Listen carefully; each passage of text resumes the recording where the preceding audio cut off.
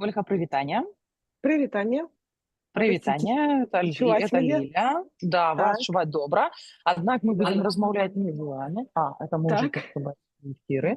Мгм. Карацей, мы будзем выводзіць вас на экран, вас будзе чуць і бачыць зал, вы будзеце таксама бачыць Добра. і чуць, што адбываецца, і будзеце ў Мгм. такім, у вас будзе такі тэлемост з Андрэем. Цудоўна. На всякий выпадак нагадваю, што ў нас Мгм. паўгадзінкі на Так. прэзентацыю. Ну, там я тут на пляцоўцы тады папярэджу, калі час Мгм. будзе глядзець.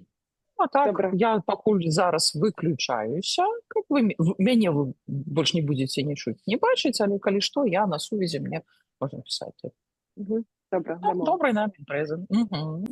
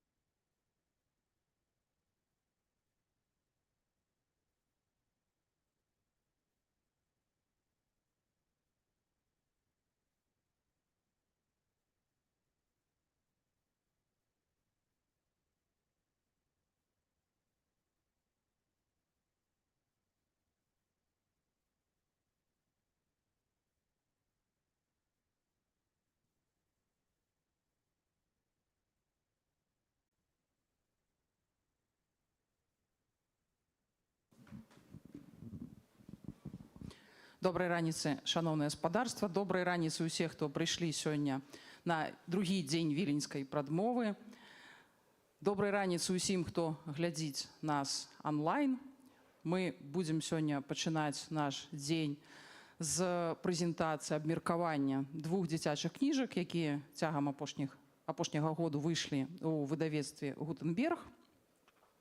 І сённяшняя наша імпрэза адбудзецца у гібридным фармаце. З намі на пляцоўцы Андрэй Скурко, а на сувязі з намі будзе Вольга Кузьміч. Прывітанне. І я слова Андрэю Скурко. Чуваць мяне? Ну, зрэ вялікая можна было б і без мікрафона. Як я разумею, сюды ніхто не сядзе, так? Тут будзе Вольга у Так, віртуальним уявимо, що там я. О, слухай, на моєму екрані так і не виглядає, нібито я там. Ольга буде у віртуальному форматі. Можна їй поставити туди кресло.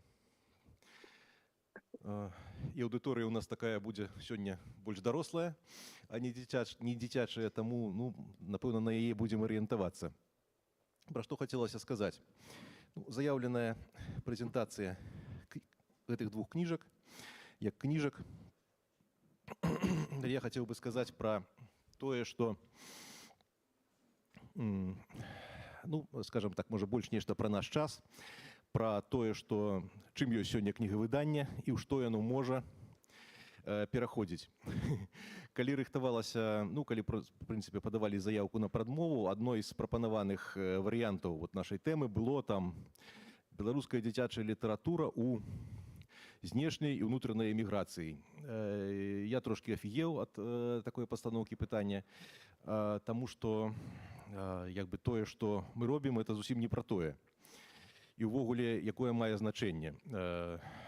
Вось это, як бы сказаць, фізічнае знаходжанне і ўсё астатняе. І ўвогуле, мне хацелася б, каб сённяшняя гэта наш з Ольгай супольны выступ быў такой прэзентацыяй гісторыі поспеху, калі гэта можна так назваць.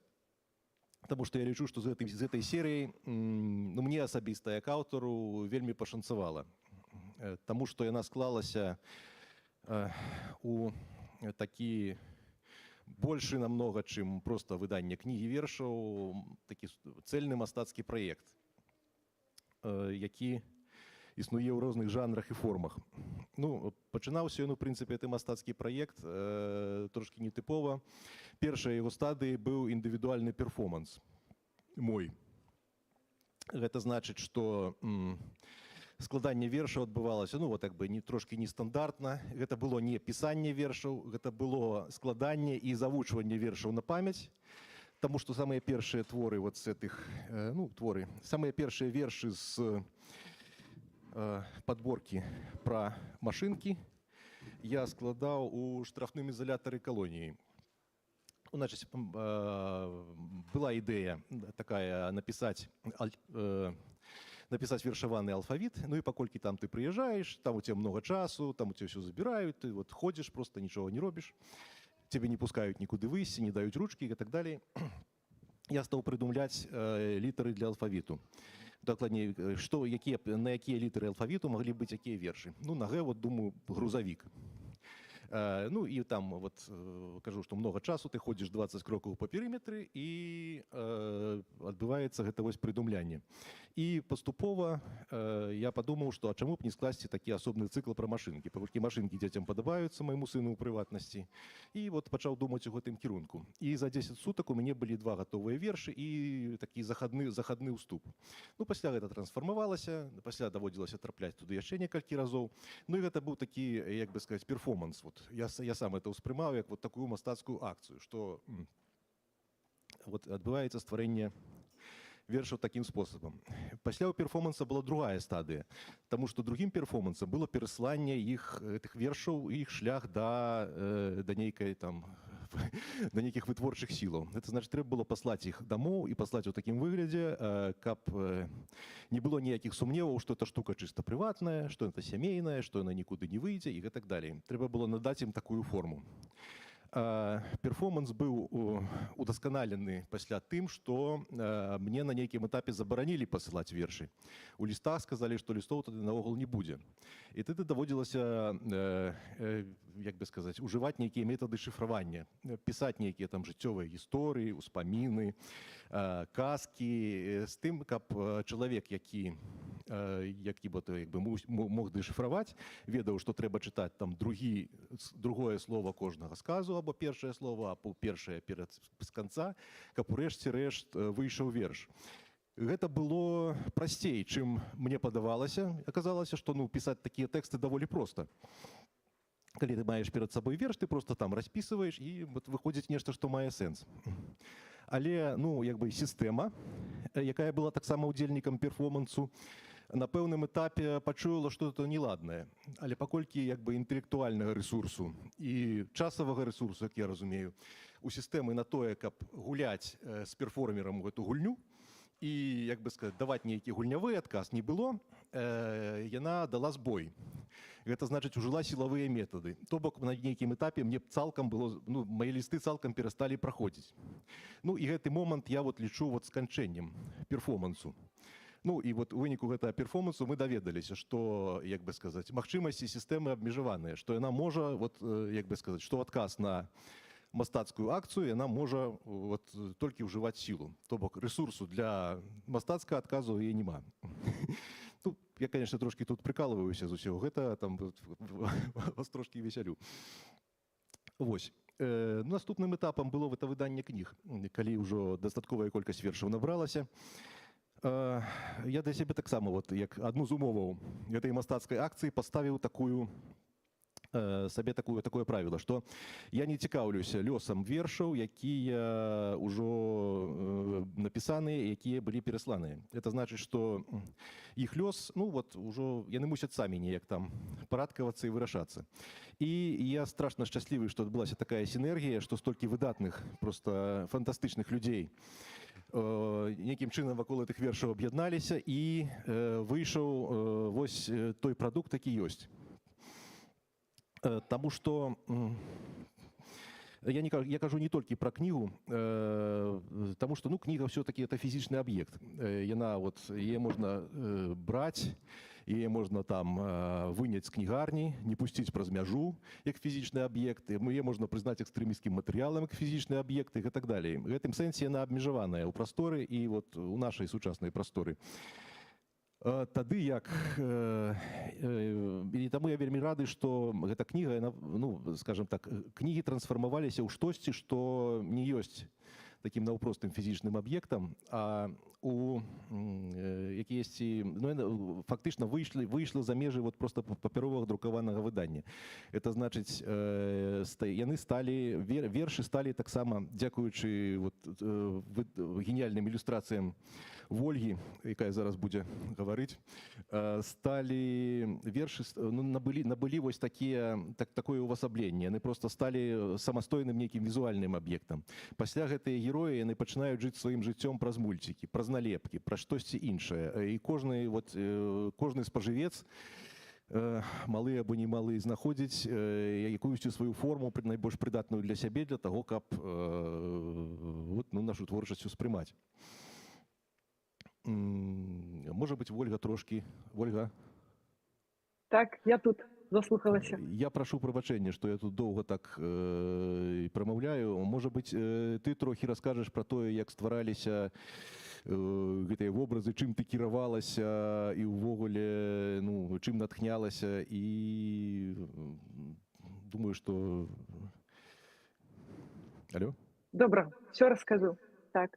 Ну, мне было вельмі цікава слухаць, што зараз расказваеш, таму што і наша тэма гучыць як выхад за межы, так, і калі я далучылася да праекту, то я ведала толькі гэты кантэкст, который мяне моцна ўразіў, то, што вось ёсць гісторыя такая, так, калі вершы спрабуюць прайсці праз межы ва ўсіх у літаральным сэнсе і нелітаральным, і што вось ёсць гісторыя, калі тата шле вершы свайму сыну. Таму, канешне ж, сам гэты кантэкст, который ты цяпер, Андрэй, распавядаеш, што для мяне ён таксама ў пэўнай ступені новы, таму што я таксама, калі малявала гэта ўсё, я будавала свае вобразы, я будавала свае здагадкі, як гэта выглядала. Гэта мяне, як бы это не гучала дзіўна, напэўна, гэта натхняла мяне, так, таму што я адчувала, што я таксама могу спрычыніцца вось да гэтага выхаду праз межы, калі вершы могуць дайсці да ўласна маленькага аднаго чытача і таксама быць даступнымі многім іншым чытачам. Таму, калі я ўзялася за вершы, то, безумоўна, я як ілюстратар найперш спрабавала прадумаць, што ж за вобразы там ты закладаў. Так? Але для мяне таксама ў кожнай прадукцыі, которую я раблю, вельмі важна абапірацца таксама на ўласны досвед. Таму для мяне гэта кніга ў тым ліку выхад за межы уласныя. Я маю на ўвазе, што у сілу розных прычынаў не ўсе мы зараз можам бываць у родных мясцінах, гэта раз. Па-другое, усе людзі свету вельмі б хацелі патрапіць у свой дзіцячы свет. І таму для мяне таксама гэта была магчымасць зазірнуць ува ўласнае маё дзяцінства. Таму гэтыя кнігі таксама і для мяне асабіста, для майго сына. Таму шмат вобразаў тут у кнігах пра ўласна маё, так. Калі вось, напрыклад, павяртаць першую кнігу, «Жыве ў гаражы», то там вельмі шмат вобразаў з майго Палесся. І потым, калі з Андрэем, дарэчы, абмяркоўвалі, тому шмат чого параўноўвалі, так, тому што мы з розных бакоў Беларусі, як гэта выглядае ў нас на Палесе, як гэта выглядае на поўначы. Вось таму, напрыклад, вось гэта ілюстрацыя, так, гэта, уласна, наш двор, а таксама двор маёй бабулі, так, там што было вельмі шмат травы, заўсёды была дзярушка, дзе мы гуляліся, так, там агрэст, клубніцы нашыя, так, без іх, напэўна, не можа выйсці ніводная моя кніга, у сэнсе, што клубніцы паслі прасочваюцца. Вось нават гісторыя, которая тут у кнізе ёсць пра, так, зараз знойдзем, пра кракадзілаў сям'ю, так, то малюючы яе, я задумалася, я думаю, што многія залі ўжо, напэўна, чыталі гэты вершы, калі не, то нагадаю, тут гісторыя пра тое, як кракадзілы абіралі сабе набыць кадзілак. І калі я малявала эту ілюстрацыю, то я думала, цікава, вось, а калі б кракадзілы сапраўды жылі ў Беларусі, то дзе б яны маглі жыць? І для мяне адказ відавочны, як для дзяўчыны з Палесся, што, канешне ж, яны мусілі абжыцца дзесьці там у нас на Палесе. Вось таму нават у ілюстрацыі, так, зараз пакажуце вам бачна, так, гэты бок. Вось там я таксама малявала знакі, што калі кракадзілы б ехалі на мора, то абавязкова нам ехалі б з Палесся. Таму тут шмат згадак пра маё, у тым ліку дзяцінства, і потым уже юнацкі час. Вось гэта трактар, напрыклад, пазнаёмцеся, гэта трактар майго таты. Я яго ведаю дасканала, так, мой сын таксама яго ведае дасканала. Вось тут гісторыя ва ў гэтым вершы пра тое, як вельмі, насамрэч, метафарычная гісторыя і дарослая, таму рэкамендую всім дарослым таксама пачытаць. Гэта гісторыя пра трактар і трамвай, которые вырашылі памяняцца месцамі. Таму што кожнаму падаецца, што, напэўна, дзесьці там у суседа жыццё дакладна больш прывабнае. Чым усё скончылася, чытайце ў кнізе. Вось, а тут я намалявала вось гэтыя два светы, трамваі, свет трамвая гарадскі і свет трактара, які мы ўрэшце памяняліся. Вось гэты трамвайчык, дарэчы, таксама гэта трамвайчык з майго юнацтва, з майго першага курса універсітэта. Памятаю, калі прыехала ў Менск, я ад вакзале хадзіў да майго інтэрнату такі маршрут нумар 2 трамвайчыка. Вось, я тут у выніку пасяліўся. Таму для мяне гэтая кніга таксама магчымасць вярнуцца і ва ўласнае маё дзяцінства. А вось гэтая другая кніга «Стукі в рукі, што за гукі», так, тут ужо была магчымасць адарвацца напоўніцца, маю на ўвазе, што гэта кніга пра інструменты, так, і прыгадаць, як яна выглядала, таму што у кожнага інструмента ёсць шмат вобразаў, так, там для мяне таксама, як і першая кніга пра машынкі, так і другая пра інструменты. Для мяне гэта была вялікая магчымасць правесці, ведаеце, такое візуальнае даследаванне, як жа яна выглядала, каб не памыліцца, як яна на поўначы Беларусі, на поўдні. Вось, таму я памятаю, як я моцна перажывала за рубанак.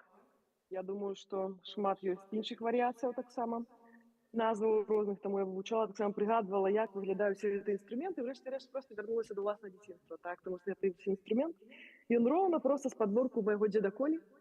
Вось, гэта наша летняя кухня. І, в прынцыпе, многія рэчы, таксама, вось тут куст таксама, он пад бабінай хатаю. Таму атрымліваецца, што з аднаго боку кніга выйшла за межы вершамі, у літаральным сэнсе. Андрэй, который напісаў, она вылецела адтуль, дзе яны былі напісаныя. Вось, прабралася ў кнігу, а таксама выйшла, як ужо было згадана, гэтыя вершы з'явіліся таксама у выглядзе тэатральных пастановак. Таму таксама рэкламую, калі хто дзесьці будзе бачыць фільм «Лайф», абавязкова прыходзьце. Таму што калі я яшчэ малявала першую кнігу, для того, каб натхняць у тым ліку нас, аўтараў, так, для того, каб перадаваць вестачкі, як кніга малюецца, я рабіла такія кароткія відэасюжэты, выкладала сябе ў соцсетках. Чытачы таксама маглі адсочваць, як ідзе прагрэс. Вось, ім было цікава, што ж там разгортваецца за тымі машынкамі. Вось гэты час вярнуліся таксама акторы, таленавітыя акторы з «Film Life», тому іх ідэя ў тым, што яны паказваюць на экране слайды, самі ў гэты час робяць дзіцячую пастаноўку і спяваюць і граюць музыку.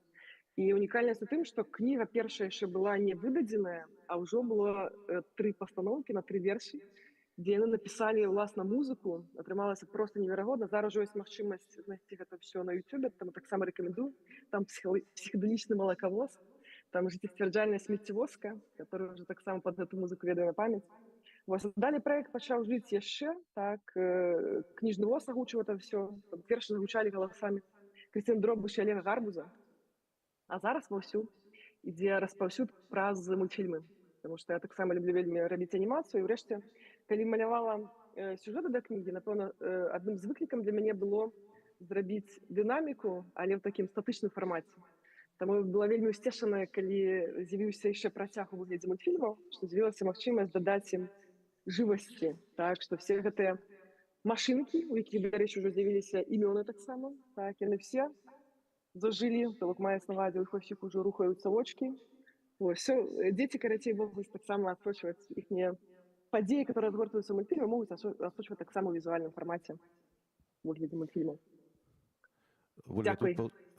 Дякую, Оля. Повстало питання, як називалось, от наконт рубанка, як він називався. Так. На Мязельшчыне гэты прадмет называецца габёлак. Я У ўвогуле, нас для мяне гэты, вот, скажем, гэты кантэкст, гэты інструменты былі таксама ў пэўным сэнсе ўспамінам пра дзяцінства, таму што вот всё маё дзяцінства, кожнае лета, гэта, як бы сказаць, не паездка на море, як вось у кракадзілаў на Кадзілаку, гэта тое, што бацька з дзядзькамі, там з суседзямі штосьці будуе, штосьці робіць, штосьці рамантуе. Пастаянна гэта інструменты, і ты ходзіш малы, табе там у канцы дня кажуць, збяры інструменты, складзі іх, там ідзі туды.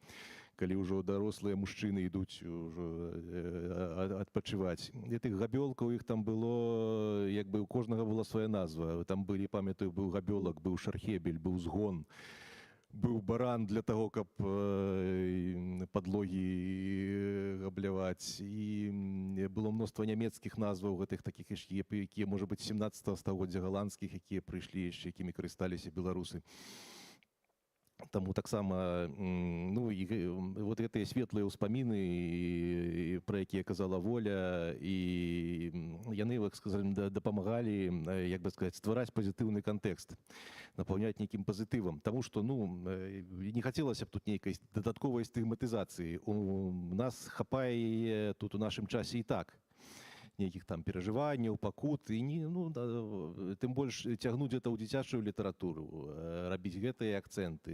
Як бы дзіцячы свет, наадварот, мусіць быць пазітыўным, гэта, ну, мусіць быць светлым, і многа ўсяго цікавага ў ім мусіць быць. Ну, можа быць, яшчэ было такі трошкі асабісты момант. Там ёсць такі верш пра сякеру, які ў мяне цалкам гучаў у галаве голасам Міхася Михайловича Чарняўскага. Гэта такі, ну, як гэта культавы беларускі чалавек таго пакалення адраджэнцаў. Сама быў аўтарам, ён быў такім, вот, як бы, чалавекам эпохі, і грамадскі дзеяч, і мастак, карыкатурыст, ён быў класны. І таксама ён пісаў выдатныя кнігі для дзяцей, празаічныя, пра каменны век. Здавалася б, такая тэма, як там напісаць пра дзяцей. Гэта цудоўна, я зачытваўся ў дзяцінстве. І вот ягоным голасам гучаў гэты верш, там, незапамятную эру чалавек зрабіў сякеру, з сякерай у руках смела рушыў па лясах. Таксама гэты верш таксама даводзілася запамінаць, перш чым запісаць. І, ну, у гэтым ёсць свой пазітыў таксама, таму што ты доўга круціш у галаве, як бы сказаць, перш чым гэта пойдзе на паперу, і рытм вельмі добра там выпрацоўваецца, і ўсё лішняе ўрэшце рэшт адкідаецца, таму што яно проста не запамінаецца у такім выглядзе. Яшчэ, наколькі я разумею, наколькі ведаю, у этой серыі будзе трэцяя кніга, якая ўжо будзе не такая тэматычная, то бок не будзе падпарадкаваная такой адной канцэпцыі. Ну, але яна будзе называцца «Як завесці дыназаўра», і, напэўна, гэта будзе вот яе канцэпцыяй. У такім ключы, што гэты верш пра тое, як завесці дыназаўра, таксама быў прысвечаны канкрэтнаму і канкрэтнаму дзіцяці, якое вельмі цікавілася дыназаўрамі, і якое, вот, як бы сказаць, фактычна яго там праз лісты мне замовіла. І яно вельмі лёгка склалася. О, прывітанне.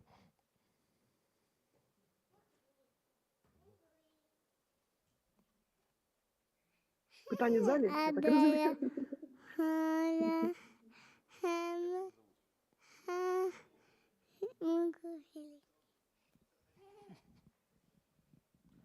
Я думаю, что это замова на третью книгу. Так будем расшифровывать.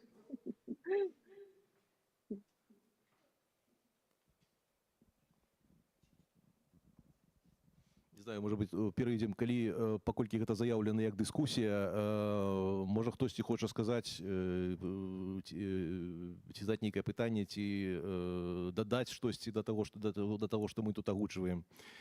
ці тут раскрытыкаваць нас, і просто всіх шчыра запрашаем. Увогуле я захапляюся вашым гераізмам, таму што прыйсці на самую першую імпрэзу ў другі дзень, это таксама важна, таму што, наколькі ведаю, учора было нейкае тут святкаванне, трошкі вечаровае, некаторыя удзельнічалі. Я не чакаў, што будзе столькі народу. Слухаю вас.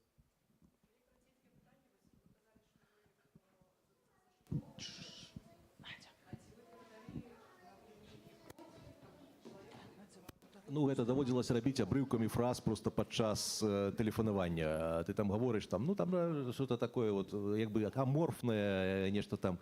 Ну, там ты там кожны там другое слово, там кожна штосьці, ну, і пасля гэта ўсё, як бы, зразумела. Тут жа справа такая, што нічога абсалютна крамольнага ў тым, што мы, там, што я там пісаў, або што я там перадаваў, абсалютна не было. Але вот вынікам этого перформанса, яшчэ адна выснова з гэтага перформанса была такая, што як бы нема там, бы сказаць, бяспечных або небяспечных для перформера мастацкіх акцый. Все залежыць ад сістэмы каардынатаў, якой на дадзены момант знаходзіцца. Таму што, ну, тое, што у адной сістэме каардынат падаецца просто абсалютна нейкім такім звыклым нецікавым заняткам, у іншай сістэме каардынат, калі ты трапляеш яе, ператвараецца у просто вельмі цікавы драйвавы такі вот тэст і для самога сябе, і для вот атачэння, і ты там нейкія законы функцыянавання і грамадства, і вот пэўнай гэтай супольнасці ты спазнаеш праз гэта. Гэта вельмі цікава. Ну, таму тут даводзілася, так сказаць, імправізаваць і гэтак далей. Ну, і таксама, ну, як бы, ну, было цвёрдае разуменне, што, ну, там сярэдзіны ж там же бачна, што вот тое, што табе супрацьстаіць, яно не будзе, ну, як бы сказаць, там няма такіх таксама, так сказаць, фанатаў мастацтва, якія б там давалі табе мастацкі адказ на твае дзеянні, што гэта будзе, ну, вот просто вот вось так вось, на гэта будзе адказ, ну, таму што вот у людзей там часу няма, у людзей там няма рэсурсу для таго, каб адказваць па-мастацку. Такім вось чынам.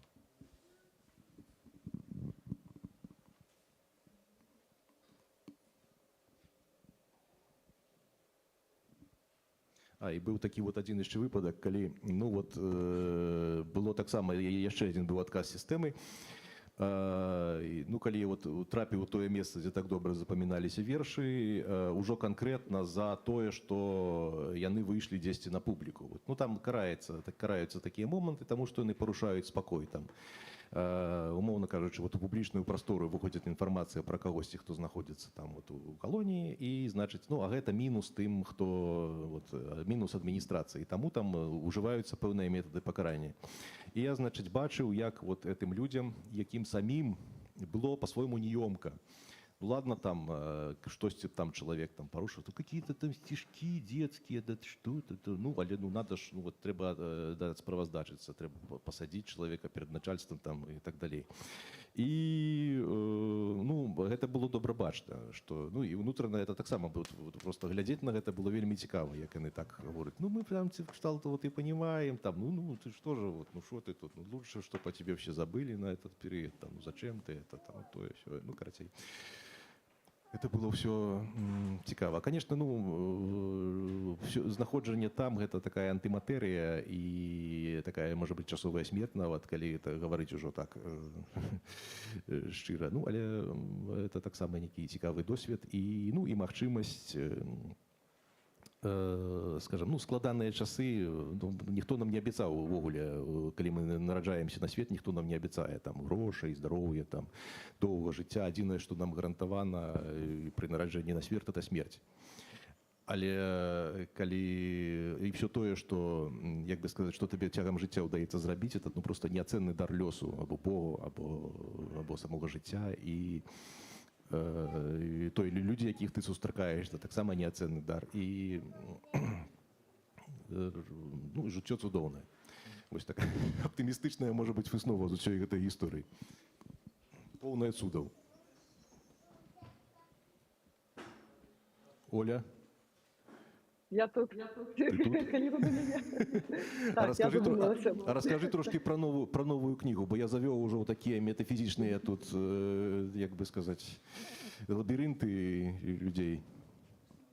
Ну, што ж, цудоўная будзе кніга. Адразу кажу, вельмі цудоўна.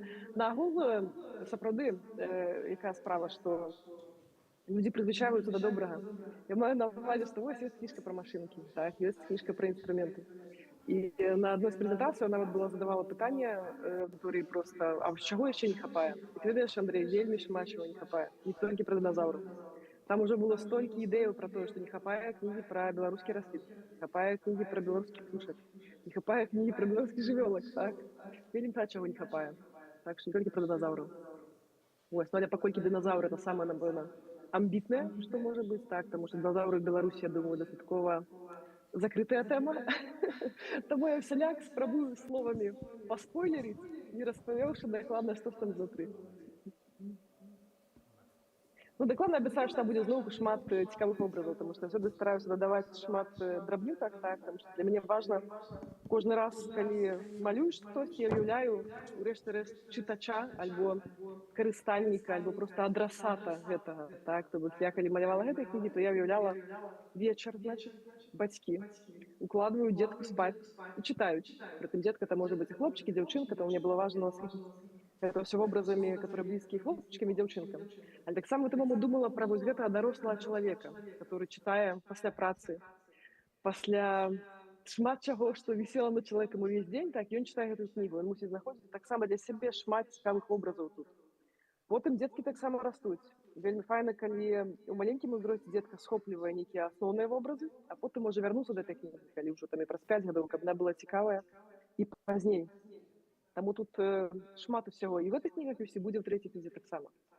Вось, дарэчы, калі прыгадвалі пра розныя, што ж там звязанага з дзяцінствам і з якімі рэальнымі вобразамі, якраз зараз кніга разгорнутая на гэтым моманце. Так, там ёсць Руба Крут, так, і вось там едуць цыбуліку, вось так вось бачна. Так, вось тут, напрыклад, таксама часнык, так, цыбулька ёсць. Вось гэта вось ужо рэальна з майго асабістага дзяцінства, таму што маім абавязкам у дзяцінстве адным з самых лёгкіх, калі параўнаць з капаннем бульбы і іншымі працамі ў двары, звязванне вось такія вузельчыкі часніка і цыбулі была, напэўна, адна з самых простых справаў. Таму для мяне это таксама такі вельмі пазітыўны момант вярнуцца ў цяжкое дзяцінства і зразумець, што ну зараз можна займацца ўжо больш спакойнымі пазітыўнымі справамі, можна ілюстраваць кнігі, а не вязаць цыбулю. Але таксама гэта ўсё таксама для мяне такія цёплыя вобразы, которым будзе насычана таксама і трэцяя кніга. Ну, відаць... У меня, Андрей, пачакай, мне тут стрэчнае пытанне да цябе, так? Ты-то пра трэцюю кнігу ўжо распавёў, так, а што далей? Што ў цябе далей цікавае маю на ўвазе? Можа, у цябе яшчэ ёсць нейкія цікавосткі, раз ужо сёння раніца, калі будзем лічыць, што тыя, хто прыйшоў, атрымаюць самыя-самыя сакрэты, а тыя, хто праспаў, тады будуць чакаць наступнай прэзентацыі. Я маю на ўвазе, што самы час яшчэ што-небудзь праанансаваць, альбо распавесці, над чым яшчэ зараз ты заняты. Ну, зараз выйшла такая невялічкая кніжачка зусім, якая складаецца з аднаго верша, у якім вельмі многа, гэта пераклад з польскай мовы. Там гэта верш пра такога беларускага нашчадка дыназаўраў, які называецца Хрушч, і там вельмі многа алітэрацый такіх, якія будуць карысныя беларускім дзецям, Ж-Ч-Ш і так далей. Таксама зараз ляжаць чакаюць выданне, я спадзяюся, пераказ для дзяцей міфа пра Адысея. Гэта такая, будзе празаічная гісторыя, казка на аснове гэтага. І кніжка таксама перакладной паэзіі, дзе там паспрабаваў інтэрпрэтаваць і якія класічныя тэксты, якія там усе ведаюць. У прыватнасці, вось гэты ангельскі верш «Дом, который построил Джек», вот які мы ведаем усе з расійскага перакладу Маршака. Для мяне для самого сталася адкрыццём, што там, аказваецца, ёсць героі, якіх Маршак з ідэалагічных меркаванняў абышоў. І ёсць героі, лёс якіх і выгляд ён таксама з невядома ўжо якіх меркаванняў памяняў. Напрыклад, у гэтым вершы «Дом, который построил Джек» ёсць, аказваецца, святар. Ну, там, причем играя вельми такую нормальную. А вот эта старушка седая и строгая, якую памятаете так само с перекладу Маршака, оказывается, это молодая девчина у оригинале, так? А гэты святар, ён там, я не памятаю, ці вспомню свой пераклад зараз на памяць, што ну вось ксёндз прывялебны мажны з ружанцам, які ажаніў пастуха галадранца з дзяўчынай, якая ўжо болей не плача, толькі няспынна смяецца і скача і доіць карову са скручаным рогам, якую мінае 10-й дарогай сабака кашлаты, што брэша на котку, якая штодня заганяе пад шчотку таго пацука, што ўкраў паляндвіцу, што ў цёмнай каморы ляжыць на паліцы ў доме, які збудаваў Якуб. Ось, такая ось, ну, словом, бачыце, як бы сказаць, па-за тым, чым займаешся, заняцца ёсць чым. Тут что хочу добавить, что додать, значит, что гэтыя кнігі, яны зараз доступныя, хто мае жаданне пасля нашай гэтай прэзентацыі іх набыць, вот можа падысці туды і там вот, атрымаць аўтограф віртуальны ад волі і ўжо не віртуальны, ад імя і па даручэнні волі ад мяне. Вось, дзякую вам вялікі, што вы зноў жа гераічна прыйшлі об 11 ранку у нядзелю. Это просто... 11:30, Андрей. Это моцна змяняе сітуацыю. Дзякуй, Воля, дзякуй, Андрей. Сябры, у нас ёсць час яшчэ на одно-два пытанні, можа, у кагосьці радзілася. Добра. Ці было нейкім выратаваннем ад часовай вось гэтай смерці менавіта дзіцячыя вершы? Чаму менавіта дзіцячыя вершы? Там просто вельмі важна чымсьці займацца, знайсці сабе нейкі занятак, які будзе цябе і падтрымліваць і, як бы сказаць, трымаць у тонусе. Ну і гэта парадкуе таксама мазгі. Тое, што ты пастаянна пішаш, ты думаеш, штосьці там ты перакладаеш, у цябе ёсць там справа, таму што ну можна проста патануць у гэтым часе, вось, як бы сказаць. Ну, гэта ўплывае і на настрой, і на... Ну, фактычна гэта апроч таго, што гэта творчасць, это такая саматэрапія. Это просто вельмі важна для самога сябе. Калі ты там не пішаш, ты можаш маляваць, можаш яшчэ штосьці. Так што, ну, вот, фактычна я магу быць удзячны лёсу за тое, што быў такі перыяд у жыцці. Дзякуй, Андрей. Можа, яшчэ ёсць пытанне?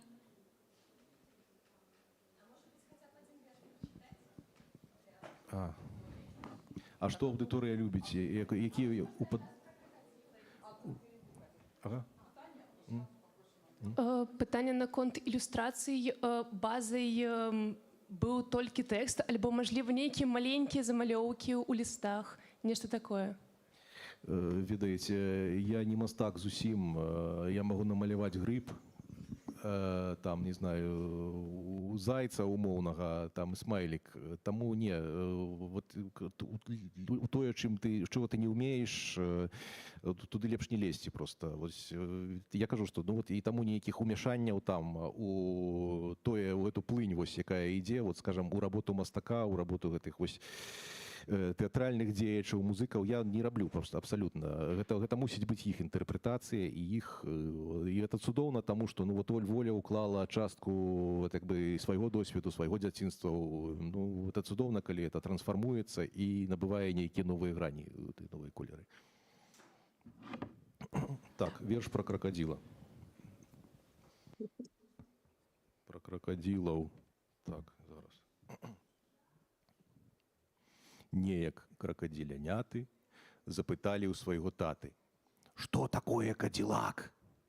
Можа, это наш сваяк, бо завецца на кадзіл. Ён таксама кракадзіл?» Тата кажа: «Чым тлумачыць, лепей нам яго пабачыць». І пайшлі ў аўтасалон, што трымаў знаёмы слон. Там у цэнтры кадзілак. Зіхаціць на крылах лак, сонца грае на капоце, фары, бампер. Просто ах! Ды загрузне ў балоце, не праедзе па карчах. 3 гадзіны кракадзілы ля машыны той хадзілі і раздумалі купляць, на пракат рашылі ўзяць. Чамаданы загрузілі і да мора пакацілі, бо на роўненькай шашы кадзілак кароль машын. Дзякуй вам вялікі. Дякую, Андрей, дякуй, Воля, дякуй видавецтву Гутенберг, якое выпускае гэтыя кніжкі. Спадарства можна набыць яшчэ, ёсць, я бачыла сама некалькі асобнікаў, то скарыстайцеся момантам. А мы ўжо паціху праз хвілінку пераходзім да нашай наступнай імпрэзы, і я запрашаю на гэтую сцэну спадарню Кацярыну Карповіч, з якой мы пагаворым пра рэканцэпт падарожжа і яе кнігу «Паром да Анконы».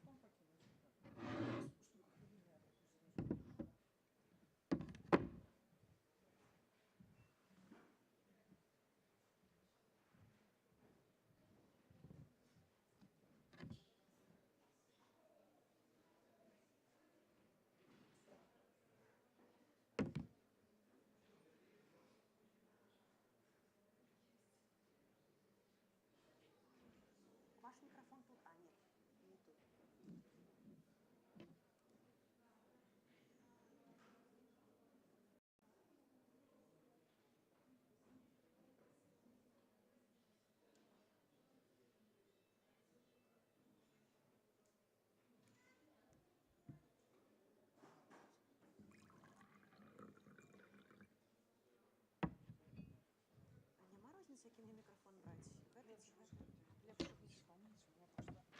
Добре, може ви туди виключити, не ведуть, чи треба його туди? Ми щось не включено. Добре, випадок?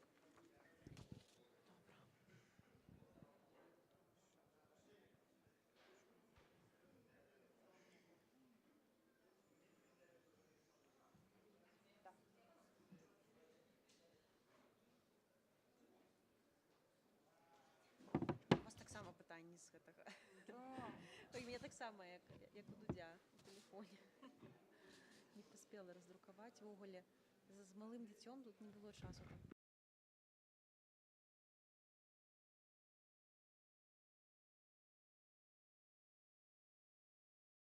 І размаўляем з Кацярынай Карповіч, аўтаркай кнігі «Паром да Анконы», пра тое, што зараз звышактуальна для тых, хто на эміграцыі, і для тых, хто з'ехаў, і з'яўляецца часам такім святым граалем для тых, хто застаўся ў Беларусі. Такім чынам, гэтая тэма падарожжа, дарогі, вельмі цікавая і вельмі актуальная. Асабліва, калі ўлічыць, што кніга напісаная, вось, калі я не памыляюся, яшчэ і да пандэміі, да, калі ўвесь свет быў зачынены, і той час, які даў нам магчымасць наогул зразумець, што такое падарожжа, што такое свабода, што такое магчымасць проста выйти за дзверы ўласнай кватэры.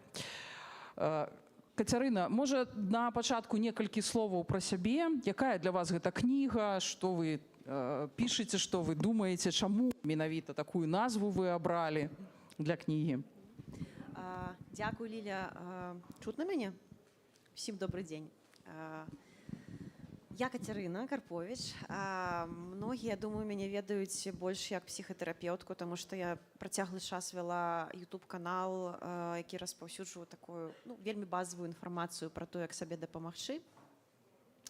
Вось, і там штосьці было 20 000 падпісчыкаў, таму калі я казала людзям, што я напісала і выдала кніжку, усе заўсёды пыталіся: ай, мабыць, пра трывожныя розлады. Я казала не пра падарожжа, зусім пра іншае. Там аб'яднаныя, в гэтай кніжцы аб'яднаныя аповеды пра падарожжы.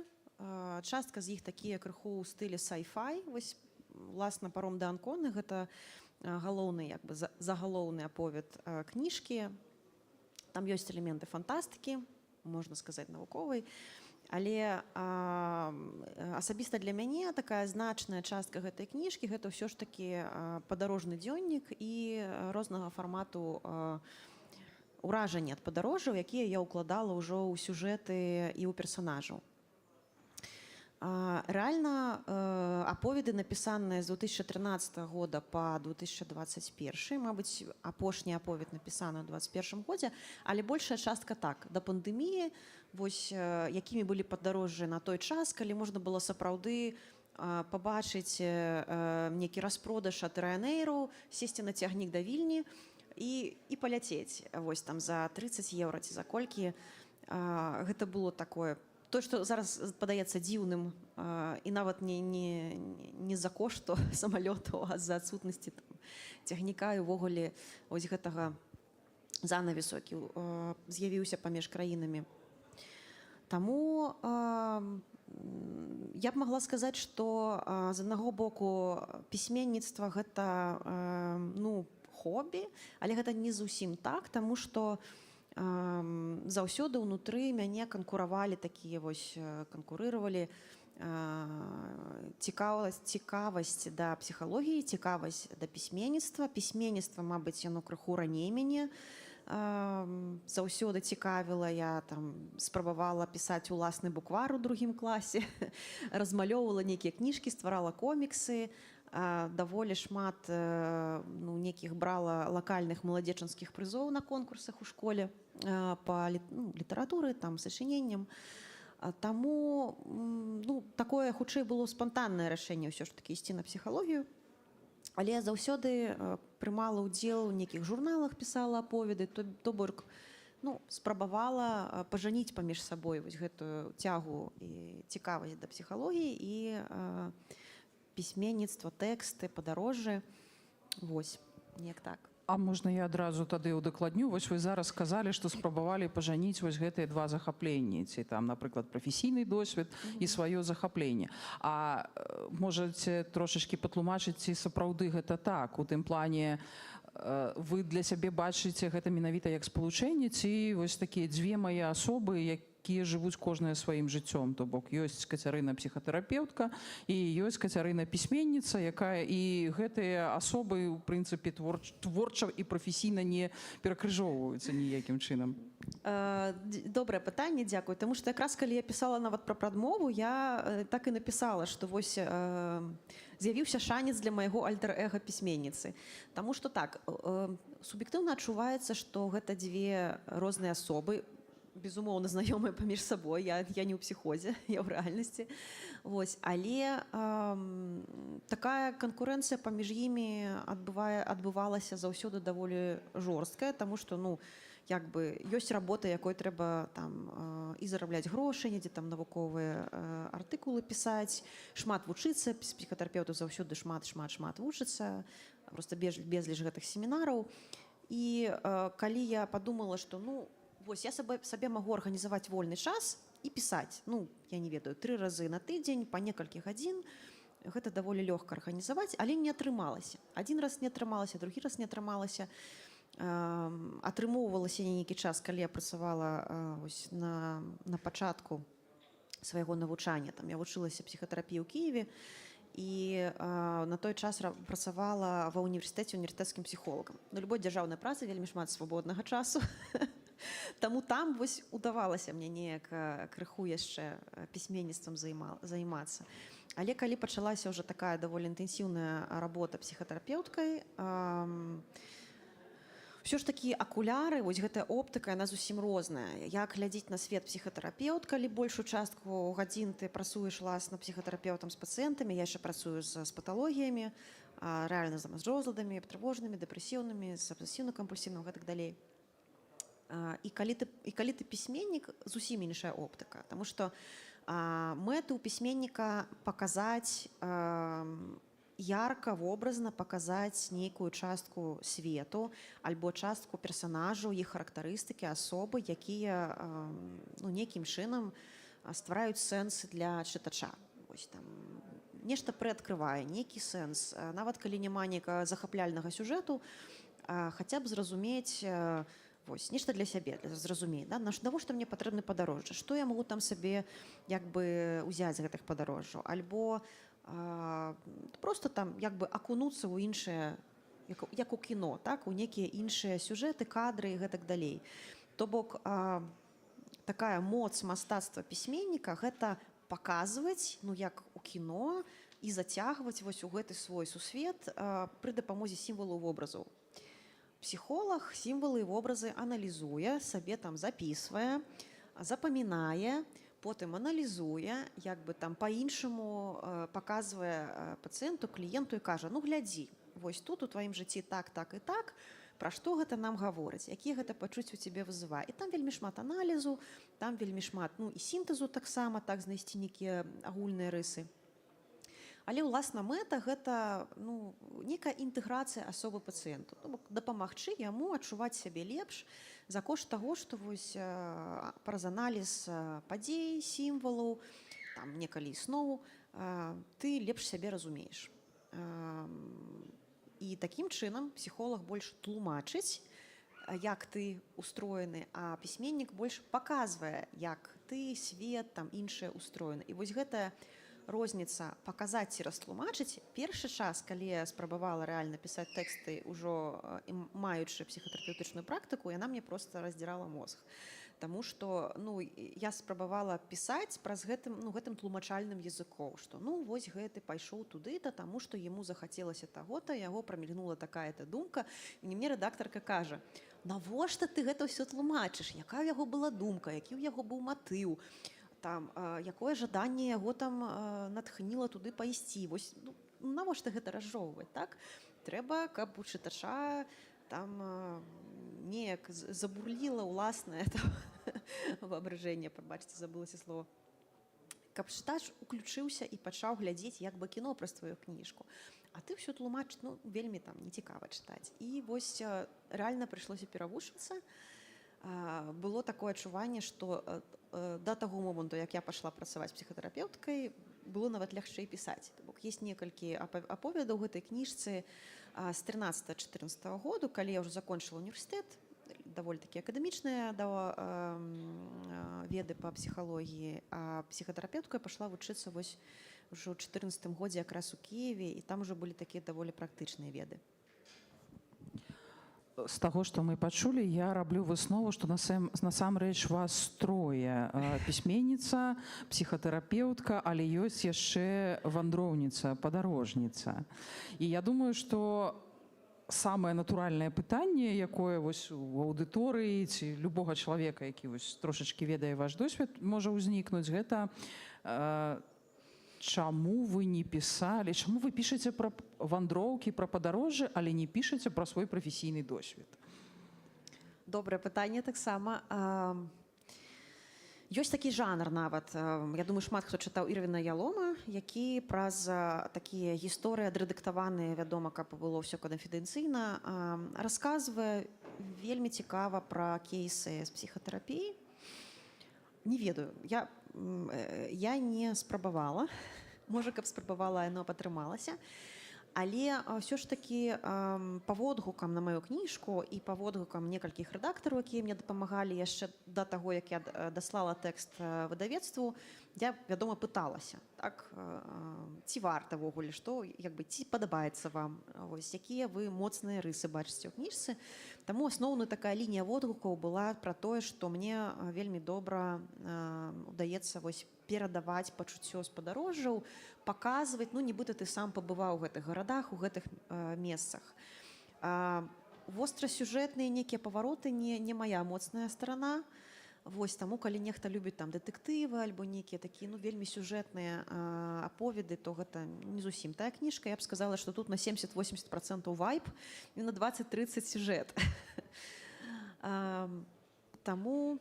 А можа, адразу тады трошачкі распавядзіце пра кнігу, як яна там структураваная і якое самае яскравае ваше падарожжа там, напрыклад, апісанае?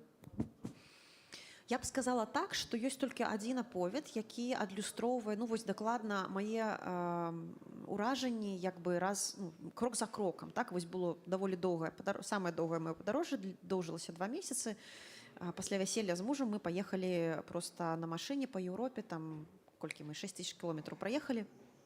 2 месяцы мы падарожнічалі, там часткова ў палатках, часткова нешта здымалі. І таксама ў гэты час была моя 2-тыднёвая такая затворніцтва. Я хацела гэту кніжку закончыць. Я яе ў той раз не закончыла, але даволі шмат было адрэдагавана і даволі там некалькі расказаў было, аповедаў было там напісана ў гэтыя 2 тыдні менавіта. Вось, то вось ёсць такая частка, дзе менавіта перапрацованы нейкія сырыя ўражанні ад падарожжаў, і гэта рэальна жанр дзённіку. А астатнія аповеды ўсё ж такі ўкладзены ў некі прыдуманы сюжэт з прыдуманымі персанажамі, але падарожжа вельмі паўздзейнічалі на гісторыю гэтых аповедаў. І самае яскравае, ну, я б сказала, што ёсць 3 падарожжы, якія вельмі яркі след пакінулі. Першае, гэта падарожжа было ў Штаты, дзе я паўгады пражыла ў Тэхасе. І ёсць аповед пра вогненны вецер Эль-Паса, і там, уласна, ёсць даволі шмат адлюстравання вось гэтага, ну, такога вогненнага, спякотнага клімату, які стварае такіх людзей на мяжы штатаў, Мексікі, творчых людзей, якія там крыху гісторыі дабаўлена, так, бо асноўны акт дзейства пачынаецца там у пасляваенныя гады і прадоўжваецца ўжо ў нашы часы. Вось. Яшчэ адно падарожжа даволі важнае. Мой уласны досвед, гэта быў падарожжа ў Таіланд, калі я жыла ў манастыры будыйскім. 2 тыдні я там пратрымалася. Ну, дарэчы, я некалькі разоў ездзіла. Першы раз 2 тыдні і другі раз прыблізна таксама 2 тыдні. Вельмі цікавы быў досвед. Мне захацелася паспрабаваць сябе ў такой аўтэнтычнай медытацыі. Я не вельмі давярала віпасані, якую прывозяць да нас. Вырашыла, што, ну, паеду. Частку на моры правяду, частку там. І гэта, канешне, ну, зараз там гаворка не пра віпасану, гэта асобны такі досвед, але, канешне, знаёмства з будызмам, з лекцыямі, канцэпцыямі, з жыццём і укладам жыцця манахаў, як яны сябе паводзяць, як яны сябе адчуваюць у манастыры, як яны глядзяць на заходні сусвет. Вось вельмі шмат там было іроніі да псіхолагаў, увогуле тое, што да псіхолаг прыехаў да манахаў на віпасану, гэта вызывала ў іх проста дзікі рогат. Яны так на мяне заўсёды глядзелі, тыпу, ну,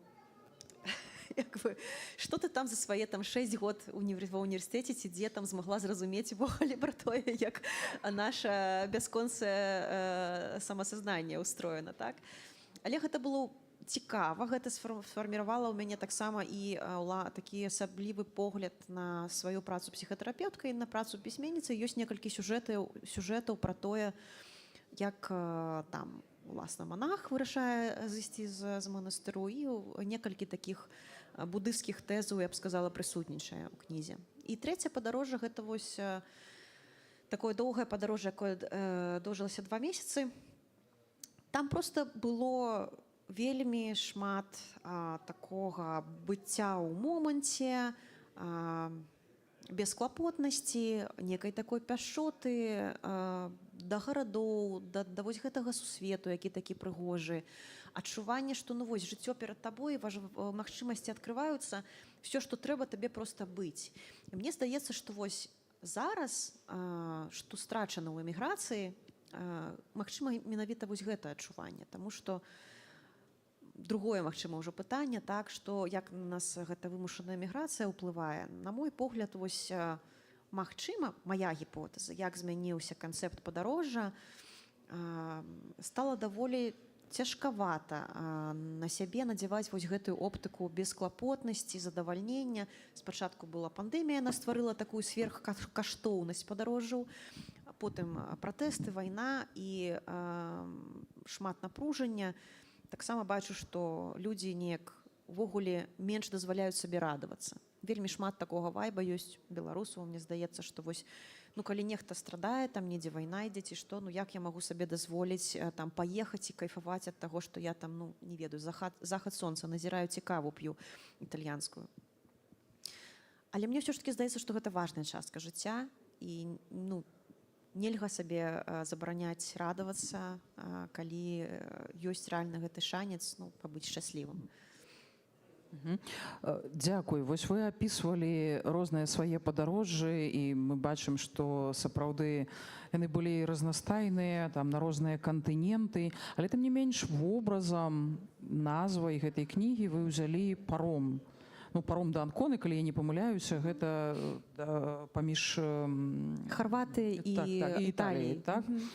Чаму менавіта паром і паром да Анконы? Гэта нейкі канкрэтны маршрут, што вы укладалі ў гэта? Ну, уласна, у мяне была частка падарожжа, калі мы спантанна вырашылі не ехаць па сушы, а просто было танней пераправіцца за Спліту ў Анкону. Трэба было дабрацца да Італіі, і прасцей было зрабіць так.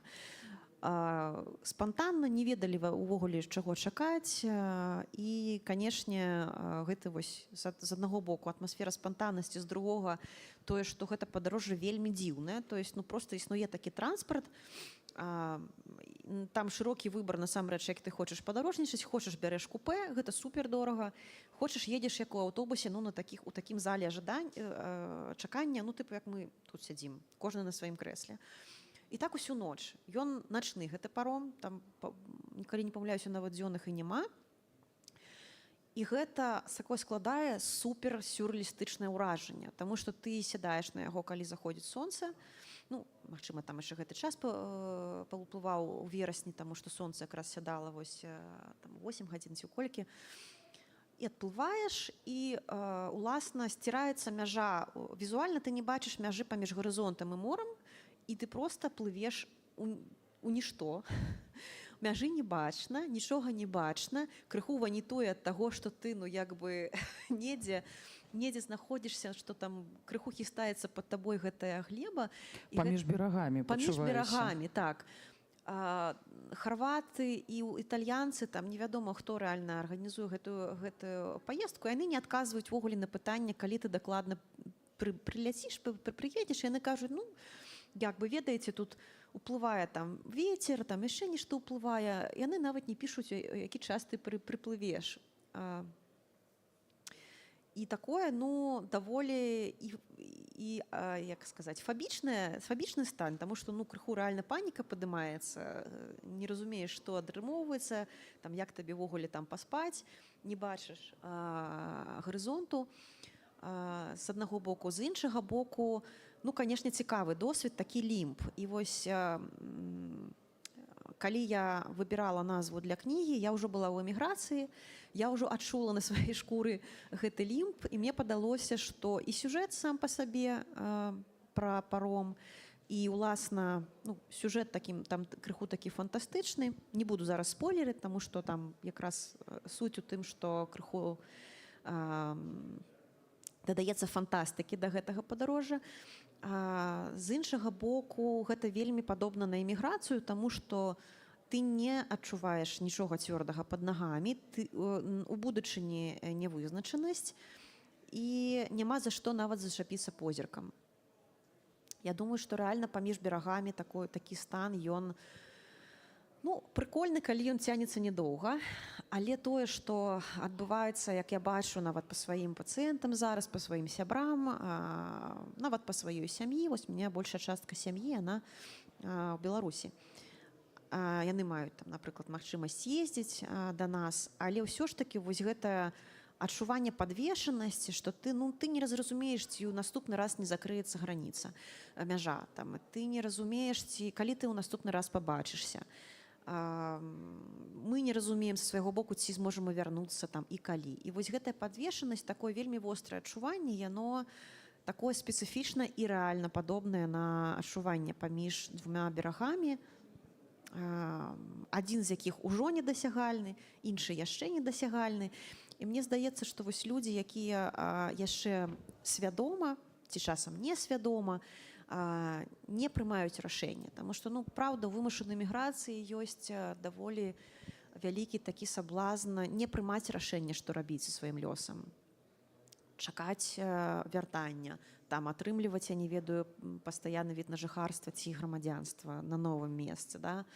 А для самой сябе, для самога сябе неяк ідэнтыфікавацца, што окей, хто я? Я цяпер чалавек свету, я эмігрант, я бежанец, я грамадзянін новай краіны, ці я буду там, не ведаю, неяк біцца, каб атрымаць 2 грамадзянствы, у мяне гэта раздваенне ідэнтычнасцяў. Гэта ўсё... Падваенне асобы зрывае нам дах. Гэта рэальна зрывае дах нават псіхатэрапеўтам. Вось я бачу, у нас ёсць такая суполка, мы сустракаемся 2 разы на месяц, эміграваўшых псіхатэрапеўтаў, усім падрывае дах на гэтую тэму, таму адзінае, што магу сказаць, горш, калі ты гэтага пазбягаеш канфлікту ўнутранага, лепш усё-такі над гэтым неяк думаць, рэфлексаваць, прымаць рашэнне, ну, схіляцца да нейкага боку, таму што калі гэта пазбягаеш, ну, так, дэпрэсія і такое адчуванне разгубленасці, некага вечнага зацягнуўшага падарожжа на пароме, яно застаецца. Вось. Таму, ну, тут хутчэй праца з вобразамі. На момант, калі пісала гэта апавяданне, яшчэ не ведала, наколькі я тут у гэтай літве. Адысей, калі сядаў на карабель, таксама думаў, што ён хутка даплыве, але расцягнулася на 20 гадоў, да? Ну так, вось. Таму гэты вобраз парома, ён, здаецца мне, вельмі такі красамоўны для сённяшніх беларусаў. І тут у аповедзе як бы персанажы не маюць гэтага выбару, што ім зрабіць, ці яны там дасягнуць гэтага берагу, ці не. Там ёсць такое як бы кропкавае рашэнне. Вось. Але, ну, варта разумець, што мы, чытачы, і ў плане інтэрпрэтацыі сюжэту маем гэты выбар, і ў плане, ну, схілення да нейкай чашы вагоў у сваім жыцці. Таксама гэты выбар ўсё ж такі маем. І такая хвілінка, у нас засталося 5 хвілін, і я прапанавала крышачку у прамоцыю і маркетинг. Давайте паразмаўляем аб адным з апавяданняў з гэтай кнігі, якое там вам найбольш падабаецца, ці вы там лічыце найбольш атрактыўным, ці найбольш пасуючым для сённяшняга моманта. Якое і чаму? Вось сёння можна будзе набыць кнігу з аўтографам аўтаркі, і з чаго пачаць чытаць? В прынцыпе, любую кніжку можна з любой старонкі адкрываць. Это мы ўжо там сярэдзіны 20 веку нас, стагоддзя нас Павіч да гэтага прывучыў. І вось у Кацярыны мне б хацелася запытацца, з якога апавядання нам пачаць і чаму? Як не парадаксальна, я б не раіла пачынаць з парому. Па-першае, сёння ўжо былі спойлеры невялічкія. Па-другое, ну, пакіньце там сабе інтрыгу. Калі б вы вырашалі для сябе, ці купляць кніжку, ці не, напрыклад, я бы прапанавала такое вельмі кароткае апавяданне «Час жыць». Кніжка на рускай, там «Время жыць». Я назвала гэта квадрыптых. Як вы ведаеце з візуальнага мастацтва, квадрыптых — гэта 4 малюнкі, ну, трыптых 3, дыптых 2. 4 малюнкі, якія побач адлюстроўваюцца і па задуму аўтара павінны неяк быць звязаны па сэнсу. Не заўсёды відавочна для гледачоў, для тых, хто глядзіць. Але у мяне ёсць такі квадрыптых, і там 4 мініяцюры, тэкставыя мініяцюры, якія распавядаюць, мне здаецца, пра вельмі падобныя рэчы. Я бы рэальна раіла пачаць вось з гэтай першай замалёўкі «Час жыць», якая даволі, мне здаецца, проста адпавядае на такія галоўныя пытанні, звязаныя з эміграцыяй. Гэта вось калі ўзяць, ну, гэтую падвешанасць вымушаную, так, не ўсе мы рэальна здольныя гэтую невызначанасць неяк праясніць. Ну, абсалютна ўсе з нас хацелі б там ведаць, калі скончыцца вайна, ці калі там зменіцца ўлада, але мы не можам гэтага ведаць, мы не можам зазірнуць у будучыню. І вось гэтую нявызначанасць вытрымліваць, мне здаецца, ўсё ж такі гэты аповед дае нейкі такі просты, дасягальны, рэалістычны рэцэпт, як вытрымліваць гэтую нявызначанасць, на чым засяроджвацца.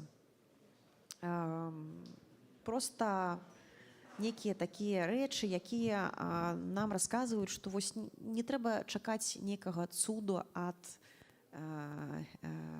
нейкага іншага, там, змены часу, таго, што часы больш простыя настануць. А вось такія маленькія цуды, якія прыхаваныя ў бягучых абставінах. І як у гэтым першай частцы гэтай замалёўкі, там ёсць такая вось, ну, такі маленечкі паварот, так, што дзяўчына губляе свайго хлопца проста з віду на моры, так, крыху пужаецца, што ён недзе знік, бо ён не ўмее плаваць. І вось такі маленькі паварот оптыкі, ён паказвае насамрэч, наколькі мы блізкія ад оптыкі, дзе нам все не падабаецца, мы там разлаваныя, мы пасварыліся, гэтае мора там, яно нас не радуе, навошта мы сюды прыпёрліся, да рэальна абсалютна іншага ўспрыняцця такого самага захаду на моры, дзе мы там таксама вось як 5 хвілін таму знаходзіліся, зусім гэты паварот оптыкі ён дае такі тэрапеўтычны рэзультат. Таму уласна гэтае апавяданне можна прачытаць за 5 хвілін, не адыходзячы ад паліцыі, таму вось раю яго. Дзякуй, Кацярына. Сябры, у нас ёсць час на одно пытанне. Калі вы саспелі, то можна задаць яго зараз. Калі ласка.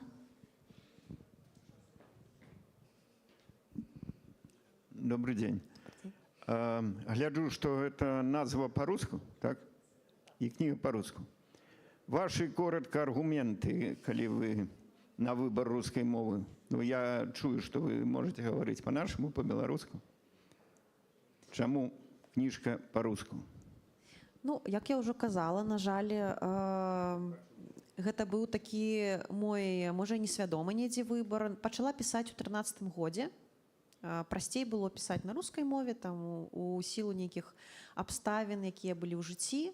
Лепш ведала рускую мову, лепш валодала ёй, пачала пісаць, і ўжо тыя апавяданні, якія там укладзены, яны, ну, калі хочаце так, склалося так гістарычна, яны напісаныя на рускай мове і аб'яднаныя ў одну кнігу. Магчыма, вось гэтае рашэнне аб'яднаць іх і выдаць, яно і было такім, таму што разумела, што наступную кніжку хутчэй за ўсё буду пісаць па-беларуску, проста выкідаць даволі добрыя тэксты таму, што там, не ведаю, яны на рускай мове я б не хацела. Я не думаю, што гэта некая прычына там неяк іх хаваць, саромецца. Ну, яны выдадзеныя. Ёсць людзі, якія мне ўдзячны за тое, што я іх напісала. Яны ўсё ж такі маюць літаратурную каштоўнасць. Таму хай будуць. Вось. Дарэчы, хацела яшчэ расказаць вельмі коротка. Сёння прыйшла такая дзіўная навіна з Мінску. Вы ж ведаеце, што Галіяфы, яны зачыненыя ўладамі. Вось, яны больш не існуюць. І так здарылася, што мне было крыху так, вельмі хутка ўсё для мяне гэта здарылася. Я не паспела частку экземпляраў забраць з Галіяфу. Там больш за 100 экземпляраў засталіся ў іх на складзе. І калі я ім напісала, тыпу, што рабіць, можа, як нек можна іх уратаваць, яны сказалі, ну, прабачце ўсё, як бы канфіскавана, што будзе, то будзе, мы не ведаем. Там яшчэ крыху я размаўляла з юрыстамі, якія дапамагалі гэта ўсё разграбаць, яны сказалі, што ну вось, можам толькі паабяцаць, што хутчэй за ўсё пад прэс не пападуць кніжкі, але мы не ведаем, што з імі будзе. Асобнікі вы сабе вярнуць не можаце. Калі хочаце, там можаце нейкую юрыдычную справу адчыняць супраць Галіяфу, я, канешне, гэта рабіць не стала. Вось, і ўсё. Больш у мяне ніякай інфармацыі не было. Сёння раніцай мне напісала дзяўчына, кажа, дзякуй вялікі, тыдзень таму купіла вашу кніжку ў Мінску. Я говорю, як такая, у сэнсе, як гэта магчыма? А я думала, што ў мяне апошнія там 40 асобнікаў засталіся. Яна сказала, што вось, уласна, у акадэм-кнізе пад штампікам камісіёнка прадаюцца гэтыя кніжкі, і таксама у букіністыкі часам трапляюцца. Таму жадаючыя могуць набыць. Дарагія сябры, тыя, хто сёння прысутнічае, могуць набыць кнігу сёння у Кацярыны, а хто глядзіць нас з Беларусі, цяпер вы ведаеце, дзе кнігу можна набыць і там. Дзякуй вялікі, Кацярына, за гэтую імпрэзу. Сябры, хто глядзіць нас онлайн, мы робім невялічкую паузу.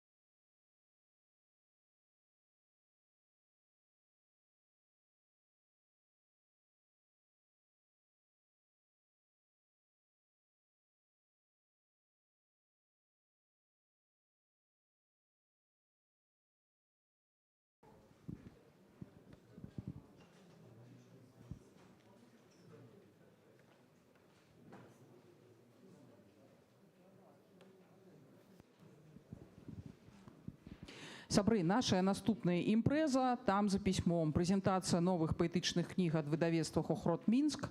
Мы запрашаем Тацяну Нядбай, Марыну Хобель, Дмітрыя Строцева і Андрэя Хадановича. Калі ласка, сябры.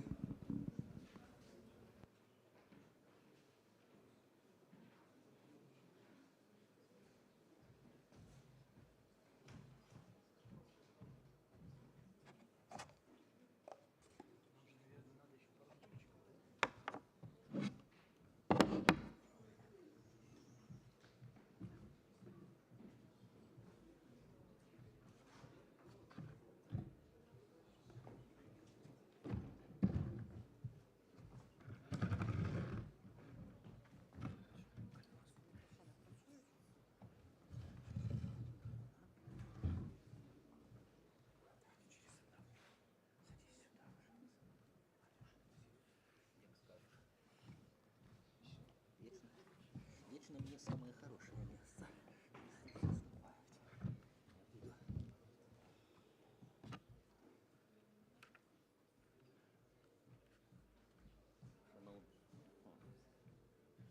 Просто зараз, да?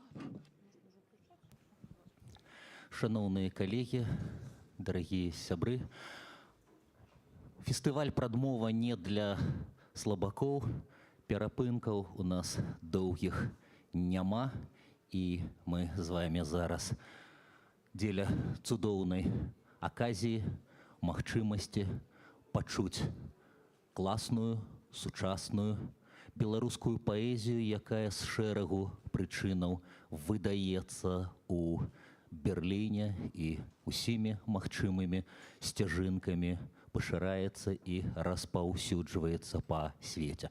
Можа быць, перш чым мы з разумным ці легкадумным, як атрымаецца, выглядам пагаворым пра гэтыя тэксты, хай нешта на правах эпіграфаў прагучыць. Выдавец справа ад мяне і злева ад вас гэта Дмітрый Строцаў, а дзве галоўныя гераіні, аўтаркі кніжак справа і злева ад мяне гэта Тацяна Нядбай, аўтарка кнігі «Там за сцяной», і Марына Хобель, аўтарка кнігі «Не у дужках магчымасць пісьма». Калі ласка, шаноўныя паэткі, аддаю вам слова.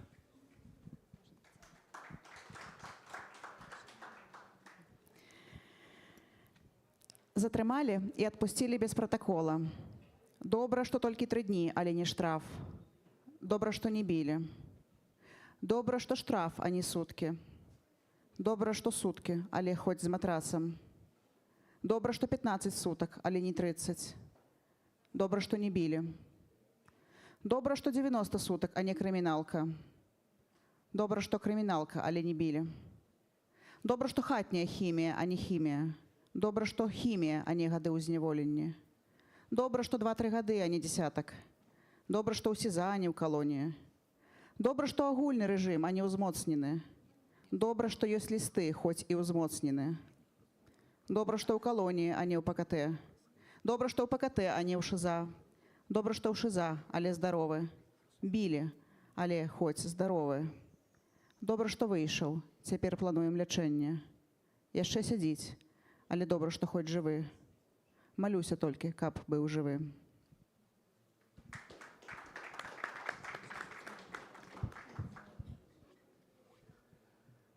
Вітаю всіх. Я прачытаю тэкст на 3 мовах, на рускай, беларускай і нарвежскай, бо я з Нарвегіі. Нарвежскую, я думаю, што тут не ўсе зразумеюць, але ёсць чалавек, які зразумее нарвежскую. Таму, проста гэта будзе для астатніх як белы шум, як музыка паэзіі. Верш называется «Три роды слова мова». В моей голове 3 языка, 3 мовы чапляются за нейроны, 3 спрок kämper om den samme veien ut. Один из них родной, ворочается бурым комом сгнивших листьев во рту. Откроешь рот, люди с отвращением шарахаются в сторону. Другую мову я бы хотела назвать своей, але яна, як вавёрка, міргнула сярод лісця і няма. Руды хвостик тырчить з dupla. Det tredje språket så ulikt de to andre at jeg ikke vet om jeg noen gang vil kunne si det akkurat som morsmålet mitt, som den myke pysjen min. Все коннотации, все слова, которых нет в словарях, все, что меня составляет, спрессовано в буром коме, торчит отглоданными костями, подсекает цепкими крючками. Я повисаю в темноте, в немоте. Мысли копошатся среди извилин, подхватывают случайные слова. Випадковые слова на той мові, яка всплила на поверхню понад чорною прорвою несвідомого.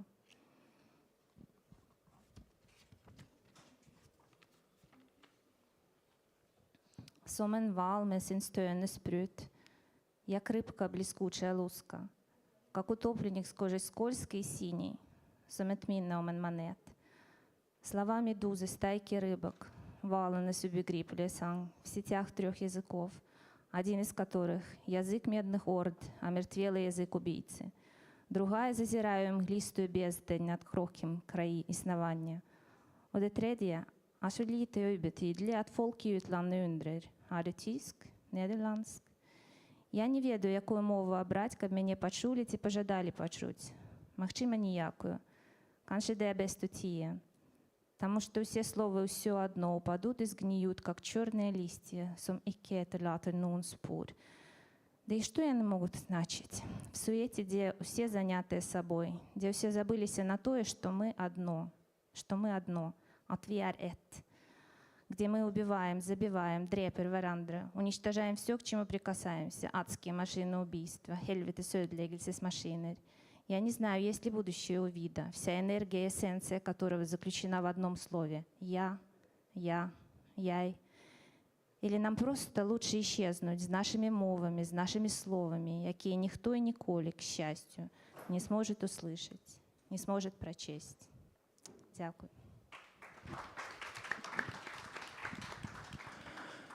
Колькі аптымізму у гэтым не проста не можа прачытаць, але на шчасце. Вернемся да гэтага аптымізму ці не аптымізму. На адным з столікаў, добра, што ў найлепшых традыцыях фестываля прадмовы, чытання аўтарскія супадаюць, сустракаюцца з прэзентацыяй кніг, і адразу пасля чытання гэтай кнігі можна знаходзіць, набываць і падпісваць у шаноўных прысутных тут аўтарак, а саму серыю кніг, вось такія яны вельмі прыгожа зробленыя, уручную зробленыя. Ёсць ужо 20 ці каля 20 ці 19 кніг.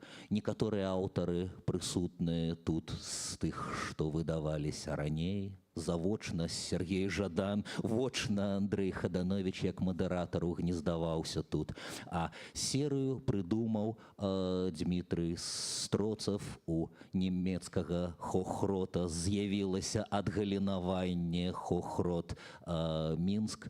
Дзіма, што аб'ядноўвае гэтых аўтараў і аўтарак? Чаму такой паэзіі не можа быць, ці можа у іншых выдавецтвах? Як ты выбіраеш? Ці як гэтыя аўтары, гэтыя вершы выбіраюць цябе як выдаўца? Ну і на прэзентацыі правільна спытацца, чаму менавіта Тацяна і чаму менавіта Марына знайшліся ў гэтым таварыстве? Прывітанне, дзякуй, Андрей. Ну, на этот вопрос можно отвечать целой лекцией, конечно, он такой объемный. Постараюсь как-то очень-очень коротко. Слэм поэтри, лекция 3 хвилины для глубокого осветления темы. Ну, во-первых, я больше 30 лет занимаюсь издательством, и когда я вынужден был уехать из Беларуси, и думал, чем я буду заниматься, я подумал, что я бы хотел продолжить то дело, которое я делал. Это с одной стороны. С другой стороны, я был потрясен, захвачен тем, что я встретил, воспринял в своей родной Беларуси в 2020 году. И в том числе я был совершенно потрясен тем, что начали писать мои друзья, коллеги, белорусские поэты. Я говорю, что мы начали писать один текст. Один текст на несколько десятков авторов. И я был уверен, что это одно из важнейших свидетельств о белорусской революции, о возрождении Беларуси. И при этом понимал, что далеко не все видят этот опыт. И что многие тексты появлялись в сетях, а как устроены эти сетевые пространства. Мы знаем, что текст появился, потом появилась какая-то другая информация. И как единый текст это все не воспринимается, даже в контексте высказывания одного автора. Вот. И поэтому как бы возникла идея серии, которая бы, во-первых, собирала голоса 2020 года, и, во-вторых, именно формировалась как такое вот полифоническое издание. То есть я отвечаю на вопрос, почему и какие тексты я собираю. Я очень благодарен немецким коллегам, которые приняли белорусский проект в такое содружество «Хохрот». Это несколько издательств, которые находятся в разных немецких городах. Там есть общие принципы, но есть полная самостоятельность в программах этих филиалов. Приняли белорусский проект, подставили плечо. И вот меньше чем за 2 года я сумел выпустить 19 книг. Почему эти авторы? Ну, с Татьяной мы знакомы очень-очень давно, но у нас есть общий 2020 год. Это, например, 12 августа, первая цепочка женщин в белом, из которой мне кричат: «Дима, иди, становись к нам». И я становлюсь рядом с Татьяной. Вот я вот стоял в этой первой цепочке рядом с Таней, и это уже невозможно из жизни, это невозможно забыть, и это есть, это наш общий опыт. Трагический, радостный. 16 августа на стеле мы с Таней сверху смотрим на это море людское. Вот. И, конечно, у Тани появлялись тексты, я их видел и понимал, что одним из авторов я хотел бы видеть Татьяну Нидбай. И очень благодарен за то, что Таня согласилась издать свою книжку в моей серии. Спасибо тебе. Дякую тебе, дорогая. С Мариной история другая. Марину я тоже знаю довольно давно. Но это, конечно, такой вот норвежский контекст. Я приезжал, выступал. Марина переводила мои тексты на фестивале в Норвегии. Марина читала норвежские переводы. То есть мы общались, встречались. И Марина не очень активно представляет себя на Фейсбуке, но тем не менее я обратил внимание, что там появляются ее оригинальные стихи, и был очень впечатлен. И это какая-то следующая задача, которую, видимо, надо решать и в рамках моего проекта, и нам всем. Мы, многие, оказались за пределами своей страны, мы в сложной ситуации, нам надо интегрироваться в те общества, в которые мы пришли. Но у нас есть чудесные примеры.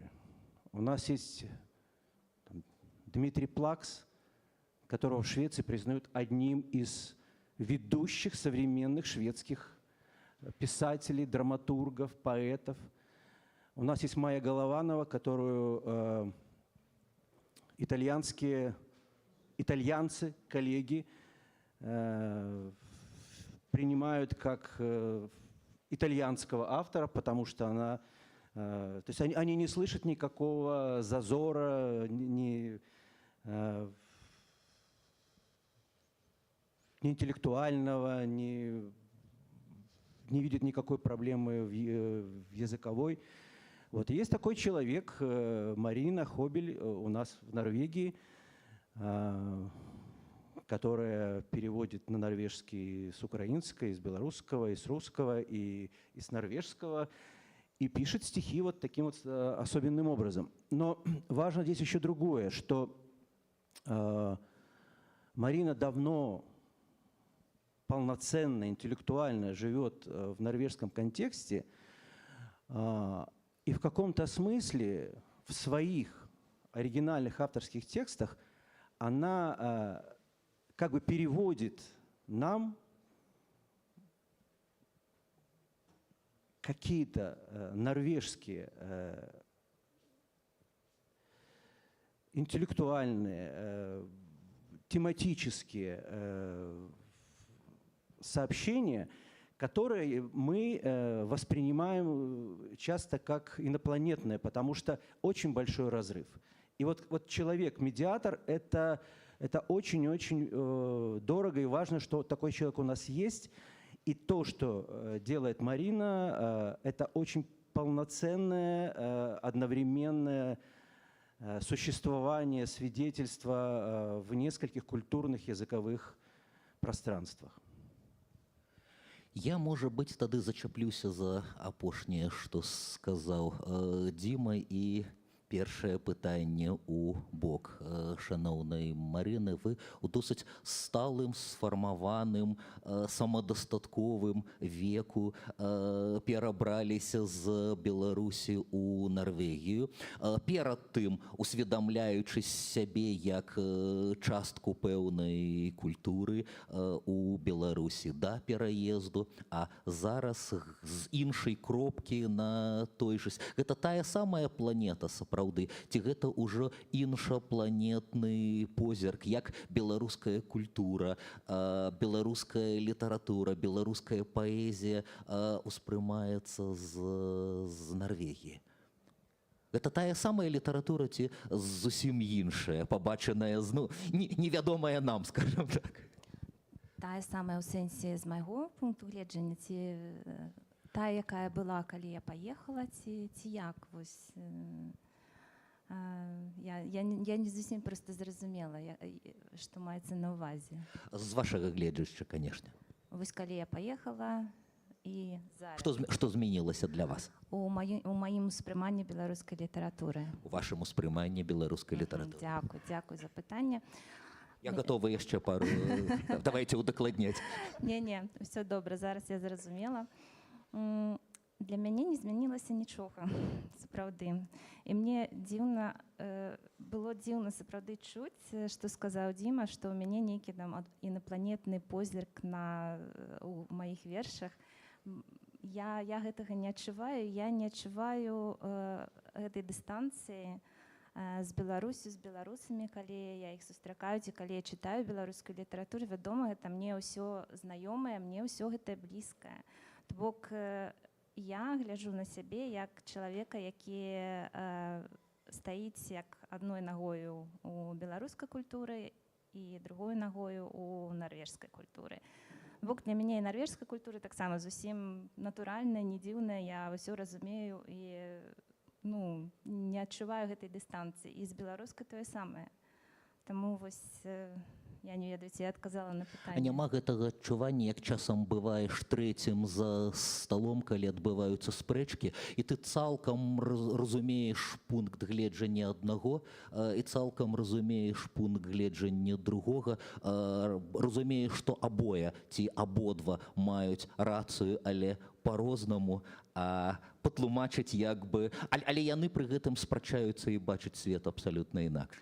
Ну, ёсць такое, пэўна, бо нарвежцам, мне падаецца, што ім можа цяжка зразумець, ім сапраўды цяжка зразумець вось гэты наш траўматычны вопыт дыктатуры, які у іх не было такога, у іх была акупацыя падчас Другой сусветнай вайны, і тут таксама у іх зусім іншы вопыт, бо у іх амаль ніхто не загінуў, тыя загінулыя, якія ёсць, для іх гэта, ой, гэта шмат, а для нас гэта ну, просто нішто, там пра тысячы гаворка ідзе.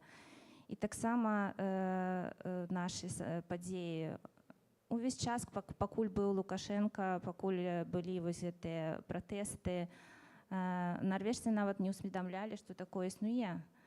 І толькі вось у 20-м годзе... Бьорн Дален не расказваў пра беларускі досвед, часам бываючы. Навошта? Ну і вось толькі ў 20-м годзе літаральна яны зразумелі, што ой, так ёсць жа такая дзяржава Беларусь. І там нешта адбываецца, там дыктатура, і там дыктатура вельмі жорсткая. І беларусы, яны сапраўды не выбіраюць гэтую дыктатуру. Гэта не тое, што ім падабаецца. Вось гэтае ўспрыманне да 20-го года і пасля 20-го года у нарвежцаў яно вельмі кардынальна змянілася, я б сказала. Ваша кніжка называецца з узятага у дужкі «не». Праблемнага як бы не магчымасці, магчымасць узважаная з гледзяшча гэтага не, якое можа дадавацца. У мяне гэта асацыюецца з іншай назвай. За некалькі гадоў да з'яўлення вашай кніжкі мы з калегамі прыдумалі брэнд, калі можна так сказаць, брэнда, згадваючы, вяртаючы да жыцця рэпрэсаваную частку нашай культуры.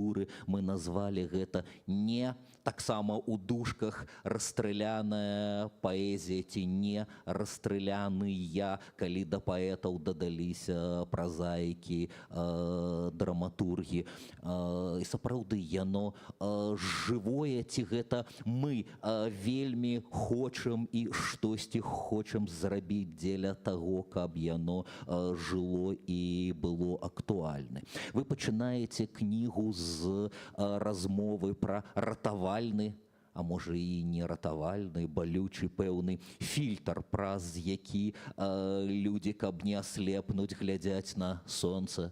Калісь глядзеў на сонца я, мне сонца слепіла вочы, так? Прывітанне з іншага стагоддзя ўжо ад Богдановича. Магчымая яна, гэтая мова, з вашага гледзяшча. З гледзяшча і Таня, і Марына займаюцца не толькі паэзіяй. Таня вельмі лірычная паэтка, якая ўвесь час згодна, ну як усе мы, апынуўшыся там, дзе мы ёсць, і мы пра гэта пагаворым, робіць тое, што найперш патрабуе раблення, дзейнасці. Вы займаецеся паэзіяй, маючы досвед рэфлексіі пра тое, як чалавек займаецца паэзіяй, будучы перакладчыцай, будучы лінгвісткай, будучы абароненым доктарам, ці кандыдатам навук. Вам сума ведаў дапамагае, перашкаджае, проста праблематызуе той занятак? Ці прысутнічае ў вашым пісьме адначасова лінгвіст, перакладчык, кандыдат філалагічных, дарэчы, ці не? Кандыдат філалагічных навук, так. Ну, вядома, гэта ўсё, што складае мяне, таму яно натуральна прысутнічае у тым, што я раблю. што датычыцца назвы, то так, гэта вельмі такі ужывальны прыём, я б сказала, калі хочацца падкрэсліць, што нешта немагчыма, але адначасова і магчыма. І гэта тое, што мы робім, і гэтая кніга — гэта доказ таго, што ўсё ж такі выказванне магчыма, хоць сапраўды па розных параметрах можа падацца, што гэта недарэчна, ці цяжка, ці немагчыма. Вось. У маім выпадку гэта два аспекты, якія робяць выказванне немагчымым, скажем так. З аднаго боку, усведамленне таго, што адбываецца ў свеце, усведамленне сябе як назіральніка, а не ўдзельніка. І заўсёды ўзнікае гэтае пытанне, ці магу я казаць нешта пра тое, што я бачу, там, допустим, вайна, гінуць людзі, ці маю я права выказвацца пра гэта. Гэта з аднаго боку, а з другога боку гэта моўны аспект, які таксама абцяжарвае мяне, скажем, як творцу, бо моя родная мова руская. Я вельмі люблю беларускую мову, але ж яна не родная мова. Часам я магу ствараць нешта на беларускай мове, але я не выбіраю, на якой мове пісаць. Яно ўзнікае ці на той мове, так? Але я не ведаю, ці як гэта будзе ўспрымацца беларускай аўдыторыі. Напрыклад, калі я як беларуская аўтарка пишу ўсё ж на рускай мове. Ось. І з гэтага таксама у мяне была немагчымасць пісаць, бо я не ведаю, на якой мове мне лепш пісаць, каб мяне пачулі, каб мяне пажадалі пачуць, як я сказала ў сваім першым вершы. Думаю, зваротная рэакцыя дагоніць вас праз некалькі хвілін на ўздагон гэтай прэзентацыі. Я думаю, што будуць рэакцыі, як яно заходзіць і як яно дзейнічае. Праз вашыя тэксты праходзіць вось гэты комплекс у самых розных сэнсах слова комплекс. Гераіня, якая сядзіць ва утульным теню, які вось-вось заканчваецца, а людзі навокал на спёцы. Да?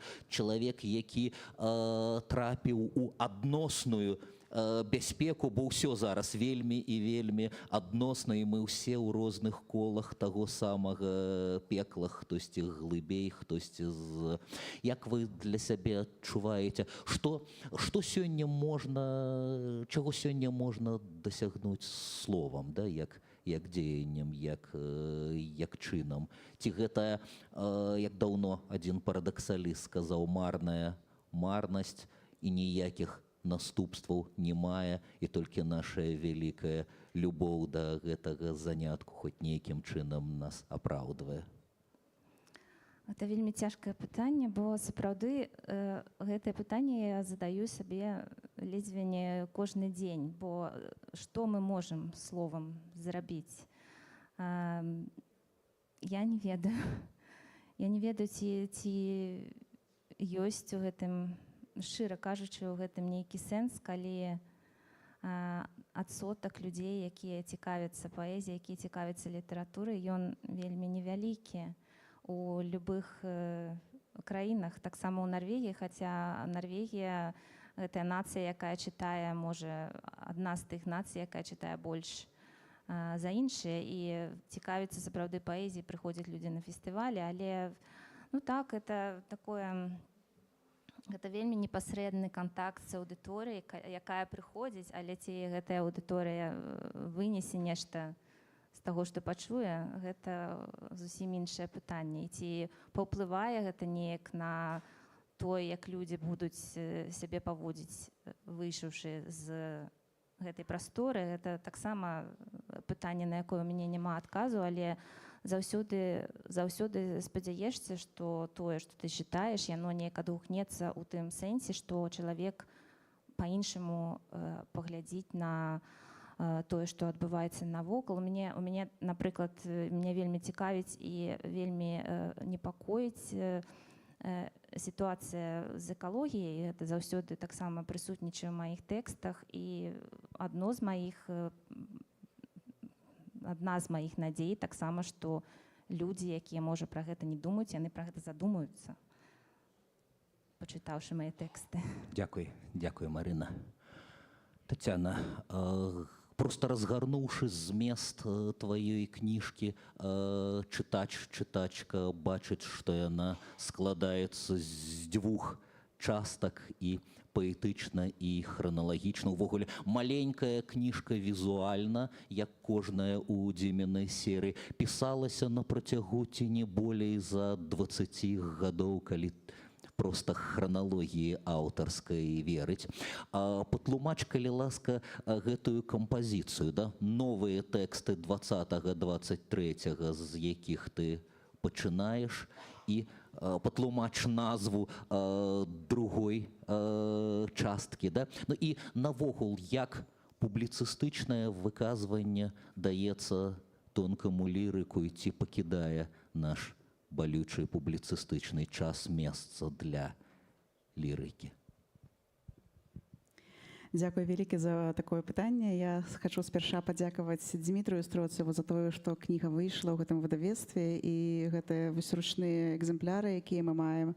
І гэта першы асобнік, гэта сапраўдная радасць такая мець. І я нават трошачку зайздрошчу Дзіму яго вось гэтай медытацыі вырабу гэтых кніг, гэтага працэса выраблення кніг. Это вельмі такі класны, па-мойму, спосаб перажываць, як бы сваімі рукамі рабіць літаратуру. Это вот просто як бы... Діма, по-моєму, які мегафутбольний тренер запустил уже команду Мегазорок, да, і може размахивать руками, дирижировать гэтым футбольным матчем з лавочки запасных. Про лавочку запасных асобная будзе размова. Таня, давай до твайго пытання. Я думаю, што вось гэты падзел у гэтай кнізе, ён пачаўся з года 17-го, калі Рада беларускага пэна наміноўвала мяне на старшыню пэна. І, безумоўна, у ноч перад выбарамі я яшчэ абсалютна было невядома, як гэтыя выбары скончацца, ці буду я абраная, але ў ноч перад выбарамі я пазакрывала свой фейсбук увесь толькі для сяброў, і тое, што было найбольш прыватнае, пазакрывала толькі для сябе. І таксама зрабіла гэта ЖЖ. А пачалося гэта яшчэ раней. Вось хачу, каб вы ўявілі, 2006 год, калі быў гэты жывы журнал, калі мы вялі там свае блогі, многія з нас. І вось раптам я усвядоміла ў нейкі момант, што гэтыя тэксты хтосьці чытае. Это вот, каб вы разумелі, я не была дурная, я вучылася ў аспірантуры тады, але я ў нейкі момант, мне удавалася жыць вось так вот на два, як бы уяўленнем, што гэта все, што я пішу, там чытаю нейкае кола людзей, которых я ведаю, і вось толькі яны. І чым больш у маім жыцці станавілася публічнасці, тым менш заставалася магчымасці, месца, прасторы на лірычнае выказванне, напэўна. І гэта такі працэс, з аднаго боку, гэта можа быць і самацэнзурай, і нежаданнем паказваць нейкія слабыя месцы, і нежаданнем агаляцца перад, бо все ж такі все тыя мае тэксты, которые былі, яны ў значнай ступені былі агаленнем пэўным. І вось канчаткова гэта сфармавалася, напэўна, пасля 20-го года, калі я раптам зразумела, што все, што ты скажаш, будзе выкарыстана супраць сябе. І вось гэтыя тэксты, мае лірычныя, мае такія адкрытыя тэксты, якія тут можна сустрэць у рубрыцы «Кампрамат з мінулага», гэта вот на сёння, гэтая кніга, гэта быў такі першы крок, напэўна, вось тыя тэксты, якія нават не ўвайшлі ў кнігу, якая выходзіла ў 2014 годзе, яны ўвайшлі сюды, і вось гэта такі першы крок выйсці з гэтымі тэкстамі сюды, каб іх все ж такі змясціць. І наогул кніга фармуецца менавіта з такой як бы справы, як тэчкі, не ведаю, у КДБ ці дзе там у нас, напэўна, ёсць свае тэчкі, і якая ўтрымлівае вось гэтую справу пасля 20-го года, нашы сведчанні, нашых удзелаў, нашых стаянняў у ланцужках, нашых быцця там, дзе перакрываліся дарогі, і іншае, таго, што мы бачылі, таго, што мы І кампрамата, который гаворыць пра тыя месцы, якія становяцца магчымымі для ціску, для выкарыстання, для ціску на цябе тымі, хто не перабірае ў метадах, тымі, хто не будзе, тымі, хто, разумеючы, што чалавека можа быць складана зламаць простым зняволеннем, будуць выкарыстоўваць тыя твае слабыя месцы, каб зламаць душэўна, псіхічна і гэтак далей. Вось такі падзел і, да, напэўна, я адказала на пытанне. Болей чым. Дзякуй вялікі. Таня, ты з'язджала з Беларусі, вярталася ў Беларусь, чесна збудавала дом у Беларусі, вярнуўшыся як бы пасля гадоў і зноў з'ехала. Мы не выбіралі гэта, штосьці абсалютна непазбежна адбываецца, але ты перыядычна глядзела на сябе, на нас, на Беларусь, таксама з розных пунктаў гледжання, да, з розных гледзяшчаў. Калі, ці ёсць у цябе ўжо намацанае нейкае такое досведам адчуванне?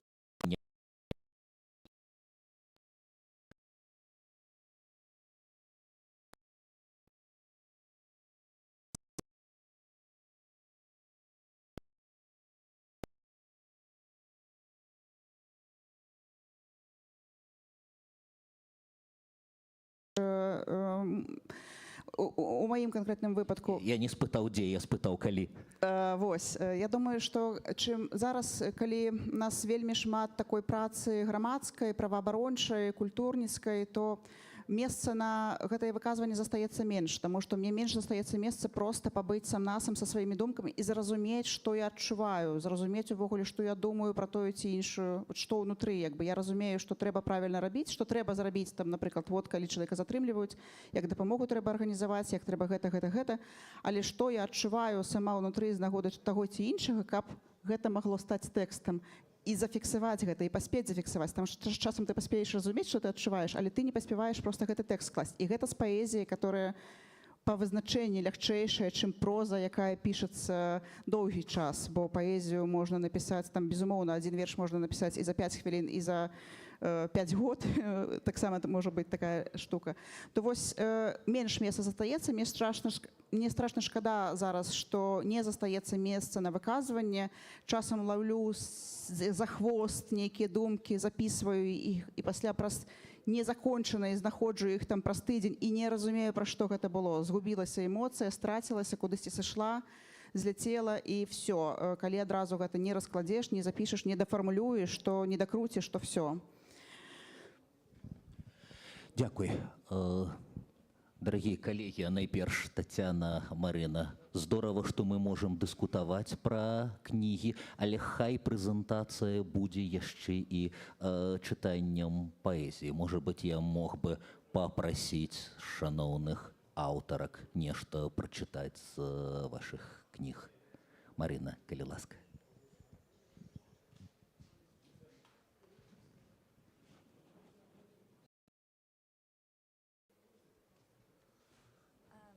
Може, я прочитаю якраз вірш, який про привілегії і наколькі тяжко адчувати себе привілегіяванай у ситуації, калі ти бачиш людей, які пакутують, у яких становішча нашмат цяжэйшае, чым у цябе, і ты адчуваеш, што ты нічога не можаш зрабіць. Гэты верш, ён існуе ў 3 варыянтах, у беларускім, рускім і ў нарвежскім. Я яго чытаю таксама ў Нарвегіі па-нарвежску, і ён гучыць можа сапраўды даволі па-нарвежску, як з нарвежскага пункту гледжання. Я не ведаю, як ён будзе спрымацца тут. Моя рэдактарка, да рэчы... Як нарвежская школа беларускай паэзіі. Вось паглядзім. Я не ведала, які... А рэдактарка Ульяна Верына, наш заслужаны як бы спецыяліст, даследчыца сучаснай паэзіі, беларускі голас у Нямецчыне на сёння.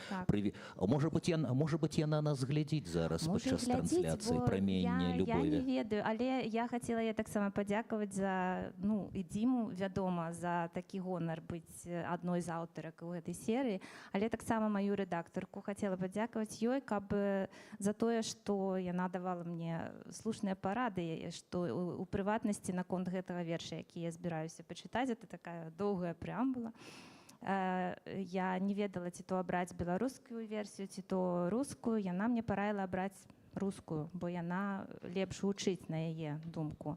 Але гэты верш, як я ўжо казала, ён ёсць таксама і па-беларуску, і па-норвежску. Все необязательное в этом лучшем из миров. Когда я сижу на террасе, и красная суперлуна выплывает из моря, мигая кровавыми бликами в волнах, я чувствую гнет своих привилегий. Черный человек, черный, как морские глубины, под тряпочками бывших резиновых лодок. Мигранты сыплются за борт жухлыми листьями. Дети в бесполезных желтых жилетах. Женщины, никогда не умевшие плавать. Ребенок уткнулся лицом в прибрежный песок.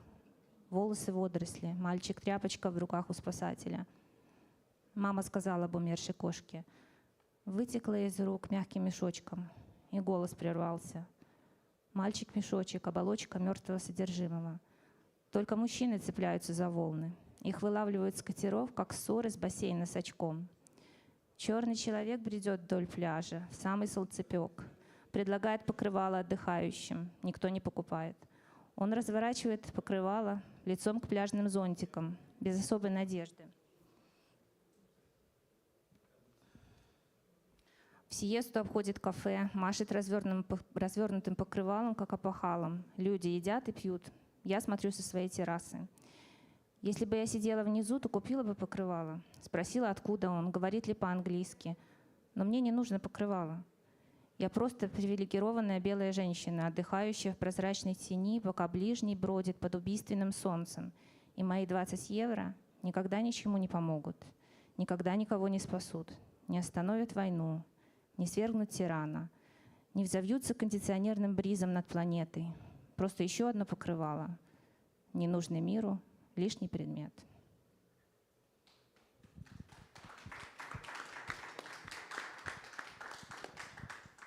Яшчэ што-небудзь.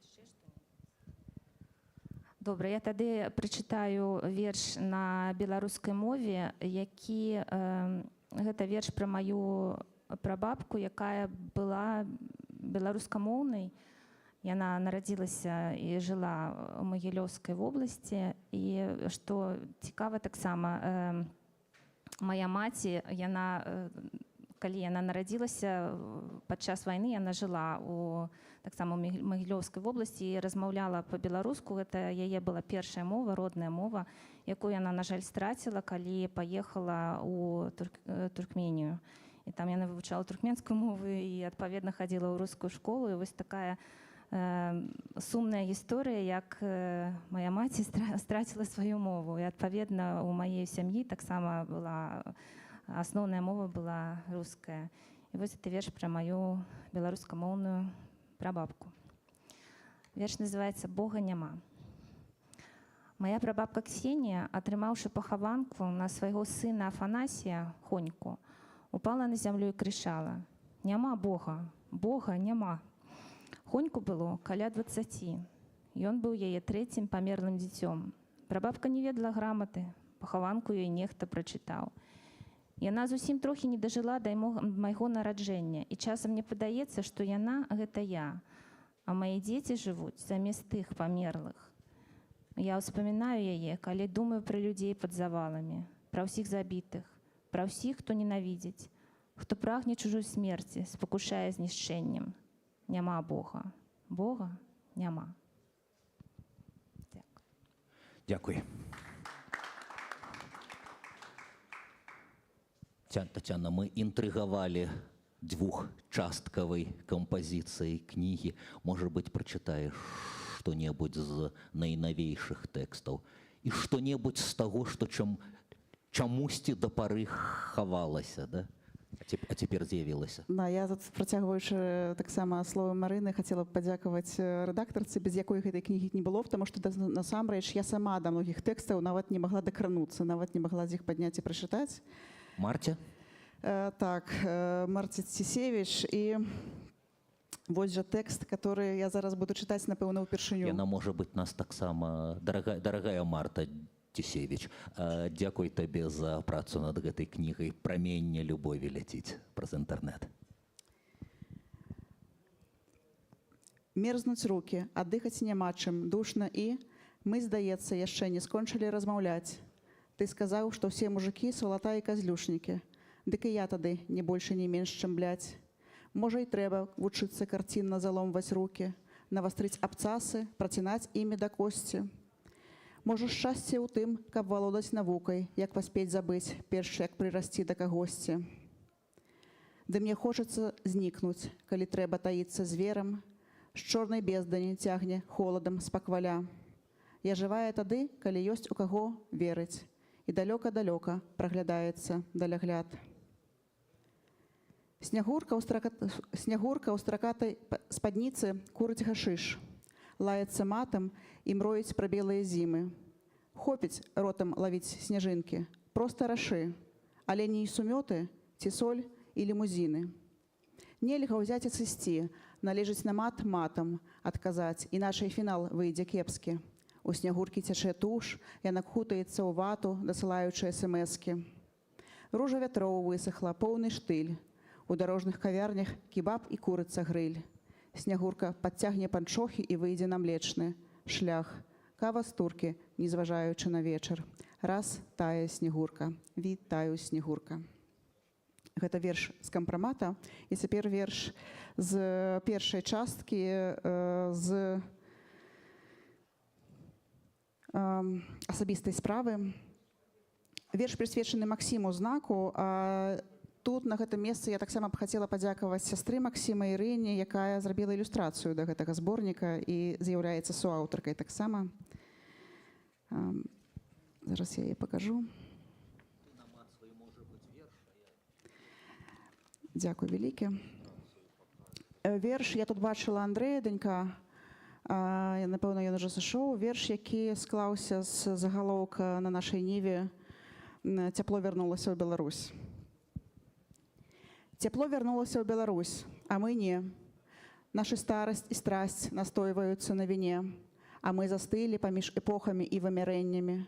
Як вада, як вецер, не напоўніць нас аб мяне, чужое жыццё, гасціннае альбо не, а сваё жыццё не кранае глебы карэннем.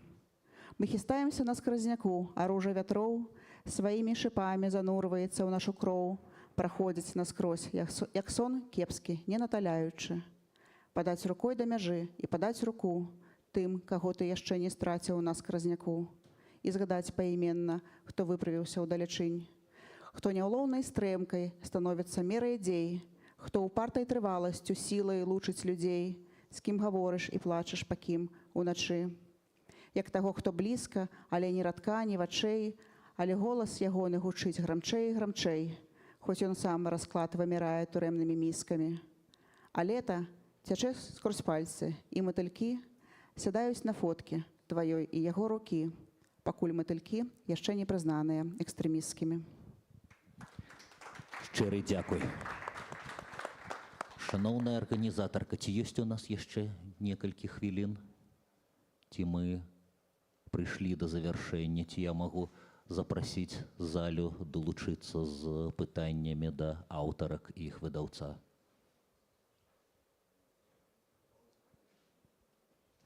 Сябры, калегі, ці ёсць пытанне, зваротная сувязь, прапановы, замовы? Шановныя калегі, мне здаецца, можа быць, яшчэ нешта папрасіць аўтарак прачытаць. Дзякуй за дазвол. Таня, калі ласка. Я тады уступлю ў дыялог яшчэ з Владзімірам Арловым, які чытаў верш для палачанаў, і прачытаю таксама верш Полацку. Два вершы Полацку. З розных раздзелаў. З кампрамата. У мяне свае рахункі з табой, у мяне свае крыўды. Ты бяздомны хлопчык, самотны каўбой, ты сівой старасці выдых. Я не буду трымацца твайго крыса ад твайго далёка парога. Я не буду одаў табе пісаць, іх і так у цябе многа. Калі мы развітаемся назаўжды, будзем сніцца сабе на золку. І не дзідай, а стрэмкай глыбокі ўздых зацыруе ўсе раны іголкай. У веры надзеяў, спеваў, каханняў, вобраз твой, дарэшты не сцёрты. Найлепшым табе, апошнім прызнаннем, я вярнуся ў цябе мёртвай. І я не выканала сваіх жа словаў. Дзе б не прачнулася і не заснула б дзе. Мая Беларусь са мною, вернай паплечніцай. Тое, што жывіць, што наперад вядзе, тое, што як жыццё баліць і не лечыцца. Няма іншых рэк на свеце, толькі дзвіна, і палата плывуць з глыбіні стагоддзяў. Вершы, юнацтва, кахання, здрады, віна, дно ці прадонне, мера іх паўнаводдзя. Полацак, горад Топас, Стрыжань і Здань, мера ўсіх мапаў, лабірынтаў, прастораў. Горад нязменна скажа табе паўстань, нават калі зруйнаваны ўшчэт няскораны. Вайна як вайна, дно без дна і горыш паразаў, радзіма праступіць радзімкаю на плячы. Адштурхоўвайся ад адчаю, болю, абразаў, адбівайся крывых люстэркаў, адбіткі паза табою знікнуць няўхільна уначы. Апошні бой на вайне з сабой, як фінал у казак. Добро пераможа зло і аддасць ключы тым, з кім ты, як калісьці, адчуеш сябе разам.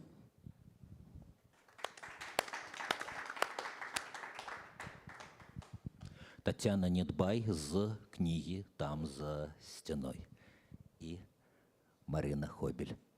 Дзякую. Я прачытаю, мабыць, два вершы. Адзін з іх напісаны на беларускай мове.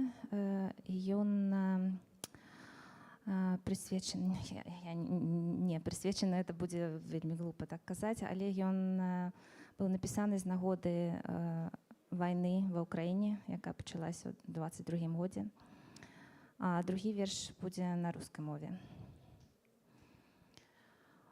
У забітых няма нацыянальнасці, няма мовы, няма планаў на адпачынак, няма сям'і і роднага горада, няма каханых і сяброў. Але самі яны ёсць ва ўсіх, у бацькоў і дзяцей, у сяброў Украіны і свету. Яны ёсць у форме пустэчы, дзе павінны былі быць яны.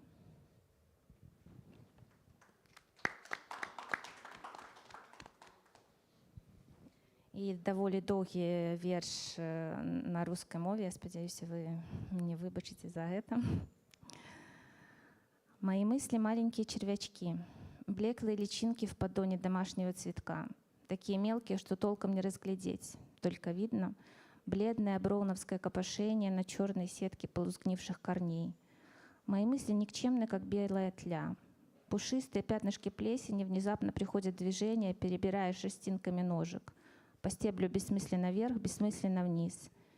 Я не могу додумать ни одной, не могу занырнуть в глубину, раскрутить спираль, почувствовать радость. Тупо слежу за вихляющим взлетом и неизбежным тяжелым падением выброшенного волной слепня. Это то, из чего состоит моя жизнь. Блеклые личинки, мохнатая тля, степень, захлебнувшийся морем, как я захлебываюсь происходящим, собственной тупостью, собственной беспомощностью. Ну давай, скажи и ты что-нибудь о текущих событиях, о многочисленных жертвах, о виновных подонках. Спой ты в этом нищем горе. На потеху сильным мира сего. Спой и ты, получи монетку в копилку спокойной совести. Постыдная правда заключается в том, что все мои чувства закопаны в глубоком подземелье, в затхлом мышином подвале. И мой регистр ужасающе беден. Мертвый штиль или sound and fury, signifying nothing. Зачем тогда вообще открывать рот, стучать быстрым пальчиком по клавиатуре в надежде остаться, оставить след? Make a fucking difference. Блин, fucking and rings again. Окаменелые следы молодой женщины, куда-то несшей ребенка и вернувшейся без него. Сначала тяжелые, как полет мокрого слепня, с маленькими детскими отпечатками там, где она опускала ношу на землю.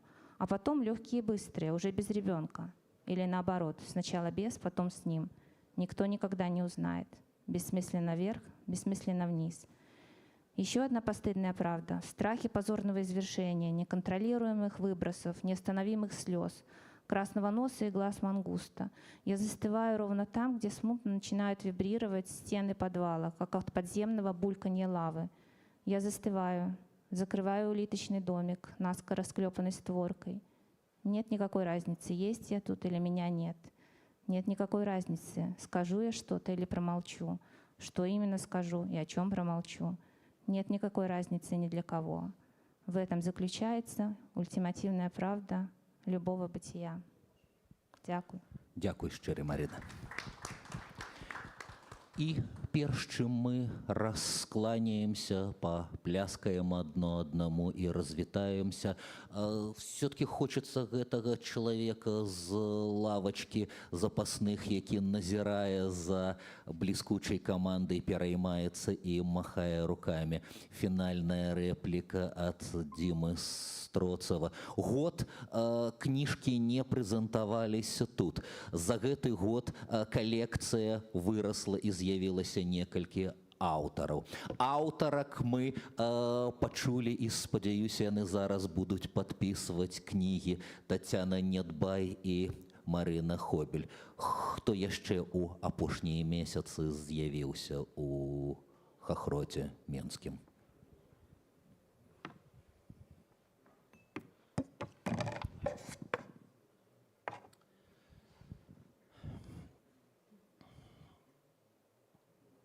Ну, тут можно начинать, опять-таки, с начала года.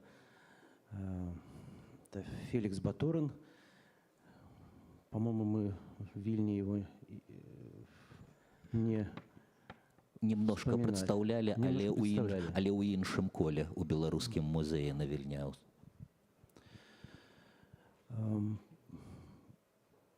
Я бы, честно говоря, вот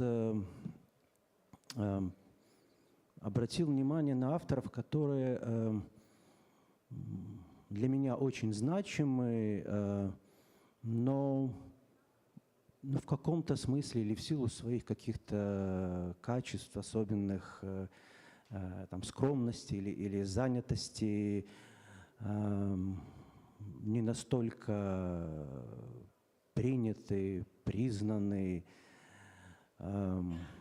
И мне как-то всегда важно таким авторам предоставить возможность для высказывания. Роман Абрамчук.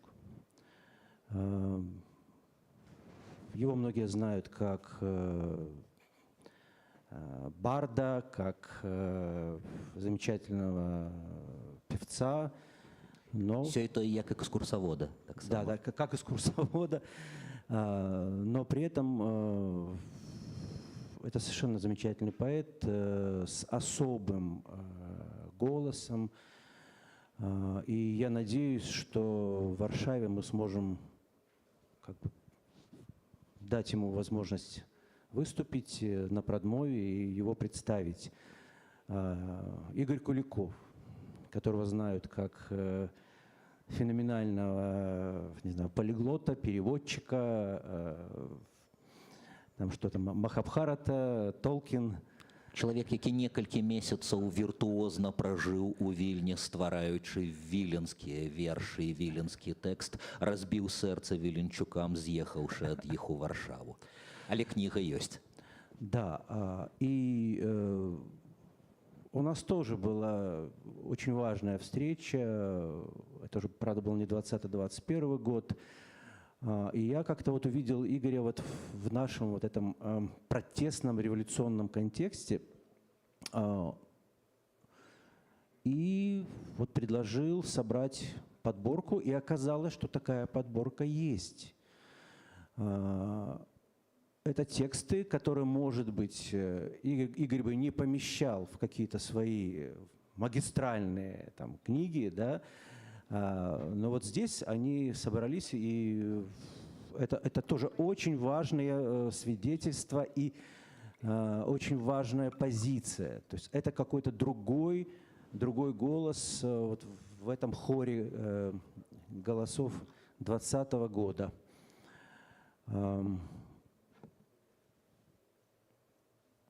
Владимир Глазов, которого здесь на Продмове очень хорошо знают, любят, поэт, который живет в Бресте. И тоже как-то мне показалось, что очень важно сейчас дать ему возможность высказаться, его голосу дать возможность прозвучать. Шановныя калегі, вы пачулі, не кажыце, што гэтага запрашэння сустрэцца з кнігамі і аўтарамі завочна не прагучала, але найперш давайте сустракацца з кнігамі аўтарак, якія несуць за іх адказнасць і гатовы несці. Вот просто зараз для вас чыталі і паказвалі кнігі. Тацяна Недбай, аўтарка кнігі «Там за сцяной». Марина Хобель, «Немагчымасць пісьма». И Дмитрий Строцов, «Хохрот», Минск. И Андрей Хаданович. Андрей Хаданович, один из авторов «Серый». Приходьте, калі ласка, да Димы, да столика выдавецтва.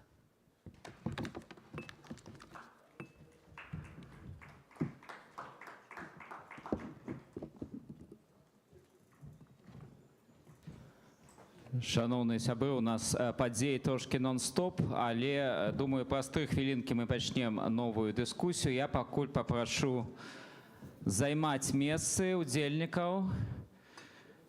All participants, you can take your seats. У нас будзе сумесная літоўска-беларуская дыскусія, таму, думаю, гэта вельмі актуальна для нашых агульных стасункаў.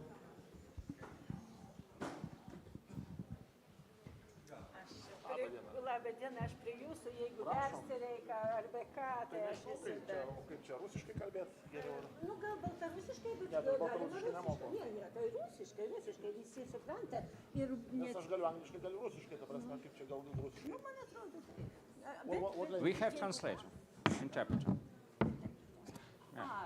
Yeah, but I can talk Russian or English. Maybe it's better to use our interpreter who could translate your speeches on Belarusian language and okay. Another side. Okay. It would be politically correct. It's fine.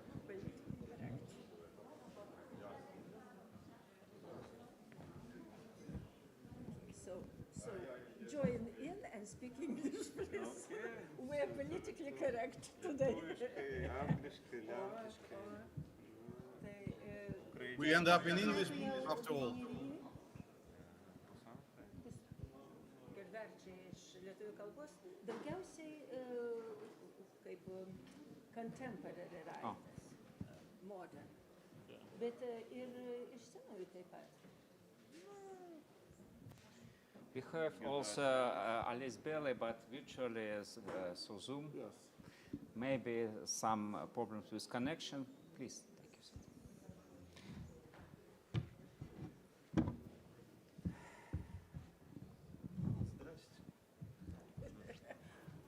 English, please.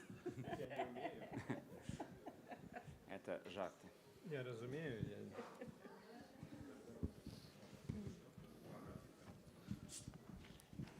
Раз.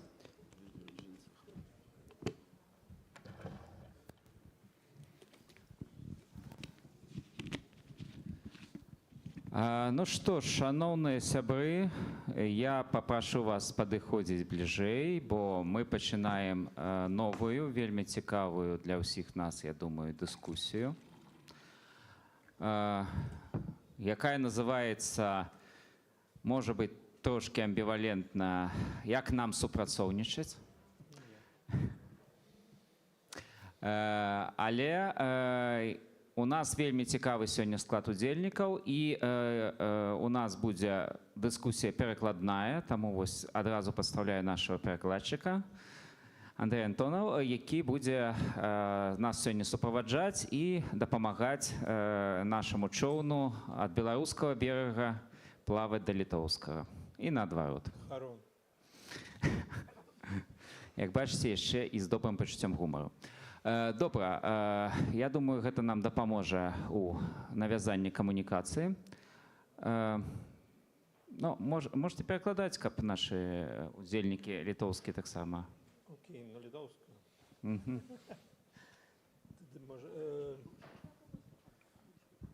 Може, про формат домовимося.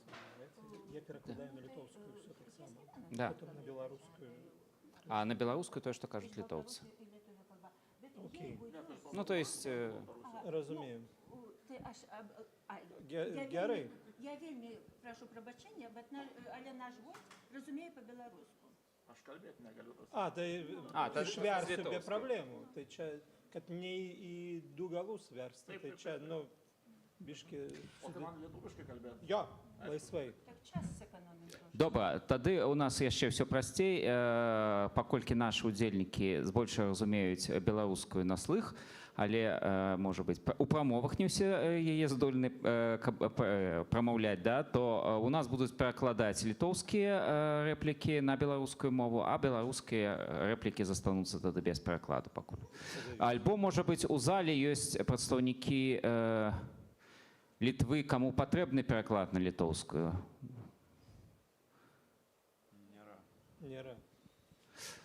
Не. Тут яшчэ есть такі аспект, бо дыскусію мы записываем онлайн, і калі мы разлічваем, што это можа быць цікава літоўцам, можа быць, все варта перакладаць. То давайте, можа быць, все ж таки будем спрабаваць ось так, працаваць з поўным перакладам. Добра. Тады я прадстаўлю на пачатку нашых удзельнікаў. Значыць, сёння з намі пачну з гаспадароў імпрэзы з літоўскага боку. Šiandien su mumis pradėsiu nuo lietuviškos pusės. Šiandien su mumis mūsų... Перадусім рады вітаць дэкана факультэта камунікацый. Ну, не дэкан, но дэканы былымі таксама не бываюць, да? Прадстаўніка Віленскага універсітэта. Вільнюс універсітету Адстова.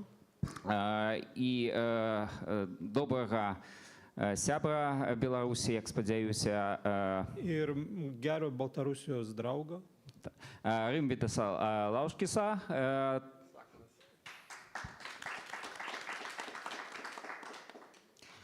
Таксама хочу прадставіць нашу літоўска-беларускую ці беларуска-літоўскую. Irgi noriu pristatyti mūsų Baltarusių Lietuvių ar Lietuvių Baltarusių. Паэтку, перакладчыцу, настаўніцу ў нейкай ступені. Поэтė, vertėja, tam tikra prasme ir mokytoja. Спадарню Ванду Марчинч Душрейш. А таксама з беларускага боку ўжо непасрэдна паэта, перакладчыка Тихона Чернікевича, прадстаўніка Саюза беларускіх пісьменнікаў Міжнароднага саюза. Ir tarptautinių Baltarusių rašytojų sąjungos atstovą, poetą, vertėją Tichoną Чернікевича. І таксама праз Zoom, спадзяюся, мы будзем мець магчымасць камунікаваць з фактычным ідэйным удахнавіцелем гэтай дыскусіі, гісторыкам, пісьменнікам Алесем Бедом. Ir per Zoomą tikiuosi mums pavyks komunikuoti su šitos diskusijos, kaip čia pasakyti, iniciatoriu, jo Алесем Бедом. Так, ну, з улікам того, што ў нас часу не так шмат, а да таго ж яшчэ нам трэба дбаць пра пераклад, то мы, да, будзем старацца быць кампактнымі ў сваіх выказваннях. Pasistengsim kompaktiškai kalbėti. Ну і калі прамаўляем, таксама стараемся на перакладчыка арыентавацца, каб ён мог нас перакладаць комфортна. Добра, тады можна сказаць, што у нашых адносінах паміж Беларусю і Літвой ёсць некалькі вымярэнняў. Ёсць як бы дзяржаўныя гэтае вымярэнне. Santykis tarp Baltarusijos ir Lietuvos yra skirtingi sluoksniai. І мы разумеем, што пакуль... Yra santykiai tarp valstybių. Да, і мы разумеем, што пакуль у Беларусі фактычна кіруе той палітычны рэжым, які ёсць, гэта вельмі напружаны вектар стасункаў. Ir mes suprantam, kol Baltarusija valdo tas politinis režimas, kuris yra, čia tas vektorius yra įtemptas. З іншага боку, ёсць такі грамадскі, культурны ўзровень дачыненняў.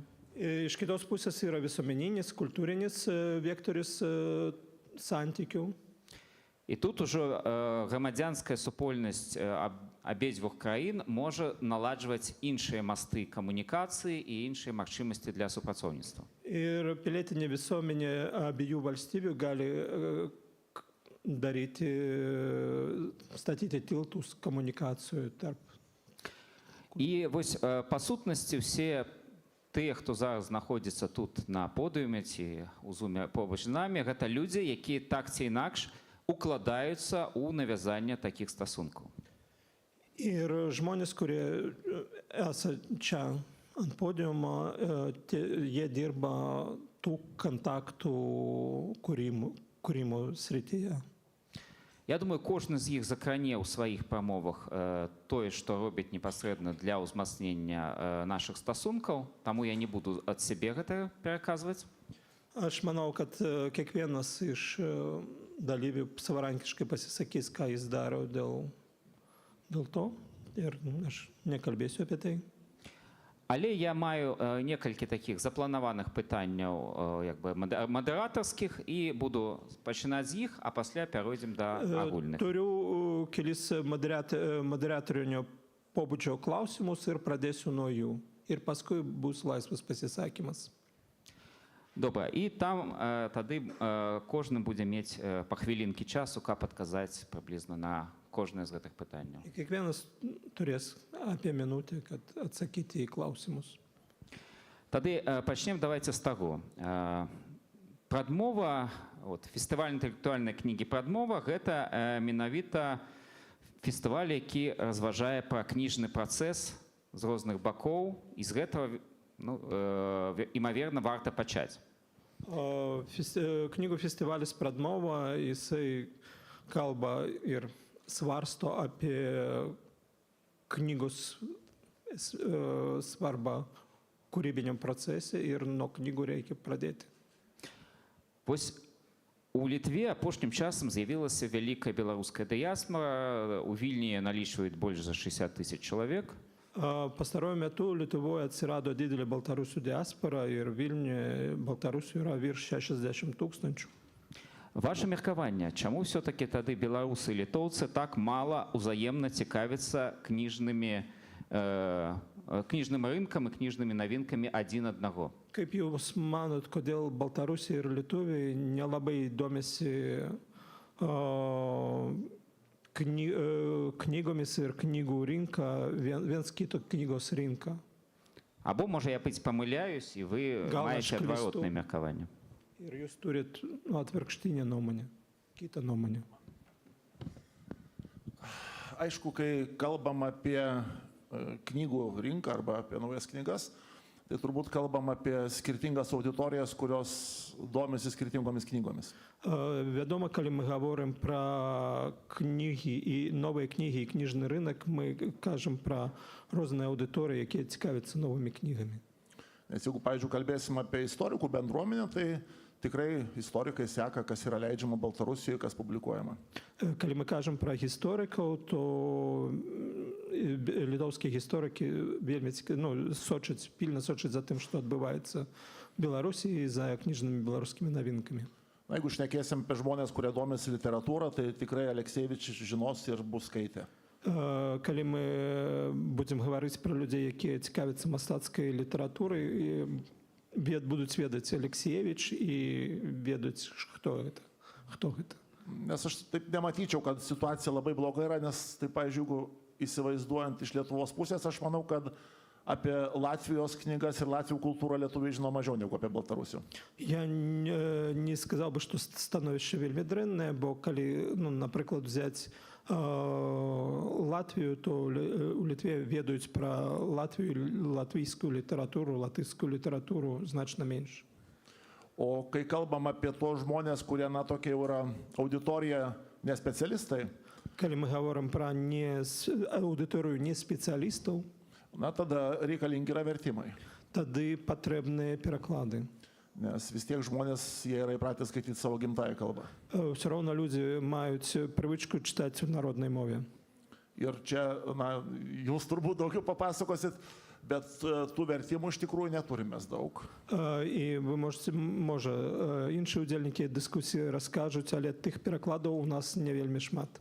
Ir greičiausiai priežastis yra ta, kad vėlgi čia mes jau užsiminta buvo apie diktatūrą ir apie tą komplikuotus santykius valstybės lygmenyje.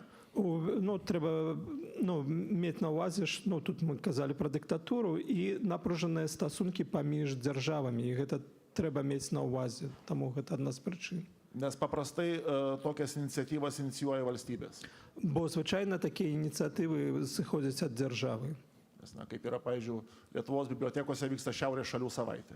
Наприклад, у литовських бібліотеках відбувається тиждень північних країн. Tai yra tiesiog iniciatyva Skandinavijos šalių. Це просто навпростова ініціатива скандинавських країн. Na, o Baltarusijos Lietuvos atveju, tai mes turim, na, iš esmės privačias žmonių iniciatyvas, kurios yra pakankamai ribotas. А у випадку білорусько-литовських відносин ми маємо приватні ініціативи приватних людей, які обмежовані по своїй сутності. Tai jeigu norėtumėm, kad ta situacija keistųsi, reikėtų galvoti apie kažkokius, tai, tarkim, formatus, kurie būtų didesnio svorio negu vien privačios ініціативos. І коли ми хотіли б це розвивати, то треба думати про формати, які мали б більшу вагу, чим вага приватного чоловіка одного. Дякую. Чому? Ось я якраз той бідний приватний чоловік, про якого тільки що казали. Aš esu tas bėdnas privatus vargšas žmogus, apie kurį kalbėjau, ką tik kalbėjau. Ось, і я добре до своєї скури зрозуміла, як це тяжко все робити. Ir ant savo kailio gerai pažinojau, kaip sunku tai daryti. Але так само я ведаю, що це треба робити, що це можна робити. Bet žinau, kad tai reikia daryti ir kad tai galima daryti. Але тое, што трэба прасоўваць свае кнігі, а вось нават тых невялікая колькасць перакладаў, яны проста ніхто іх не рэкламуе, ніхто іх не прасоўвае. Ir reikia kaip reklamuoti savo knygas ir tos knygos, tų vertimų nieks nei propaguoja, nei reklamuoja. Ir reikia... Со своими книгами я не только иду в Союз письменников, але я еду у військової бібліотеки.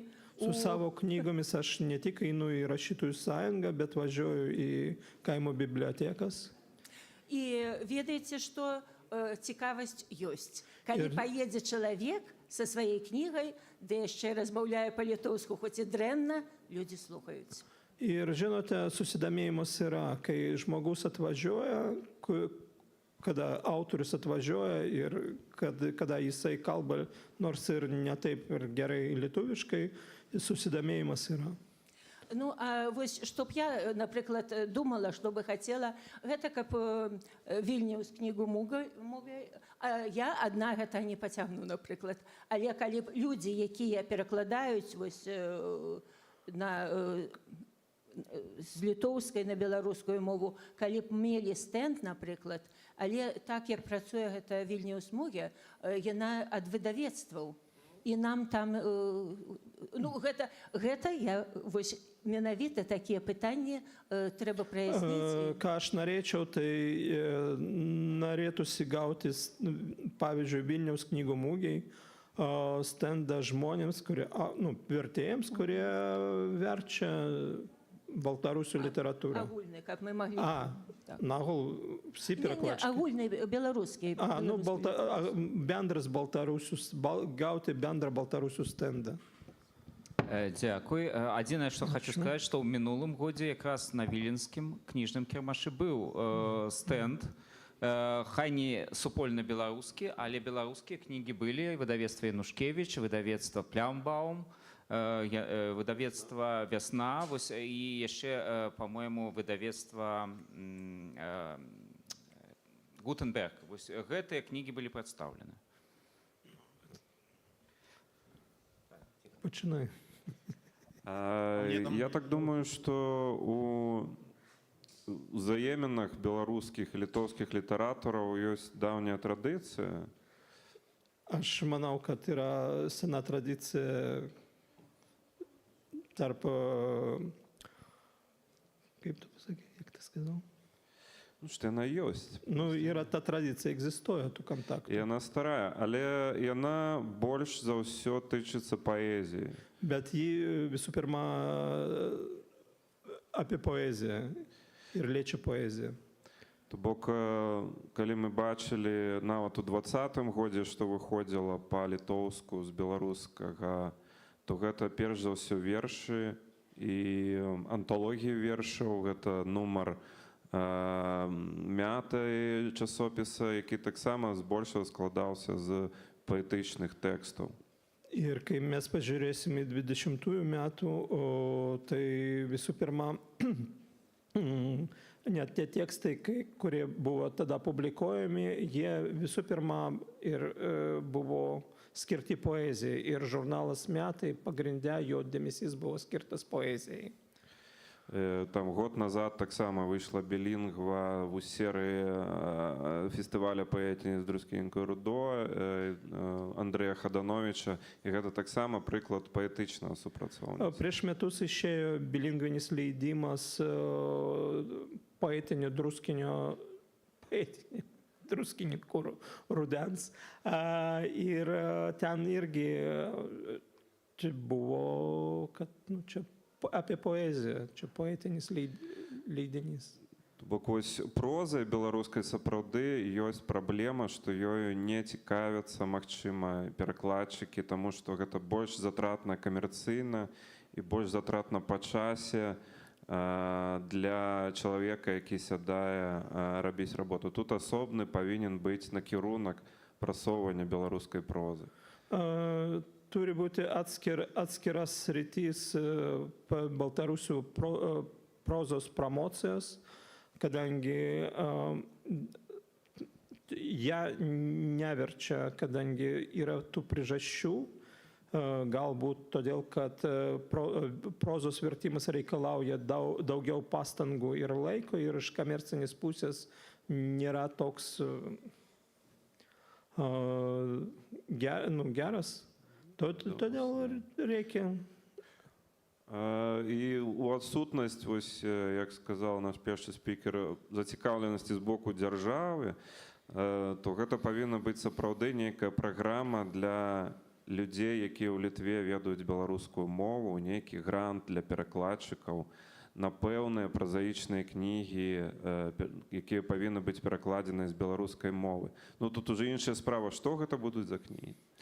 Ir kaip pasakė mūsų pirmas pašnekovas, kad valstybė nėra suinteresuota tuose kontaktuose kol kas ir, nu, tai turi būti kažkokia forma, skatinimo forma turi būti arba grantas vertimams, konkrečių prozos kūrinių vertimams. Дзякуй. Тут заканалі больш, конечно, пераклады з беларускай на літоўскую, хаця, можа, варта і пра пераклады наадварот Бо на беларускую там перакладалі і Венславу, і вось і віленскі покер, напрыклад, перакладаўся. Я могу додать про переклады на беларускую. Аж галю прыйдзеце apie vertimus į baltarusių kalbą. Ну, сапраўды, гэта вялікая праблема, у тым ліку і Беларусі, тому што ў Беларусі вельмі мала людзей, які ведаюць літоўскую мову. Ir tai, problema ir Baltarusijoje, kadangi Baltarusijoje labai mažai žmonių, kurie žino lietuvių kalbą. І тыя тысячы і дзесяткі тысяч людзей, якія прыехалі ў Літву за апошнія гады, яны таксама толькі пачынаюць яе вывучаць. Ir tie žmonės, tūkstančiai žmonių, kurie atvažiavo per pastarosius metus, jie tik pradeda mokytis lietuvių kalbos.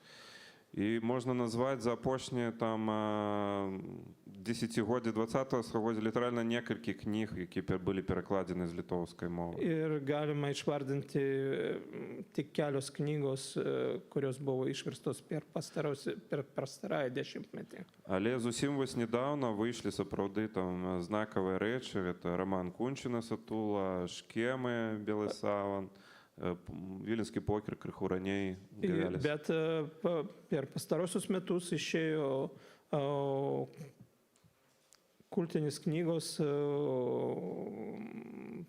Balta drobulė Škėmos, Tula Kunčino, anksčiau buvo išleistas Gavelio Vilniaus pokeris. Ну, цяпер таксама ў тым ліку і маімі сіламі рыхтуецца вялікая анталогія 21-го стагоддзя паэзіі літоўскай, якая зусім мала вядомая беларускаму чытачу. Ir mano pastangomis ruošiasi spaudai antologija 21 amžiaus lietuvių poezijos antologija, kuri visiškai nežinoma Baltarusijoje. Працэсы пачаліся літаральна некалькі гадоў таму, такія вельмі актыўныя. Tie procesai prasidėjo prieš keletą metų, bet jie gan aktyvūs. Aktyvūs procesai prasidėjo prieš. Яны явно будуць і актывізоўвацца, я так спадзяюсь. Ir tikiuosi, kad jie bus aktyvesni eis. Але трэба падкрэсліць не на дзяржаўным узроўні. Bet reikia pabrėžti, kad čia ne valstybiniam lygmenį. Добра, магчыма, Алесь Белы, калі вы нас чуеце, хацелі бы далучыцца да гэтага пытання і сказаць, сапраўды, мы цікавімся кніжнымі рынкамі адзін аднаго, ці нам гэта не так цікава? Так, я не ведаю, мяне чуваць. Я то вас чую добра, а ці чуваць мяне? Так, так. Я, може, буду глядзець, дзе... Дякую. Я вибачаюся, що не здолів прилетіти з об'єктивних причин. Це просто обострення... Aš labai atsiprašau, kad negalėjau atskristi dėl объективы прижащу. Войны просто скасовали мои рейсы, спочатку один, потом другие, так что две спробы. Мені було прилетіти, обіді. Невдалий, я буду спробувати, наскільки дозволяє якась сувязі. Бандитів... Да, спадар Алесь, рабіце паузу, калі ласка, каб было перакладаць вас лепей. Дякую. Калі ласка. Так, я думаю, что вельмі, калі казаць, скажем, про книги нон-фикшн, а вось мы з Рымвідасам, а яшчэ з двумя літоўскімі калегамі написали книгу, яка оказалась довольно поспяховой, она добра была прийнята публікою, сяною Вільнюс з коня, смаки старої Вільні, і ми зараз приглядаємося до ще одної книги такого типу, яка може бути буде написана, коли нам хопить просто банально сил, тому що фінансування... Стоп, перекладчик. Jei kalbėti apie profesionalią literatūrą, tai čia kažkoks susidomėjimas yra. Prieš keletą metų mes su kolegomis padarėm bendrą projektą Vilniaus skoniai ir galbūt jeigu bus jėgų ir turėsim jėgų, padarysim dar vieną projektą. И тут я на что хочу звернуть увагу, что это, в принципе, відавочный предмет агульный, скажем, история. И ką aš noriu pabrėžti, tai čia akivaizdus bendras projektas skoniai. многі інші культурні з'яви, ну такі довгі, ну скажімо так, ти 19 стагоддя, але значно більш довгого процесу, які заїжджають у 20 стагоддя, ну там, скажімо, історія музики, ще той агульної Литви, там, ну можна сказати, там, ті там, не веду, історія там комунікації по ньому, ну я так покуль фантазирую. Dar yra tokios temos, ilgos temos, kurios prasidėjo dar XIX amžiuje. Čia bendra baltarusiams ir lietuviams muzikos istorija. Ir aš dar manau, kad yra labai įdomi tema komunikacija palei Nemuną. Олесь. Ну, я просто спонтанно назвав некалькі. Aš spontaniškai tik išvardinau kelios temos. Але мені здається, що таких предметів агульного інтересу їх для написання книг, я кажу про нон-фікшн, їх можуть бути десятки і сотні. Bet čia aš spontaniškai išvardinau kelias temos, bet non-fiction knygoms tokių temų gali būti dešimčiai, šimtai. Aha. Не грожу, не грожу. Термін, здається, литовський, коли я не помиляюсь. Нягроження. Нягроження. Так, і ось вельми мало пакуль што людей, які, ну, ось так готові глядзець адначасова, ну, на два бакі. Ir kol kas labai mažai žmonių, kurie galėtų žiūrėti palei abipusės sienos. Тому що, ну, ось гэты наш сучасны палітычны падзел, які яшчэ паглыбляецца цяпер, ён у гістарычных такіх маштабах, ён адносна новы, там, ну, ему 100 Ir гадоў. tas politinis atskirimas, kuris tik gilėja iš istoriniais masteliais gan naujas, jam nėra 100 metų. А наше супольне життя налічує там більш за 1000 гадоў. O mūsų bendras gyvenimas turi virš 1000 metų. І хочу сказати, що ось та ситуація, яка є тепер, зрозуміло, що ну, ті люди, які живуть у Білорусі, білоруська держава, вони з цього потенційного процесу виключені. Але ті, які ось зараз живуть у еміграції, вони, мені подавалося, наоборот, повинні бути зацікавитися ось гэтым шансом. Еміграція – гэта трагедія, але гэта так само і шанс. Ir aš manau, kad tie žmonės, kurie gyvena Baltarusijoje, jie išjungti iš šito proceso, bet tie žmonės, kurie emigravo, nors emigracija tai yra tragedija, turi šansą ir turi susidomėti tom temomis. Олесь. І я хочу сказати, що особливо ті там творчі особи, які живуть конкретно у Литві, їм треба стараться сочить за интеллектуальным процессом в Литве и спробовать начинать удельничать, хоть это и вельми тяжко. Aha. Kūrėjams, ir aš manau, kad kūrėjams, kurie gyvena Lietuvoje, reikia stebėti kultūrinį procesą, kuris vyksta Lietuvoje ir jame dalyvauti. Олесь. Так, я виказався. Дякую.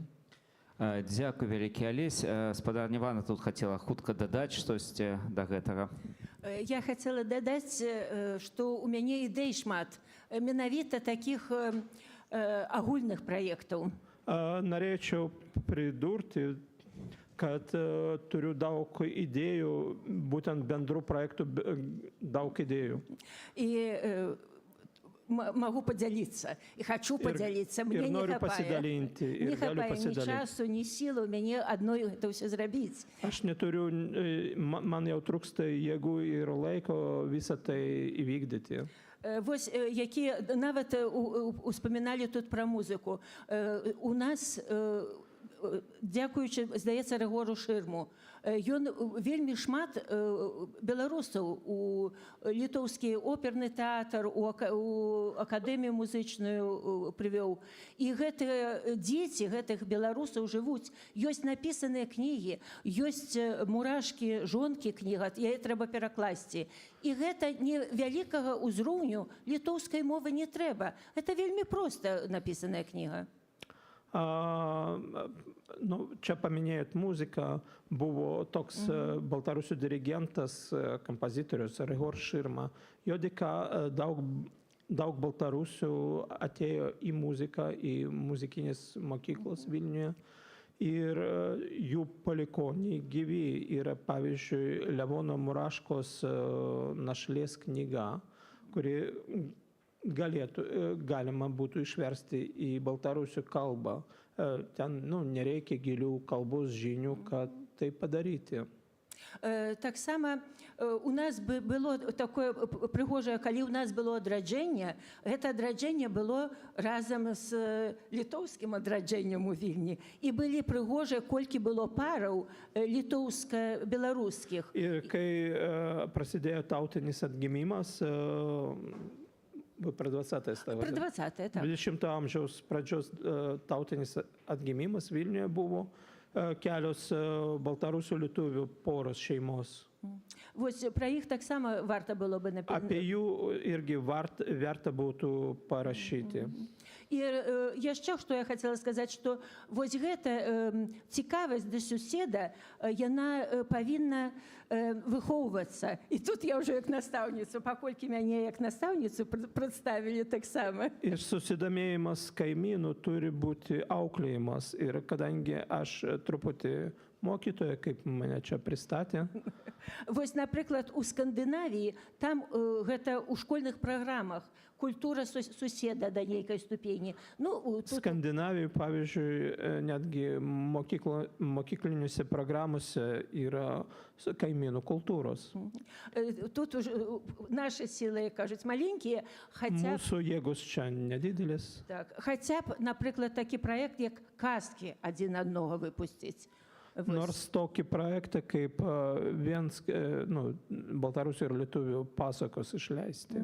І ось таких вельми потрібних, важних, як пагрindinių проектів вельми шмат. У мене, може, ідей 20. Ir tokių pamatinių projektų labai svarbių yra, daug, aš gal 20 jų turiu.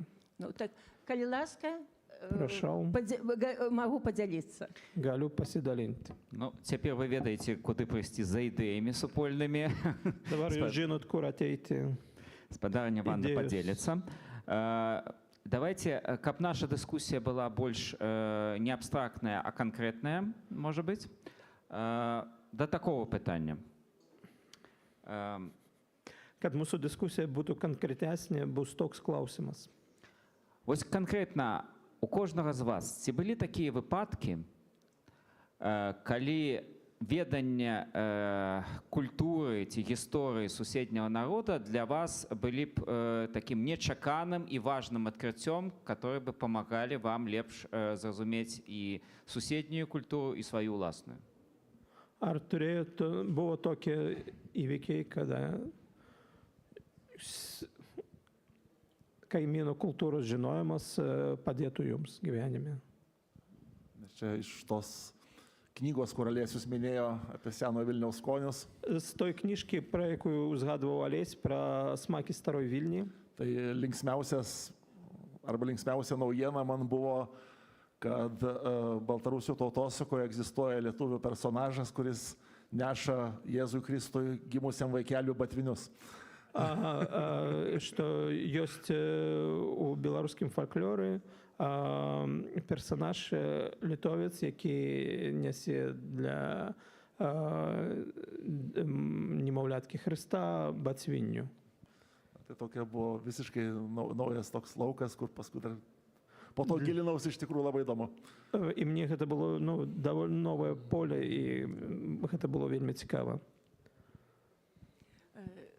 Я, напэўна, сваіх не маю ўражанняў такіх, таму што я жыла ад нараджэння, жыла акружаная гэтымі дзвюма, нават 3 культурамі. У вёсцы, дзе... Kadangi aš gyvenau nuo gimimo tarp 3 kultūrų ir aš tokių neturėjau įvykių gyvenime. Тады ў нас яшчэ ў вёсцы жылі і палякі, і літоўцы, і беларусы. Kadaise pas mus kaime gyveno ir lenkai, ir lietuviai, ir baltarusiai. Але я зусім нядаўна зразумела, як вось для чалавека, які не бачыў Літвы, і першае ўражанне было, я была на прэзентацыі кнігі Сергея Дубаўца.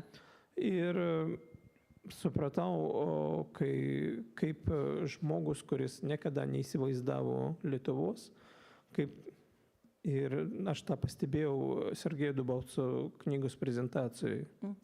Там спадар Сергей піша пра тое, як яны з Вінцуком Вячоркам першы раз былі ў Друскінінках. Ir jisai rašo apie tai, kai jį pirmą kartą kartu su Vincuku Večorka atvažiavo į Druskininkus. І як яны здзівіліся, што людзі размаўляюць па-літоўску. Ir kaip jie nustebo, kad žmonės kalba lietuviškai. Ну, я нават памятаю, як ён напісаў, што оказывается, і так можна. Ir aš prisimenu, kaip jisai aprašė, pasirodo ir taip galima. І што гэта для іх было вялікім штуршком пачаць усю дзейнасць. Jiems buvo didelis postūmis pradėti veiklą.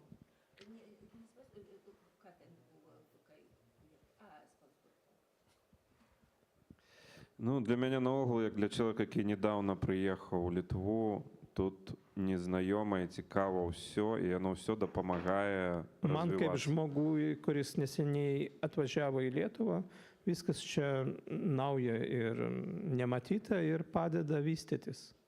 Бок я открываю для сябе літоўскі жывапіс, літоўскую фатаграфію, паэзію, прозу. Ну, гэта вялізны свет, які невядомы.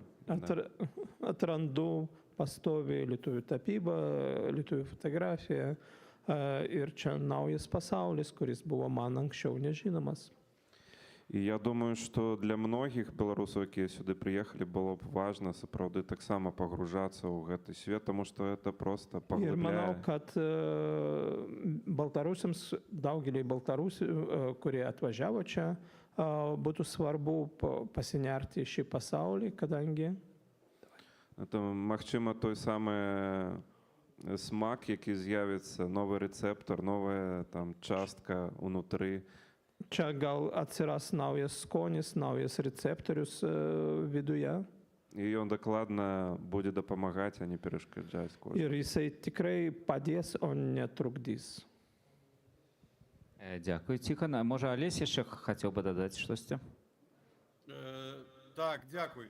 Ну, ось я займаюся переважно історією матеріальної культури, історією їжі, історією зельництва і так далі. І я весь час звертаюся до Aš tyrinėju materialinę istoriją, kulinarijos istoriją, žolelių, kaip čia, valgomus augalus, žolynų istoriją. Олесь. Так. И просто весь час... Ну, у меня один из таких прикладов хочу привести, что я колькі годов тому написал книгу «Сакатала бошечка» про историю алкогольных напоев в Беларуси. Prieš keletą, nu, toks pavyzdys, prieš keletą metų parašiau knygą, neišversiu. Сакатала бочечка. Олесь. И там есть так, и там приводится такая белорусская народная песня про дзяўчыну, якая параўноўваецца з піўной бочкай, якая так хоча замуж, што вось яна вось разольецца па двары. Олесь. Ir ten cituojama baltarusių liaudies daina, kurioj mergina palyginama su alaus bačka, kuri taip nori ištekėti, kad vos laiko savyje tą skystį. Олесь. Да, и я когда писал, я еще не ведал, что есть такой дієслов литовский «иштекети», який означає і витечи, і вийти замуж. Kai aš rašiau, nežinojau, kad lietuvių kalboje yra veiksmažodis, kuris tuo pačiu metu reiškia ir ištekėti, ir ištekėti, ir tekti, ir vesti, ir tekti, išbėgti. Олесь. Так, ну вот и таких прикладов у моей вот этой сферы интересов их просто сотни. Причем яны pavyzdžių mano sferoje yra šimtai. И мне болюче разуметь, что и сучасные белорусы, и сучасные литовцы, яны уже стратили вот это разумение агульности, это символичное поле, якое 100 годов тому еще існувало. Ir man skaudu matyti, kad šiuolaikiniai ir baltarusiai, ir lietuviai prarado to simbolinio lauko supratimą, bendro simbolinio lauko supratimą.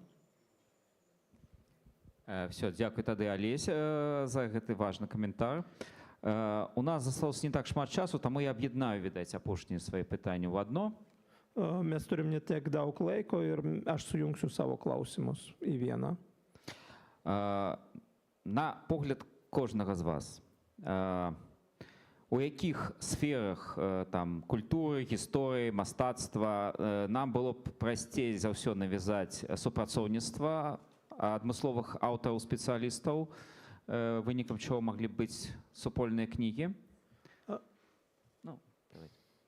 Jūsų manymu, kokiose sferose mes galėtum bendradarbiauti, kurių to bendradarbiavimo rezultatas galėtų būti bendros knygos? І якія дзяржаўныя інстытуцыі ці грамадскія арганізацыі, там літоўскія, беларускія, мігранцкія, еўрапейскія маглі б на гэта станоўча паўплываць, узмацніць такі працэсы? Ir kokios organizacijos, emigracinės, kultūrinės, visuomeninės galėtų tam procesui padėti? Mes turbūt temose, taip sakim, gal nelabai yra temų, kur nebūtų įmanoma bendradarbiauti. Напевно, не так шмат тем, де нельга було б супрацовничати. Bet, aišku, visada klausimas yra žmonės. Але завсёди питання – це люди. Nes tai reiškia, kad turi būti tą temą tyrinėjantis iniciatyvus ir atviras žmogus ir vienoj pusėje, ir kitoj. Значить, мусить бути і на одним боку, і на другим боку відкритий, зацікавлений чоловік, який, на обидвох боках мусить бути два чоловіки, які б були відкриті один до одного. Ir turbūt viskas nuo to prasideda.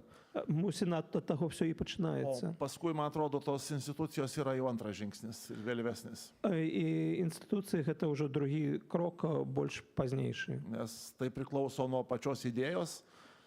Nes jeigu tai yra kažkokia meninio bendradarbiavimo idėja, tai mes turėsim ryšį su vienom institucijom, jeigu tai yra kažkoks tyrimas, tai turbūt su kitom institucijom. І все залежить від того, яка це ідея. Коли це мистецька ідея, це буде зв'язано з одними інституціями, коли буде наукова, то буде зв'язано з іншими інституціями. Ir tiesiog šio vietoje, ką būtų galima daryti, tai galvoti apie vienokį ar kitokį bendradarbiavimo formatą, kuris suvestų tos žmonės. І про що треба думати, це про той чи інший формат взаємодіяння, який би звів би цих людей. Ar kažkoks klubas, ar forumas, ar kažkoks renginys, bet kad... Клуб, форум, ніяка імпреза. Bet kad žmonės esantis Baltarusijoje tyrinėjantis ar emigracijoje, Lietuvoje dirbantys žmonės, jie turėtų galimybę susitikti, pabendrauti. Але люди, які працюють і досліджують у Білорусі, у міграції чи у Литві, могли зустрітися і обміркувати. Ar tas idėjas realizuoti. І як ті ідеї реалізувати. Апошнє питання я чакала послухаць, а не выказацца по этому Paskutinį пытанню. klausimą aš norėjau pasiklausyti atsakymus, bet nepasisakyti. Таму што мне было б вельмі цікава даведацца, якія інстытуты маглі б дапамагчы, падтрымаць і, магчыма, фінансава. Nes man būtų įdomu sužinoti, kokios institucijos galėtų padėti. І потому што ўсе свае праекты я падтрымліваю сама, і Kadangi моя родня. visi mano projektai aš remiu pati ir aš pati ir mano šeima. І атрымліваецца так, што у мяне ўжо напісана некалькі кніг, а выдаць я магу толькі адну ў год, і таму мне гэта вельмі шкада сваёй працы. Ir taip išeina, kad aš parašiau daug knygų, bet galiu savo išleisti tik vieną per metus. Ну, а наконт праектаў, я сама паэтка, і, конечно, мне гэта грожанне, гэта літаратура, нон-фікшн, даруйце, бліжэй, але я разумею, што пачынаць якраз трэба з, магчыма, не столькі з літератури, прози, поезії, а якраз з інших. Nors pati esu poetė, bet manau, kad reikia pradėti ne grožinės literatūros. Так. Ось біографії, ось ще нешта. Біографіos. Так. І потім поступово. Ir paskui eiti prie grožinės literatūros. Тому що спочатку треба нейке розуміння нашей агульности и нашей адрозности. Nes iš pradžių reikia suprasti ir mūsų bendrumą, ir mūsų skirumą. Nežinau, ar yra toks. Я бы тут, напевно, сказав, що нават не з кніг варта пачинаць з агульнага інфармавання і літоўцаў, і беларусаў. Aš norėčiau čia pasakyti, kad reikia ne nuo knygų pradėti, o nuo bendro informavimo, Baltarusių ir Lietuvių bendro informavimo. Що я часам чую ад літоўцаў, што яны нічога не ведаюць, што адбываецца і ў беларускай дыяспоры, і ў культуры, і ў палітыцы. Nes aš girdžiu nuo Lietuvių, kad jie dažnai nežino, kas vyksta ir Baltarusių diasporoje, ir politikoje. Таму на паверхню выплываюць звычайна нейкія скандалы, і гэтым вельмі часта ўсё абмяжоўваецца. Ir labai dažnai į viršumą eina kažkokie skandalai ir tai stipriai riboja. Тому варто було б мець, скажем так, беларусам рассылку на літоўскай мове асноўных навін, у тым ліку і бібліяграфію асноўных выданняў, якія выйшлі. Todėl verta būtų turėti kažkokią paštų siunčiamą prenumeratą pagrindinių naujienų baltarusiškų ir leidinių bibliografiją. І таким чином, магчыма, і выдавецтвы, і зацікаўленыя асобы маглі б хаця б даведацца, што адбываецца ў Беларусі. Ir tokiu būdu leidyklos ir suinteresuoti asmenys galėtų sužinoti, kas vyksta tarp Baltarusių. Яшчэ адзін такі накірунак мог бы быць адрозна ад кніг, гэта адукацыя. Ir dar vienas sritis ne knyginė galėtų būti edukacija. То бок гэта маглі быць лекцыі, падкасты. Tai galėtų būti lekcijos, подкасtai. Пра літоўскую культуру, літаратуру для беларусаў. Apie lietuvių literatūrą ir kultūrą baltarusiams. І таким чином, магчыма, дыялог бы пачаўся, і больш у людзей было б увязана. Tokiu būdu galėtų prasidėti dialogas ir daugiau žmonių būtų į jį įtraukta. Ну, а потім, сапраўды, мог би бути великий форум. O paskui galėtų būti iš tiesų didelis forumas. Господа, Олесь, у вас есть что додать до этого? Так, я хочу сказать, что история Литвы, то есть больше еще, до 19 стагоддзя, там масса, скажем, агульных предметов, які немагчыма падзяліць. Там гісторыя музыкі, гісторыя мастацкай культуры, жывапісу, гісторыя Віленскага універсітэта, там ввогуле правесці мяжу немагчыма. З такого кшталту прадметы яны павінны былі быць супольным інтарэсам, гэта пакуль нас вельмі мала. Tokios temos kaip tokios Lietuvos istorijos temos kaip muzikos istorija, Vilniaus universitetas, jos bendros ir negalima jų atskirti. Олесь.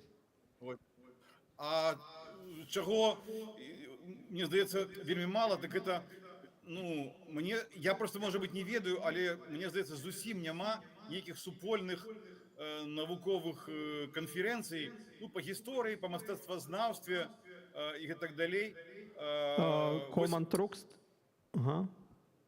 Common Trust, arba aš nežinau, kad tai yra bendrų konferencijų, istorinių arba menotyrininkų konferencijų. Олесь. Тому що, скажем, шмат гадоў дзейнічаў Ковенскі кангрэс даследчыкаў Беларусі. Daug metų veikė Kaune Baltarusistų конгрессas. Але ён быў прысвечаны, скажем так, вывучэнню Беларусі такімі агульнаеўрапейскімі вачыма, так? Bet jisai buvo skirtas Baltarusiją tyrinėti tokiam bendraeuropietiškom akimis. Мне здаецца, што сама гэта гісторыя, сама ідэя інтэграцыі Беларусі ў Еўропу праз галаву Літвы, праз галаву Польшчы, яна не працуе. Man atrodo, kad idėja Baltarusijos integracija į Europą per Lietuvos ar Lenkijos galvą neveikia.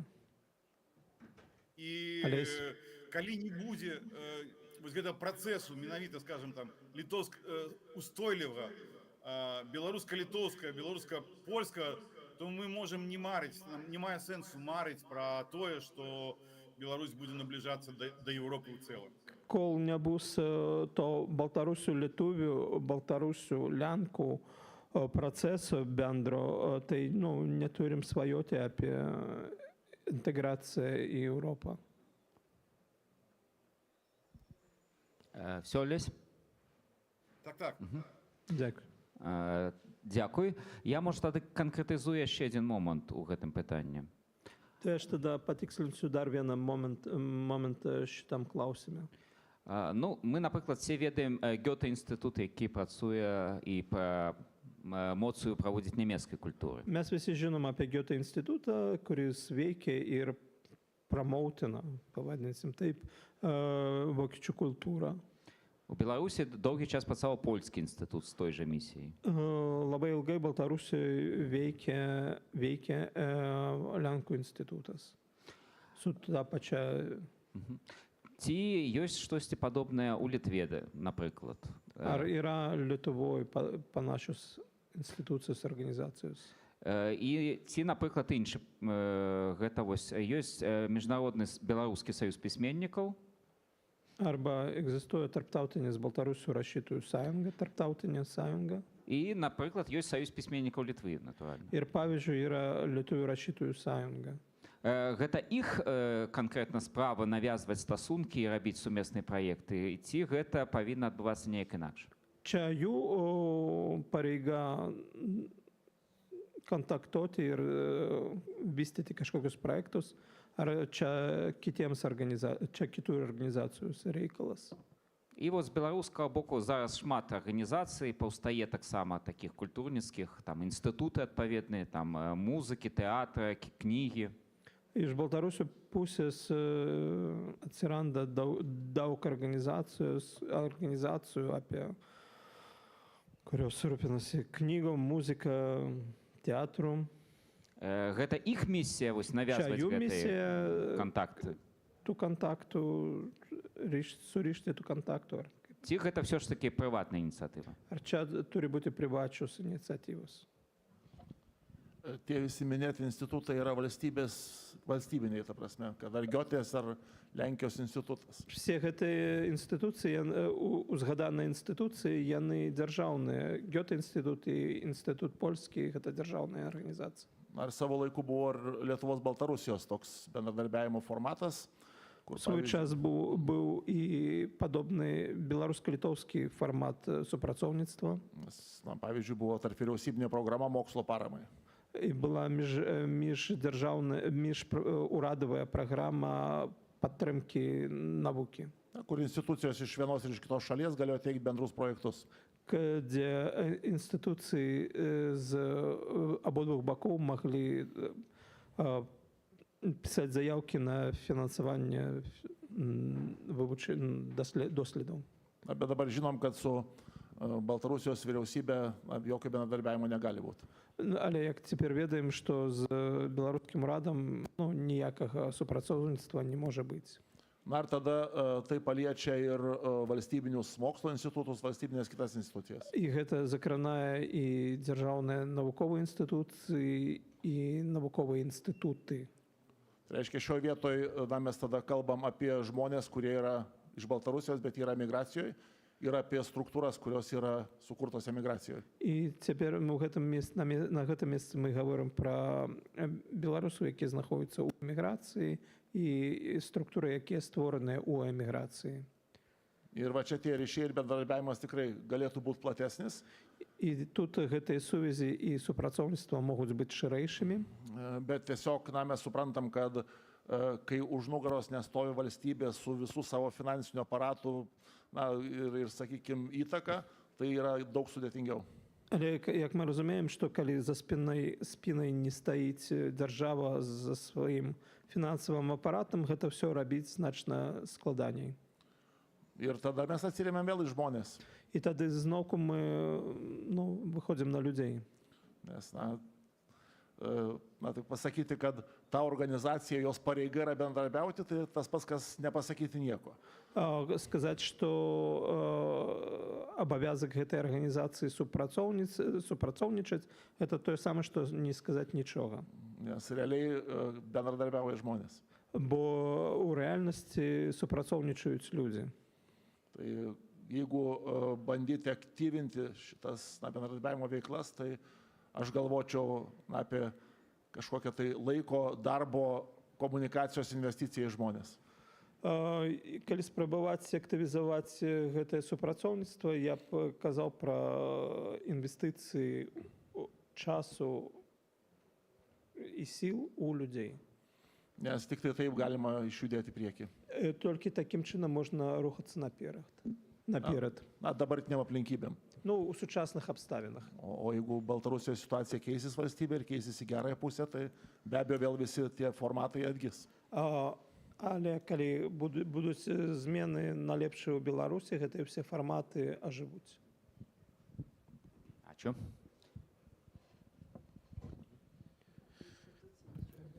Я таксама думаю, што найбольш тут варта звяртаць увагу на тое, каб залучаць больш людзей і Aš irgi manau, kad reikia jungti kuo daugiau žmonių į tą veiklą. Каб і літоўцы больш ведалі пра беларусаў, і беларусы пра літоўцаў. Kad ir lietuviai daugiau žinotų apie baltarusius ir baltarusiai apie lietuvius. Вядома, што і тыя пераклады, пра якія сёння гаварыў, яны падтрымліваліся літоўскай дзяржавай. Žinoma, kad tie vertimai, apie kurias aš šiandien kalbėjau, jie lietuvių valstybė remia. І проста не хапае людзей, якія ведаюць настолькі добра літоўскую мову, каб перакладаць класныя кнігі. Trūksta žmonių, kurie gerai žinotų lietuvių kalbą, kad versti knygas. Вось праводзіць актыўную адукацыю для будучых перакладчыкаў літоўскай літаратуры, это для мяне таксама вельмі важная задача.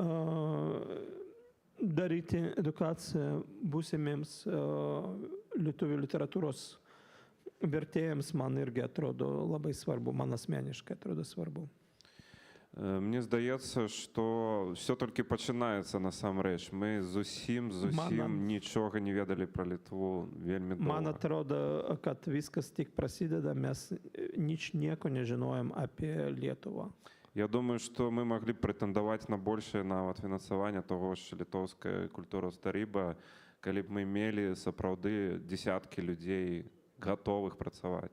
Aš manau, kad mes galėjom turėti didesnį finansavimą iš Lietuvos kultūros tarybos pusės, jei turėtume žmonių, kurie galėtų dirbti. Але все тільки починається. Bet viskas tik prasideda. Дякую, Тихон. Калі Алесь яшчэ хочаце да гэтага штосьці дадаць, калі ласка? Не, Калі не, да, калі не, то тады можам пераходзіць да пытання ў зале. Да, я тады папрашу асістэнцу.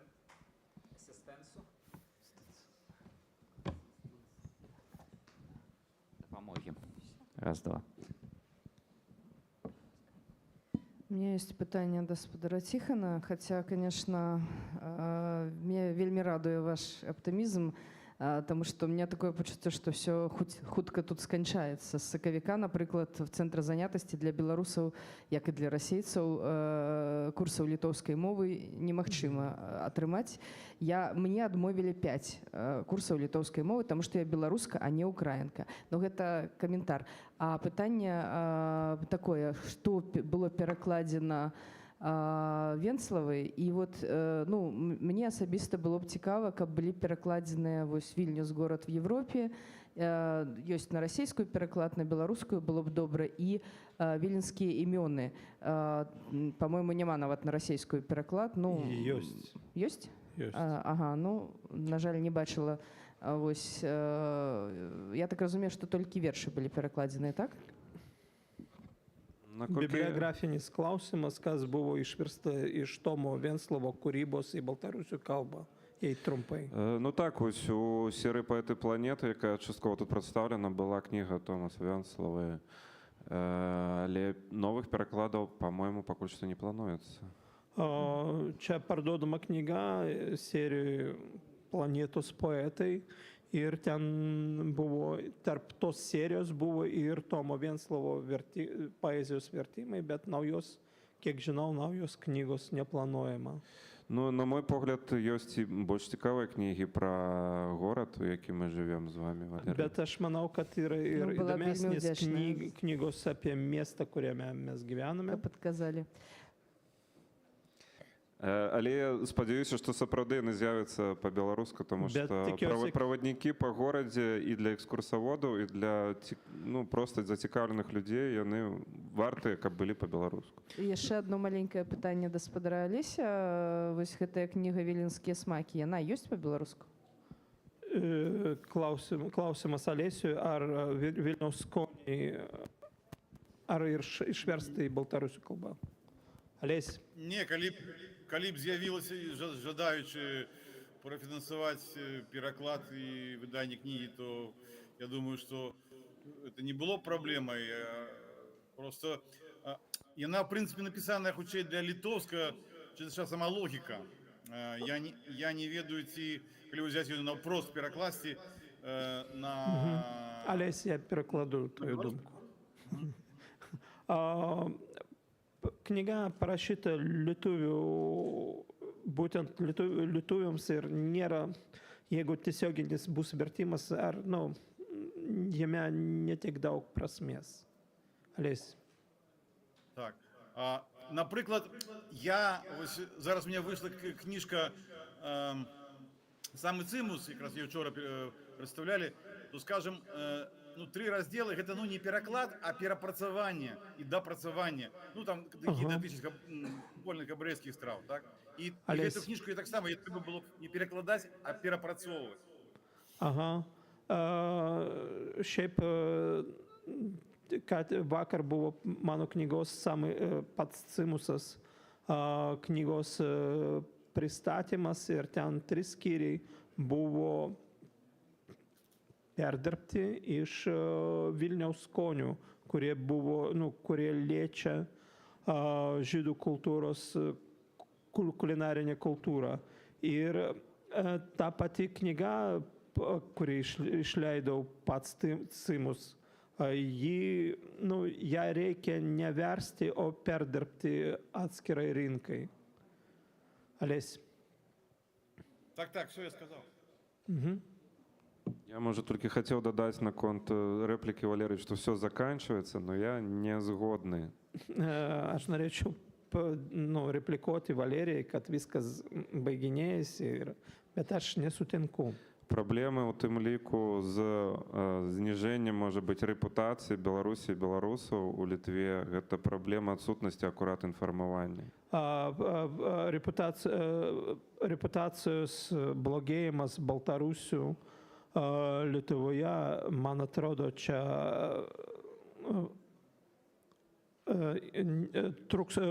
informavimo trūkumas. І, канешне, на фоне таго, што робіцца ў Беларусі, альбо на фоне падтрымкі дзяржавы і вайны ва ўкраіне, калі гэта адзіныя навіны пра беларусаў, якія чытаюць літоўцы, то рэпутацыя будзе зніжацца. Ir jeigu vienintelis naujienos tai apie tai, kas vyksta Baltarusijoje ir kaip Baltarusių valstybė remia karą Ukrainoje, aišku, kad mūsų reputacija prastės. Але гэта далёка не ўсё, што можна сказаць пра беларусаў. Bet čia tikrai ne viskas, ką galima pasakyti apie Baltarusiją. Aš truputį. Nes iš tikrųjų dar ir kitas dalykas mano galva yra svarbus. Aš dėl ko irgi optimistiškai žiūriu. Я так само оптимістично гляджу на будучиню. Nes iš tikrųjų tokie sukrėtimo momentai, jie tokias turi kelias fazes. Tie momentai uzrušenia мають некілька фаз. Ir tas pirmas, kai žmonės emigruoja ir jie jaučiasi, kad čia bus laikinai. Перше, гэта калі людзі эмігруюць і яны адчуваюць, што гэта будзе часова. Ir tada yra ta valstybės kažkokia parama emigrantams, tie žmonės, jie nesintegruoja. Ідзе некаторая дапамога з боку дзяржавы эмігрантам, самі людзі працуюць. Ir, pavyzdžiui, jeigu žiūrint, čia mano požiūris į Baltarusių bendruomenę Lietuvoje, aš matau tą integracinį procesą. І калі я гляджу на беларускую супольнасць у Літве, я бачу гэты інтэграцыйны працэс. Tai reiškia, mes kalbam apie, kad tie žmonės, kurie jau likę, jie yra likę. Мы говорим про тих людей, які засталися. Ir ten jau mąstymas yra toks, kad jie čia vienaip ar kitai bus ilgai, tai nėra savaičių, mėnesių. Их у голове не то, что яны что тут не часова, что гэта справа не тыдняў і што яны на некаторы працяглы час застаюцца тут. Ar tada mes jau juos pradedame matyti kaip tos bendros Lietuvos kultūros dalį. І тады мы на іх пачынаем глядзець як на агульную, на частку агульнай літоўскай культуры. Taip kaip yra, sakykime, lenkiška Lietuvos kultūra, kaip yra, sakykime, kažkokia totoriška Lietuvos kultūra. Так само, як ёсць польская Lietuvos kultūra. Як ёсць расійская культура Літвы, польская культура Літвы, татарская культура Літвы. Dėl to aš optimistiškai žiūriu. Таму я гляджу на гэта аптымістычна. Апошнє саме питання, коли можна коротко. Да. Дякую. Дякую великі за виступи. Ačiū labai. Čia buvo sakoma, kad Baltarusiai čia ne tik gerai kalba lietuviškai, tai tikrai taip, bet aš vis tiek pabandysiu. Kodėl nepradėti nuo interneto svetainės? Tai gali būti interneto svetainė apie... Чому б не почати з інтернет-сайту? Tai gali būti svetainė apie baltarusišką ir lietuvišką kultūrą. Гэта можа быць сайт пра беларускую і літоўскую культуру. Man atrodo, kad man reikėtų turėti omeny taip pat jaunesnę auditoriją, tai bus geriau. Мне здаецца, що треба мець на увазі і маладзейшую аўдыторыю. Savanorių vertėjimų galima tai išleisti taip.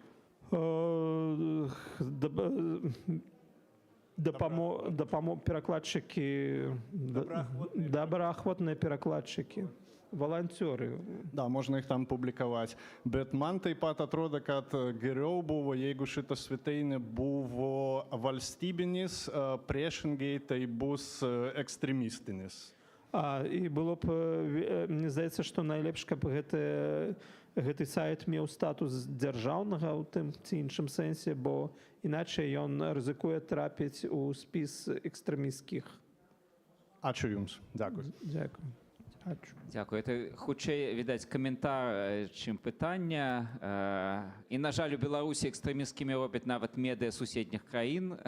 Ir deja, Baltarusijoje dar, čia buvo daugiau replika nei komentaras, nei klausimas ir deja, Baltarusijoje ekstremistų saitą gali tapti ir medijos kitų šalių medijos. Але агулам гэта, я думаю, вельмі перспектыўны кірунак. Bet, iš esmės, manau, kad čia labai перспективі срітіс. Дзякуй вялікі ўсім, хто прысутнічаў на гэтай дыскусіі, хто выступаў. Ачу visiems dalyviams ir dalyviams. Таму яшчэ раз хочу нагадаць нашых удзельнікаў. Гэта прафесор Rimvydas Lauskis, паэтка Ванда Марчинш-Душрейш, Тихон Чернікевич, Союз беларускіх пісьменнікаў, і Алесь Белы, гісторык, пісьменнік, таксама з Беларусі. Андрей Антонов, наш перакладчык. Ну і я, Павел Барковскі, які все гэта мадэраваў. Дзякуй всім. Дорогие сябры, дзякуем выступоўцам. У нас тэхнічная пауза на 5 хвілін.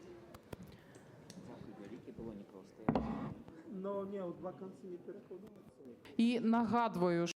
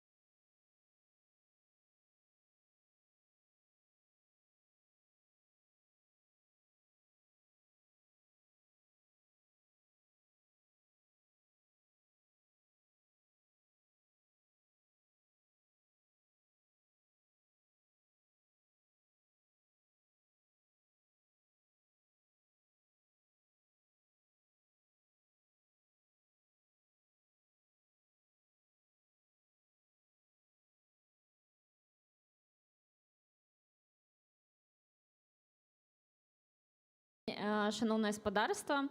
Меня зовут Дарья Роскач. Так склаўся лёс, што сёння я буду сольна прэзентаваць навуковы часопіс «Памылка».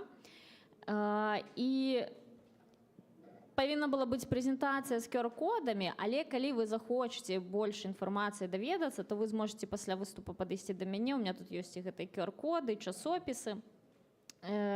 Вось, таму я буду просто распавядаць штосьці буду ілюстраваць адразу часопісамі. Ну і пачну з таго, што ж такое памылка. Памылка – это сам выдат пра натуральныя і тэхнічныя навукі.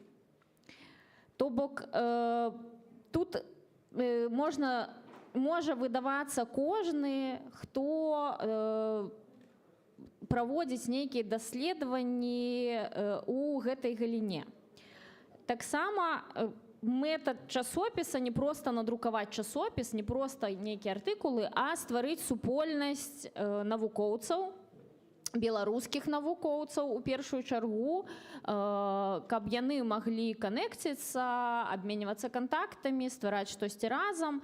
І вось гэта ўсё ж такі галоўная мэта памылкі, а ўжо пасля гэта выдання гэтага папяровага часопіса.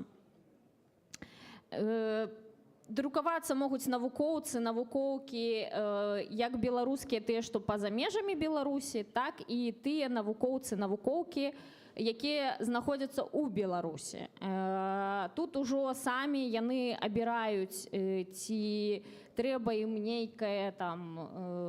нейкі псеўданім, ці яны будуць пад сваім імём друкавацца, але такая магчымасць ёсць у кожнага, у кожнай, таму можете далучыцца. Калі вы далёкі ад навукі, ці не гатовыя, як я, пісаць нейкія навуковыя артыкулы, але у вас хорошо працуюць нейкія мастацкія скілы, то вы можете у якасці мастака-мастачкі таксама паўдзельнічаць у стварэнні памылкі. Як прыклад, я прыведу сваю ілюстрацыю. Першая ілюстрацыя, якую рабіла па тэме «Кароткая гісторыя рацыянальнага дызайну лекаў». Калі мне, я вызвалася штосьці праілюстраваць, і я такая наіўная, думала, што это будзе зразумелае нешта, і калі мне даслалі тэму, я насамрэч увогуле сидзела і не ведала, за што брацца, як гэта рабіць. І што я тут могу сказаць, што заўсёды можна з аўтарамі спісвацца, заўсёды можна штосьці сваё выдумваць, і гэта плюс, што табе даюць такую творчую свабоду. Таму калі вы мастак, мастачка, робіце калажы, фотаздымкі, гэтак далей, вы можете таксама паўдзельнічаць у выпуску часопіса. Далей, што я столькі ўсяго хочу сказаць, каб нічога не забыць. Так, распаўсюд часопіса.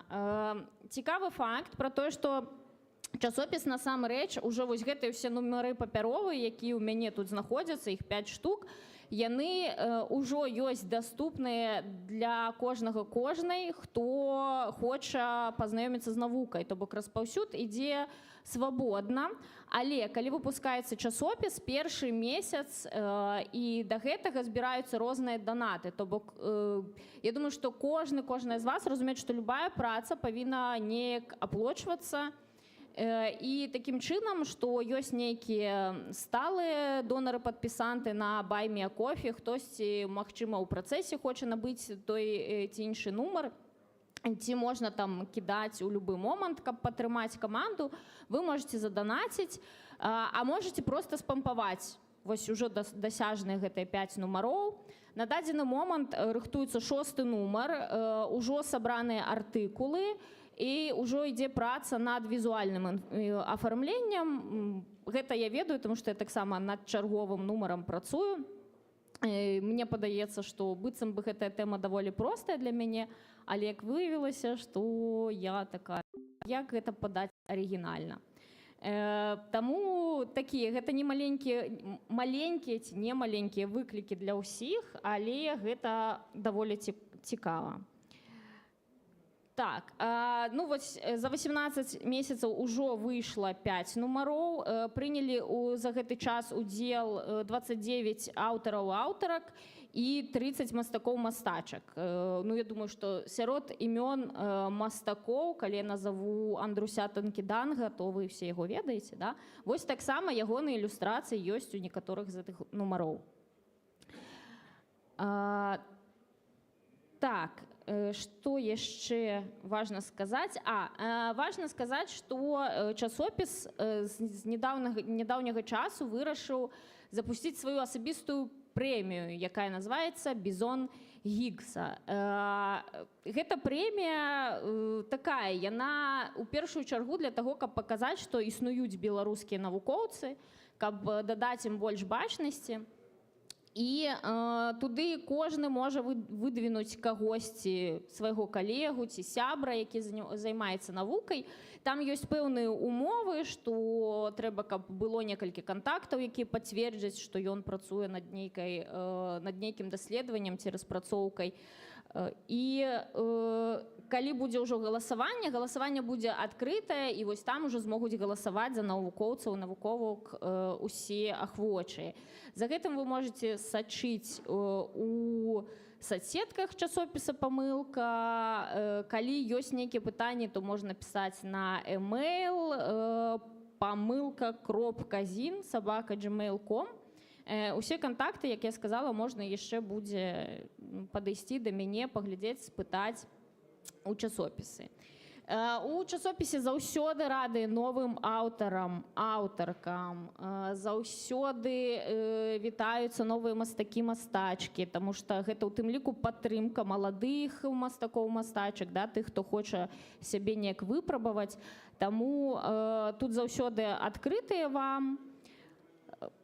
Падаецца ўсё з такога, што я хацела сказаць. Магчыма, штосьці забылася, але праз вашыя пытанні мы зможам раскрыць гэтую тэму больш поўна. Ці ёсць у вас нейкія пытанні, шаноўнае гаспадарства? Так, вось бачу там пытанне. Дзякуй.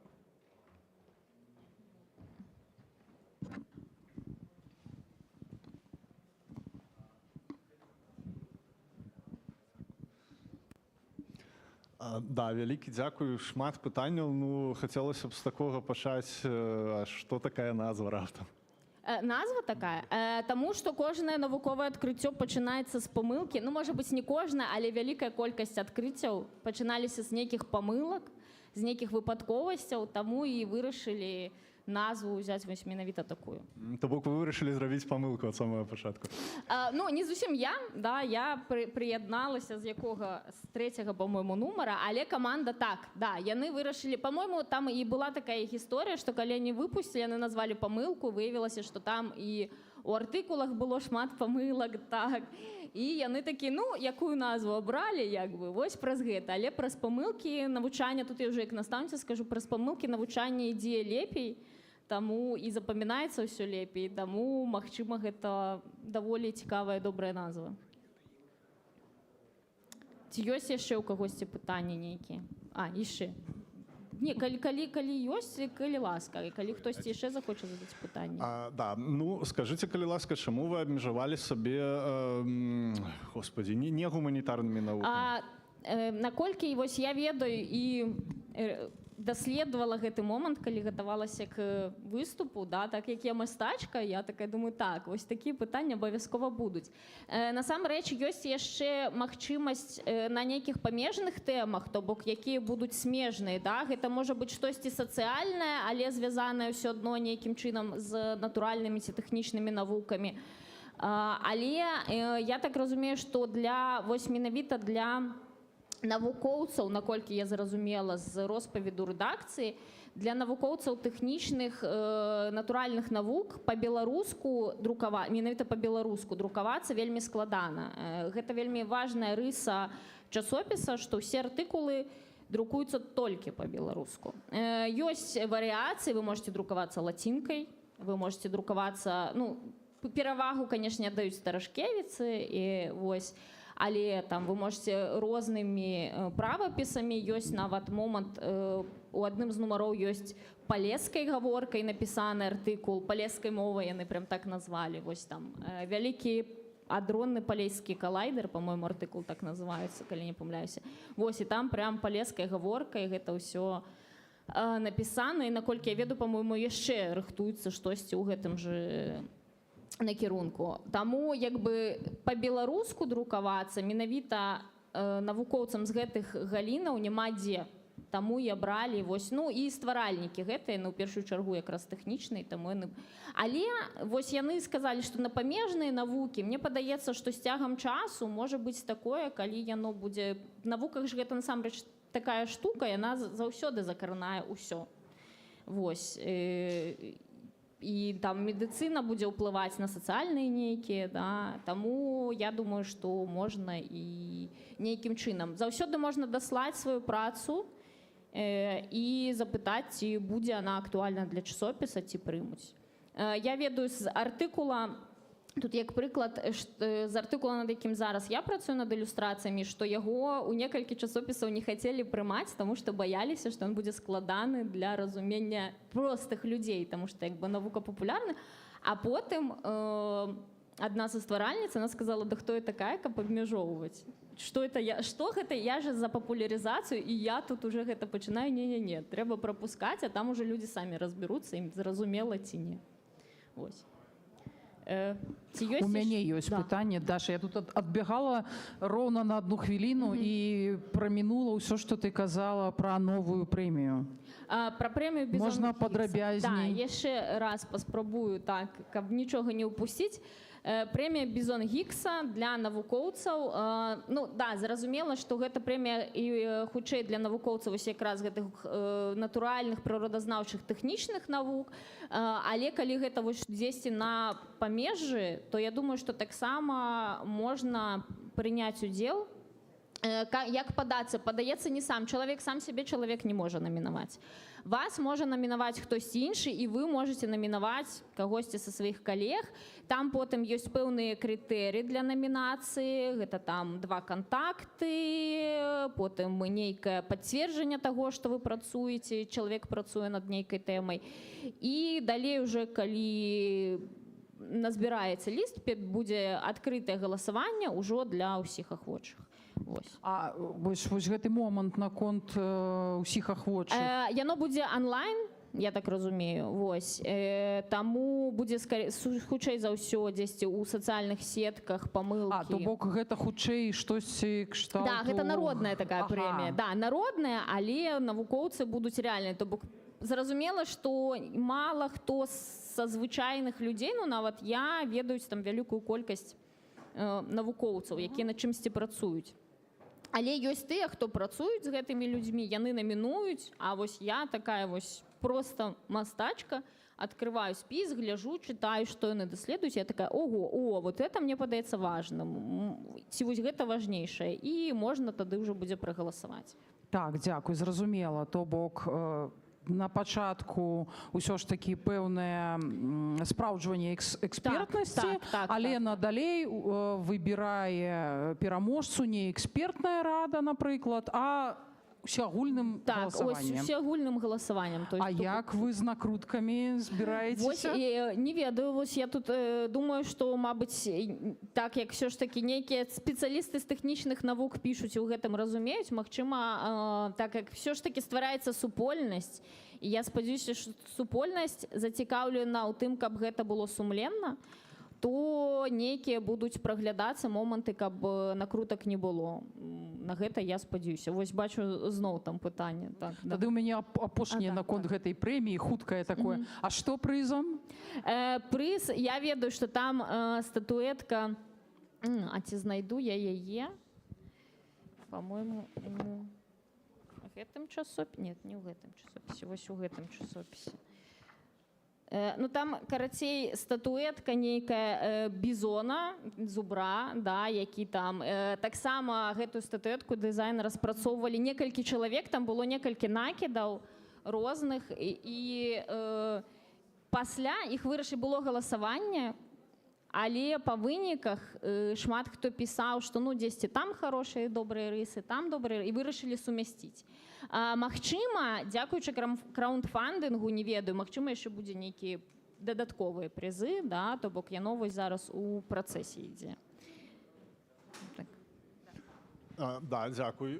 Скажыце, калі ласка, а чаму вы вырашылі выдаваць менавіта навукова-папулярны часопіс? Бо ёсць праблема, вось вы абсалютна справядліва заўважылі пра праблему надрукавацца на беларускай мове навукоўцу, але гэтая праблема існуе і з акадэмічнымі часопісамі, гэта надзвычай складана. Чаму папулярны? Так, я думаю, што тут звязана менавіта са стваральнікамі, са стваральніцай, дзяўчына, якая першая гэту ідэю яна вкінула, яна там сабрала людзей, яны пачалі ажыццяўляць. Святлана Волчак, яна сама займаецца фізікай, так, і таму я думаю, што гэта, канешне, калі ты чымсьці цікавішся, то ты пачынаеш тое збіраць, што табе больш цікава. І навокал таксама былі людзі, якія цікавяцца гэтымі навукамі. Думаю, што гэта вось хутчэй, так як я не зусім вось як бы не навукоўка, да, я вось мастачка. На жаль, майго калегі, які вось менавіта піша артыкулы сюды, таксама фізіка, яго няма сёння. І думаю, можа быць, ён больш поўна адказаў, але мне падаецца, што тут тое, што бліжэй, і мне падаецца, што ёсць такая нейкая імавернасць, што з цягам часу можа пашырацца вось гэта тэматыка, але сыходзячы з таго, што вось менавіта прадстаўнікі вось гэтых адгалінаванняў навук, дакладных розных прыродазнаўчых, яны пачалі ствараць, то яны больш зацікаўлены ў такіх тэмах. Не выключаю, да, я сама пра гэта думала, вось, дарэчы, пра гэтае пытанне не падумала задаць, вось, больш так шырако, каб мне адказалі. Но мне падаецца, што ўсё наперадзе.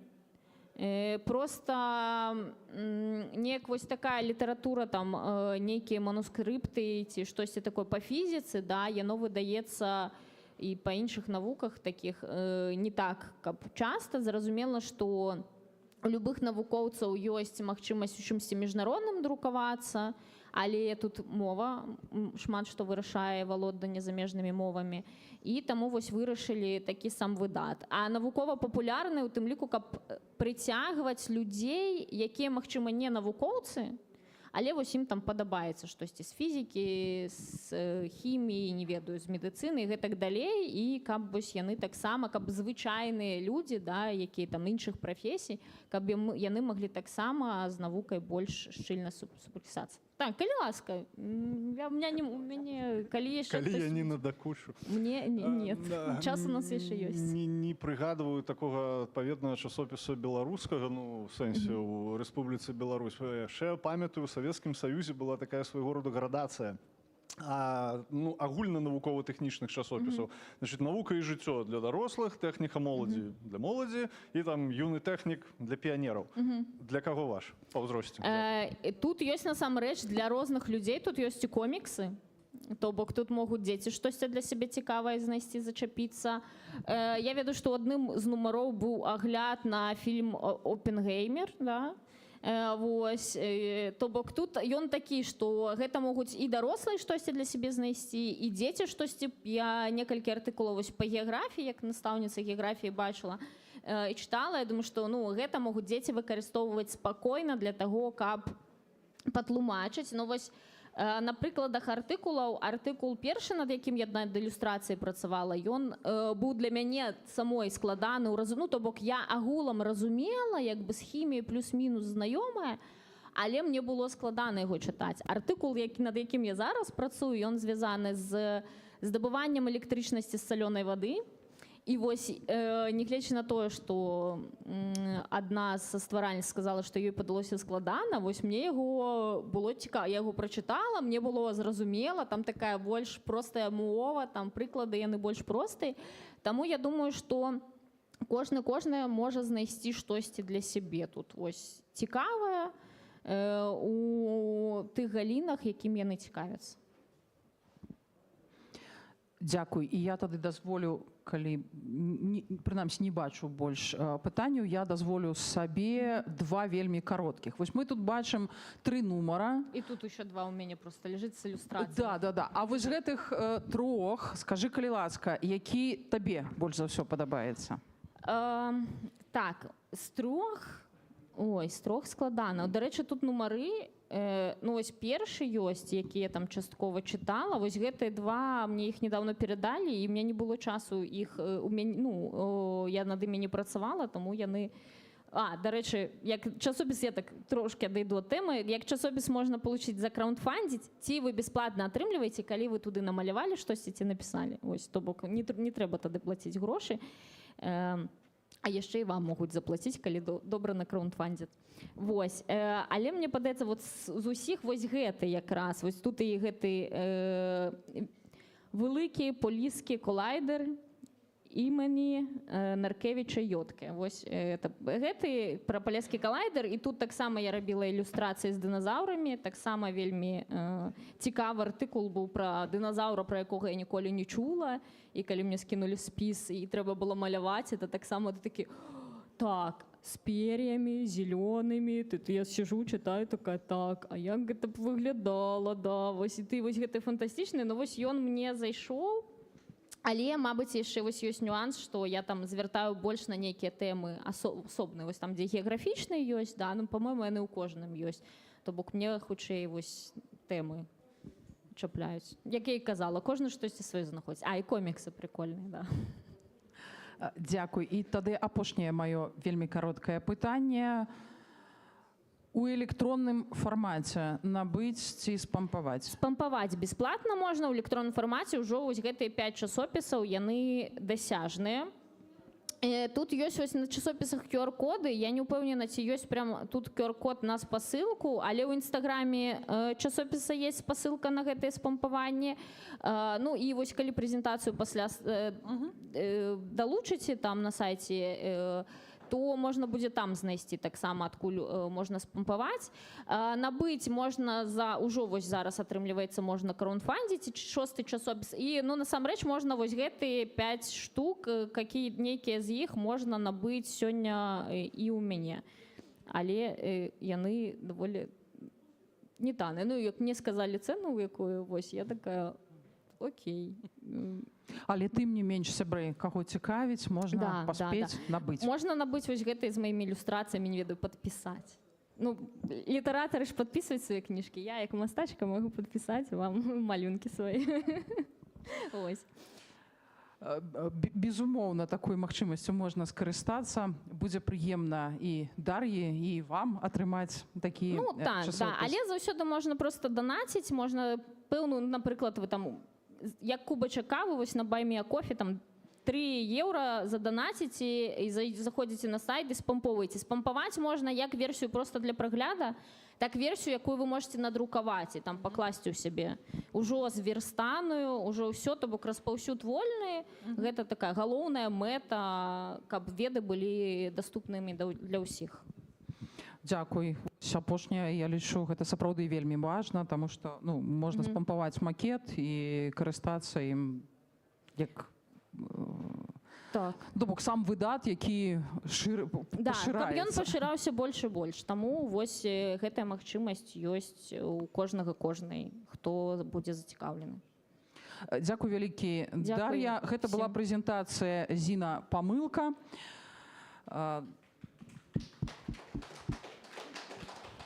І з намі была Дар'я Роскач. Дзякуй вялікі. Дзякуй шчыры. І за пытанні шчыры дзякуй. Праз хвіліну мы працягнем нашу праграму. Зараз для нашай онлайн-трансляцыі мы робім невялікую паўзу.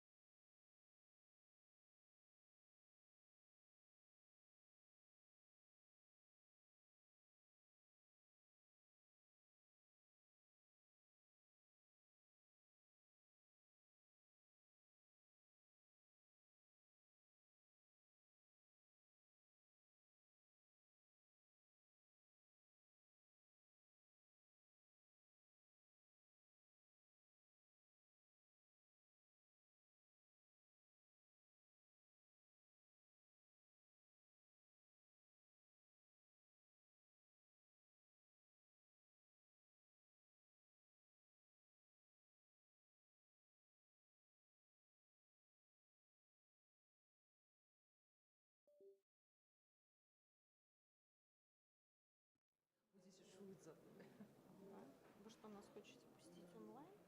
Конечно. Ну, вы что? Мы не готовы к такому повороту.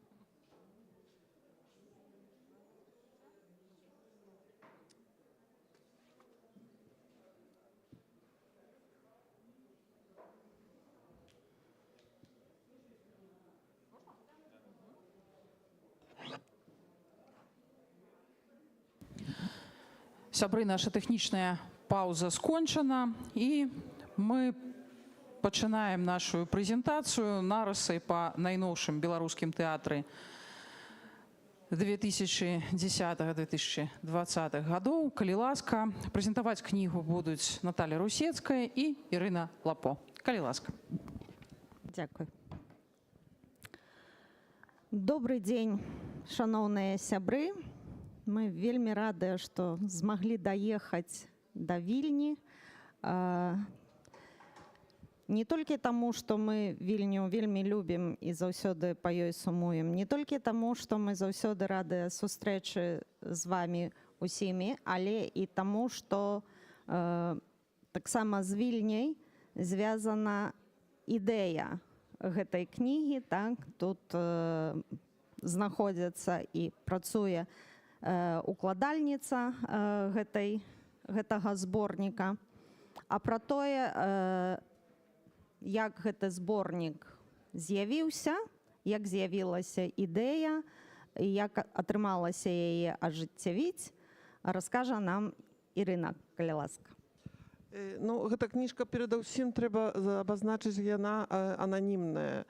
Вялікае ўражанне выварла на мне гэтая думка, што Максім Знак заплаціў гэтым сваім станам інкамунікада за Камерон. І я вельмі спадзяюся, што за гэтую кнігу ніхто не заплаціць у жодны спосаб. Людзі, якія пісалі пра беларускі тэатр у яго расквіце, у яго рэнесансе, у 2020 годзе патрацілі не толькі работу, не толькі працу, не толькі мажлівасць пісаць, але сам тэмат свайго пісьма. Гэты тэатр перастаў паволі існаваць. І тое, што ўдалося яго ухваціць у яго яшчэ жывым такім стане, бо гэта былі сведкі яго развою і такога рэнесансу.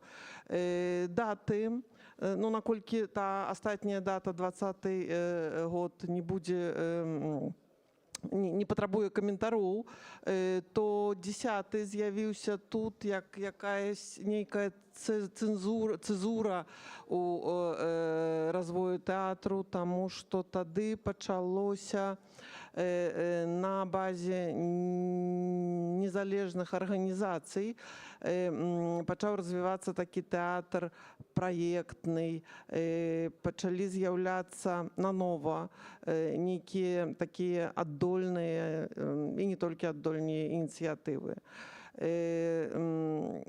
Но, на жаль, ужо хіба нават сама назва нашай кнігі у пэўным сэнсе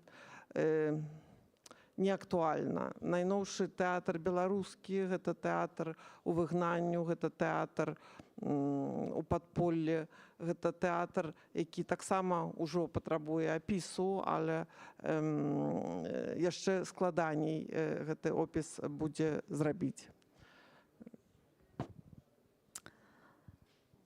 Я так, можа, яшчэ зраблю одну ремарку пра тое, што чаму з гэтай кнігай прыязджаем мы з Ірынай.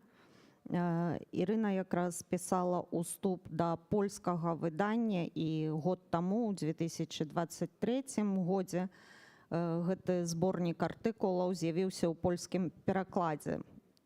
Ён выйшаў з друку і даступны ў Польшчы.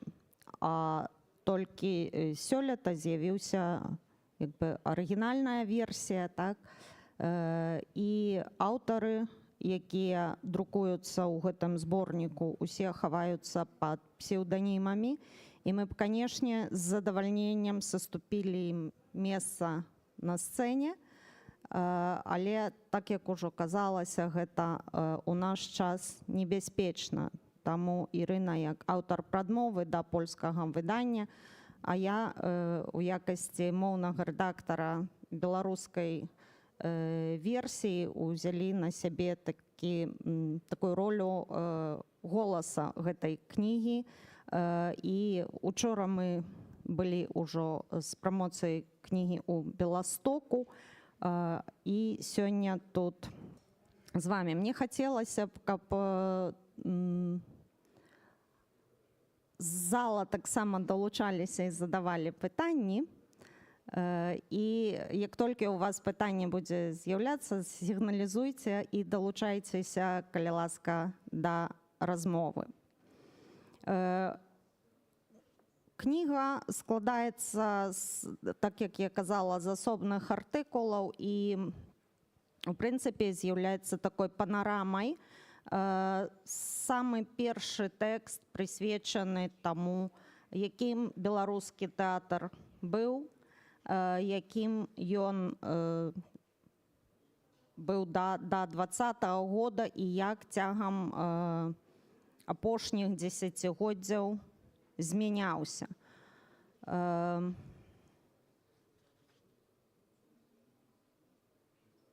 Увогуле, уся кніга ахоплівае самы розны тэатр. Гэта і тэатр драматургічны, і лялечны, і музычны, і опера. Ідзе гаворка таксама пра новую жаночую хвалю ў беларускім тэатры. Асобныя часткі прысвечаны такім з'явам у тэатральным жыцці Беларусі, як узнікненне цэнтра беларускай драматургіі, які з'явіўся пры тэатры, рэспубліканскім тэатры, который быў вольная сцэна. Я так яго для сябе і не навучылася называць інакш, хаця сапраўднае імя ў тэатра забралі ўжо даўно. І тое, як знікала ўсё гэта беларуская вольная сцэна, беларускі кнігазбор, гэта асобная тэма. Так, я маю на ўвазе РТБД, Рэспубліканскі тэатр беларускай драматургіі. І пры ім створаны быў цэнтр беларускай драматургіі. Таксама ёсць гаворка пра дзіцячы тэатр, тэатр для дзяцей. Тэатры не толькі дзяржаўныя, але і розныя ініцыятывы недзяржаўныя. Тэатр гэта вельмі такое улётнае мастацтва, вось ён ёсць, а наступнага дня ўжо няма. І таму гэты знішчаны, гэты неіснуючы тэатр, вельмі важна, што ён, аднак, удалося аддаць голас людзям, якія хацелі даць свядоцтва. Я хотела яшчэ сказаць пра вокладку. На вокладке і польскай версіі, якая была першая, і арыгінальнай версіі, якая дагнала яе праз год, здымкі Зміцера Вайноўскага, які браў удзел у рэпетыцыях тутэйшых купалаўцаў, якія зышлі ўжо з тэатру афіцыяльнага, з свайго дому, зышлі ў знак салідарнасці з сваім народам і прыгатавалі ў... Гэта ўжо можна сказаць, хіба, бо Art Corporation ўжо закрылі і нема паўроту, нема гэтай пляцоўкі, няма гэтага месяца в ОК-16. І так сталася, што найбольш афіцыяльны, найбольш дзяржаўны, нацыянальны, акадэмічны тэатр знайшоўся ў месцу такім незалежным, авангардным тэатру недзяржаўнага. І гэты недзяржаўны тэатр падтрымаў актораў-купалаўцаў.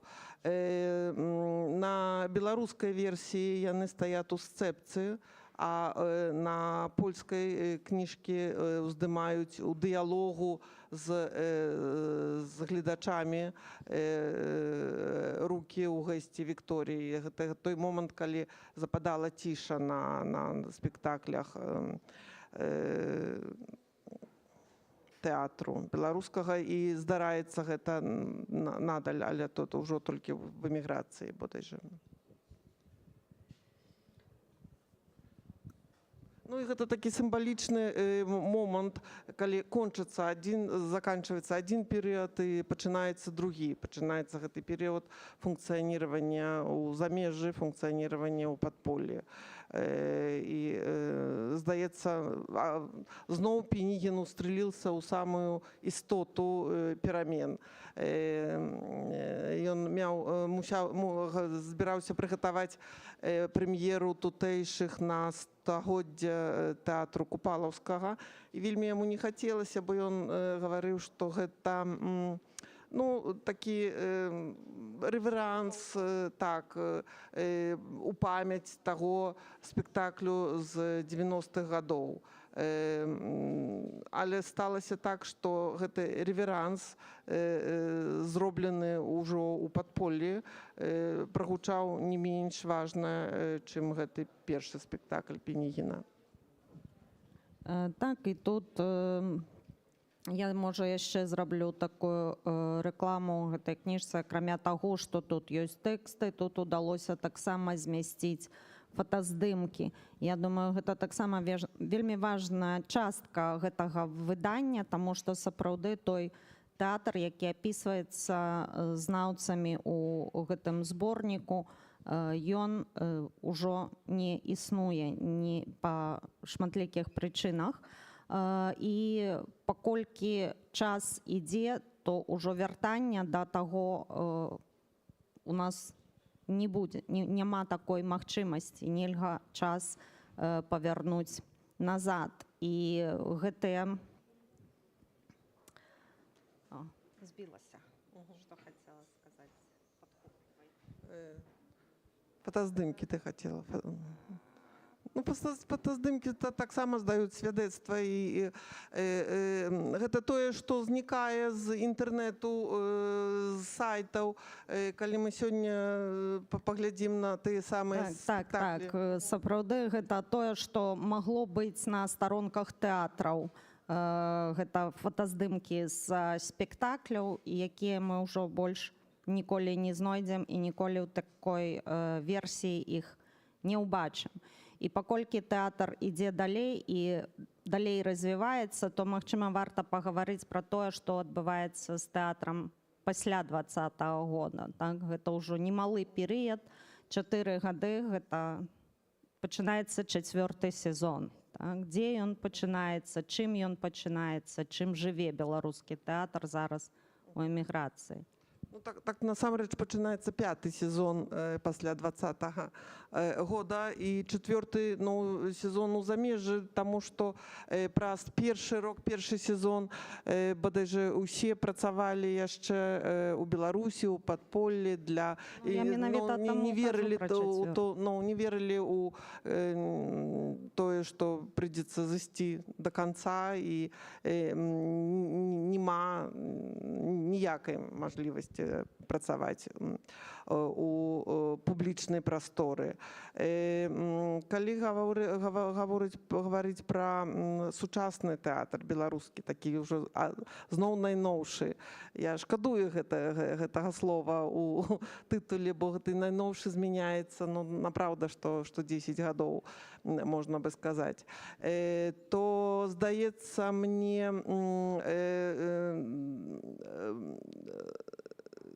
Беларускі інстытут тэатру, які паўстаў ужо на чужыне в экзіле, правёў такія бадання датычонцы таго, як функцыянуе беларускі тэатр у выгнанню.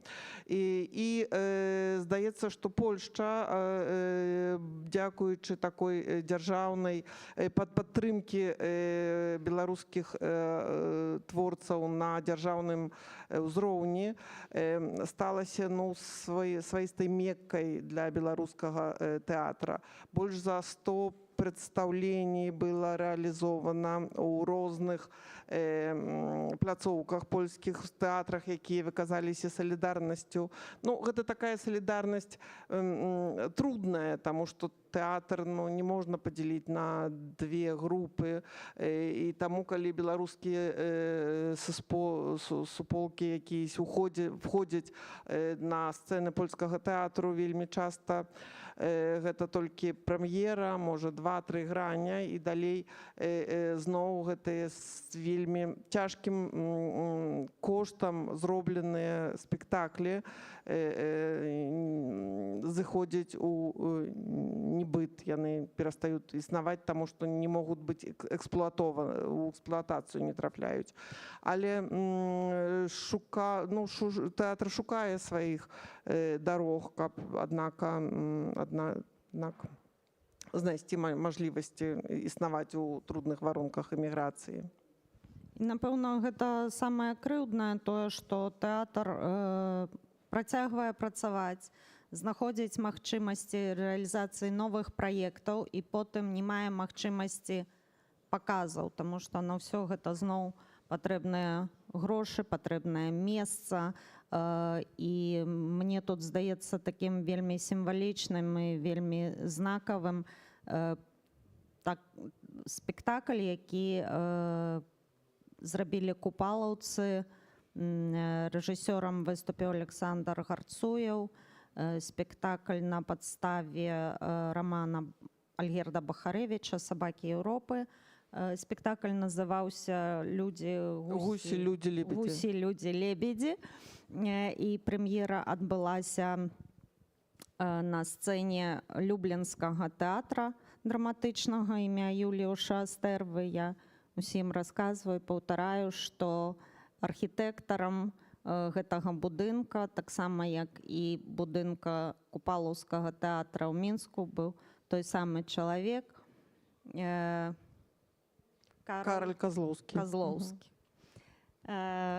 І вось гэта такі сімвалічны пачатак такога сцэнічнага жыцця купалаўцаў у эміграцыі, адным з такіх самых, напэўна, такіх традыцыйных купалаўскіх тэатраў. Ён, здаецца, даступны у Ютубе, на канале? Не, ён нігде не быў даступны на Ютубе. Колькі ўсяго было паказаў? Было 8 паказаў «Гусі, людзі, лебедзі», што свайго рода рэкорд, калі мы гаворым пра незалежныя такія беларускія прадукцыі. Гэта спектакль, які быў у Вроцлаве, у Беламстоку, у Варшаве. Да Вільна не даехаў. Да Вільна даехаў «Шэпт» купалаўскі і «Мой Глеб». Монодрама Зоі Белахвосцік. Тое, што робяць купалаўцы сёння, яно вельмі рымуецца з папярэднім спатканнем, таму што з аднаго боку 2 астатніх іх спектакля. Адзін гэта «Закамерон» паводле кніжкі Максіма Знака, а другі, які прэм'ера адбудзецца недоўга, гэта «Экстрэмісты» па п'есе Юліі Тимофеевай. Экстрэмісты, якія якраз і расказваюць пра цэнзурыёна, арывак, які мы паслухалі, пра цэнзара, які проста такое звычайнае зло, без усялякай нагоды забараняе, выкідвае некаторыя лісты. І як гэта сістэма права, знешняга і ўнутранняга бесправя здараецца, сутыкаецца з сабой у суме ў адным чалавеку. Так, сапраўды, калі чытаеш гэтую кнігу, яшчэ складаецца такое ўражанне, што рэзка звузіўся тэматычны спектр беларускага тэатра. Адбываліся спектаклі, якія падымалі самыя розныя тэмы. Гэта была і класіка, гэта быў фальклор, гэта былі складаныя тэмы адносін дарослых і дзяцей, складаная сітуацыя жанчыны ў грамадстве і безліч іншых. Што зараз з тэматычным колам, у якім працуе беларускі тэатр у выгнанні? А мне здаецца, нішто тут якраз гэтае выгнанне, экзіль, міграцыя, можа, і карысна паўплывалі на шырокасць тэматаў, таму што нічога з гэтага не знікла. Ну, канешне, мала ёсць класікі такой вялікай, таму што няма варункаў матэрыяльных, але, напрыклад, «Шчаслівы муж» Аляхновіча у «Дзеі другай», тэатры, які заснавала Вольга Каралёнак і Даніла Ганчароў.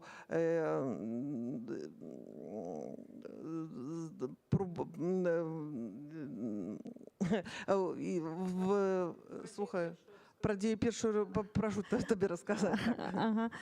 Такая ремарка, чаму «Дзея другая». Магчыма, не ўсе ведаюць, што ў 90-е гады ў Мінску была створана першая, чаго ў назве не было. Тэатр Міколы Трухана называўся «Дзея» і пісаўся так па-рознаму, графічна, «Дзе я», як пытанне, так, пра тое, дзе я знаходжуся, і як дзея, як тэатральная дзея. І вось гэта новы тэатральны калектыў адсылае нас ужо да той традыцыі і называецца «Дзея другая». Ну і вяртаючись до тэматаў, то таму з класікай розна, але ёсць, але сапраўды няма цэнзуры такой. І расквітае тэатр дакументальны, тэатр, то гэта бодайжа плынь, якая такая найважнейшая, наймацнейшая ў тэатры сучасным. Гэта проба зафіксаваць тое, што было, не дазволіць на вымазыванне гісторыі і пратэсту, і гісторыі палітвязняў. Гэта тэатр ангажыраваны, палітычны, сацыяльны. Гэта вельмі моцная і цікавая плынь, на якую, на жаль, не вельмі ахвотна прыходзяць беларускія гледачы. А трэба сказаць праўду, што на спектаклі беларускага тэатру прыходзяць перадусім беларускія гледачы, што наш глядач, таксама як наш тэатр, ён тут.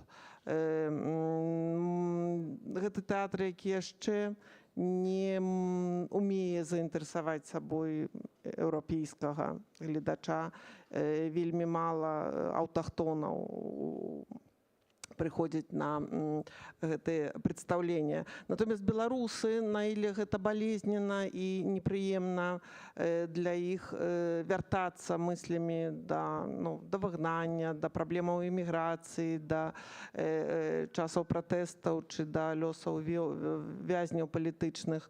Яны, аднака, ахвотна, найбольш ахвотна і вельмі любяць спектаклі, якія базуюць на спадчыне беларускай, на фальклоры беларускім, на тым, на ўспамненнях пра вёску, пра бабулек, замова ў тэатры, байтэатр ці шэпт, які прывозілі купалаўцы. Ірына, мне тут падумалася яшчэ, што мы паколькі ўвесь час супрацоўнічалі з беларускімі тэатрамі пры арганізацыі тэатральных фестываляў у Любліне, ў Польшчы, вельмі часта чулі ад палякаў, дзе ваш палітычны тэатр.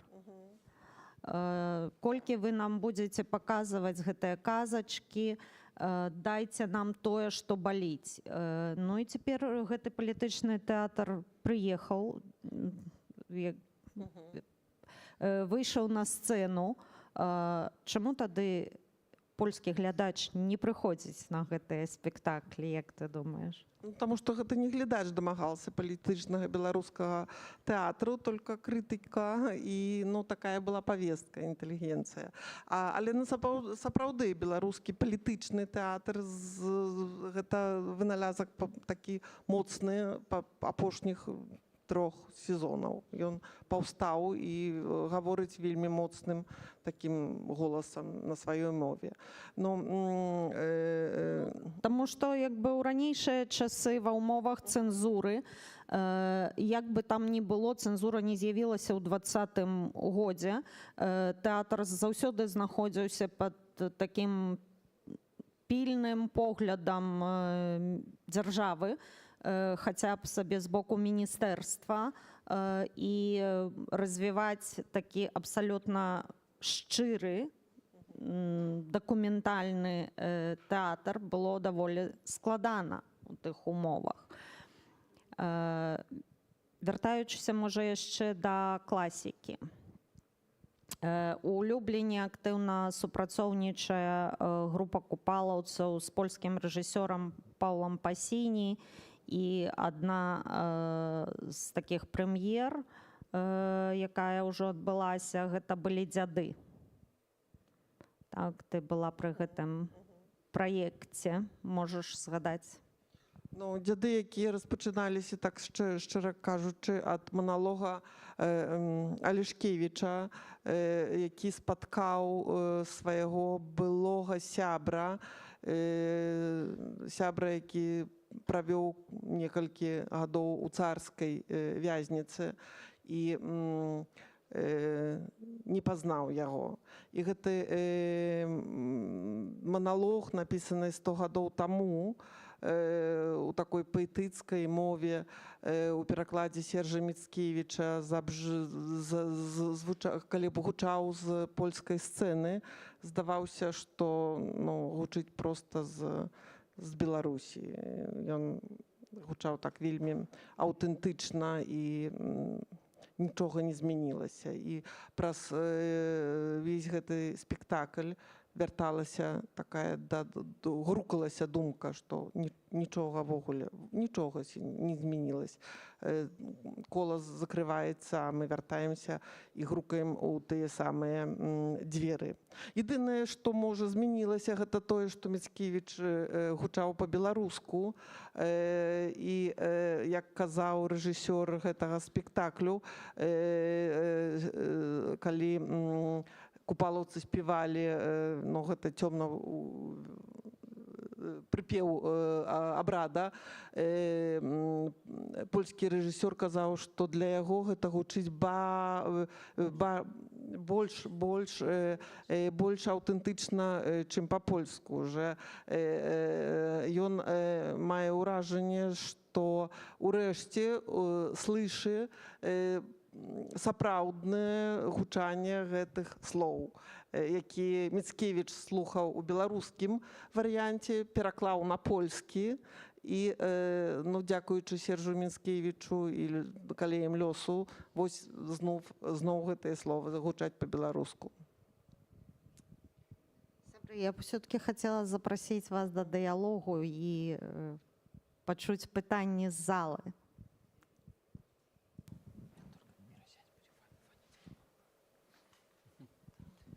Можа, я як глядач задам пытанне.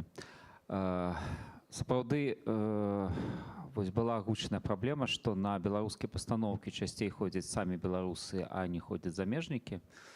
Пры тым, што все ж такі калектывы стараюцца ісці насустрач, робяць субтытры, як найменей польскі, там ангельскі, то бок гэта не тое, што перашкаджае менавіта моўны бар'ер.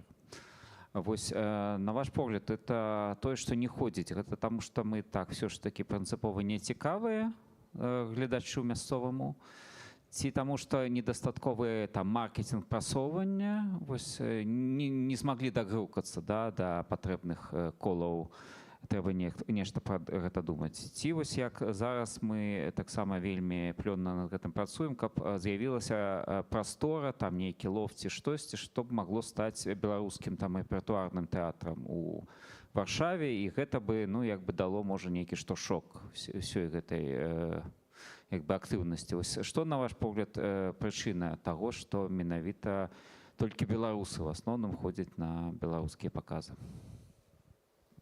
Ну, я лічу, што брак маркі такого беларускага тэатра і брак, ну, не дагрукаліся. Мы сапраўды цікавы, гэта вельмі цікавы і тэатр. Аднак, каб прыйшоў такі звыклы глядач-замежнік, ну, тут трэба маркетинг, трэба, як бы, гэта, не ведаю, грошы, рэклама, лобі, над гэтым працаваць. І я не до конца веру ў ідэю такога дома тэатру, таму што, ну, калі з'явіцца інстытуцыя і некалькі этатаў, як гэта, ставак, то, ну, ёсць такой шанец адраджэння найгоршых традыцый дзяржаўнага тэатра.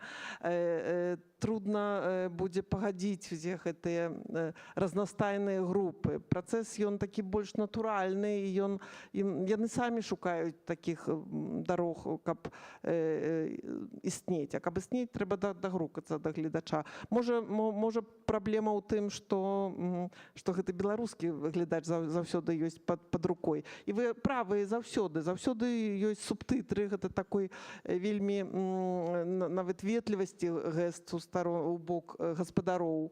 Але, ну, 2-3 асобы рэагуюць на напісы, гэта таксама відна, таму што спазненне трошачка і так.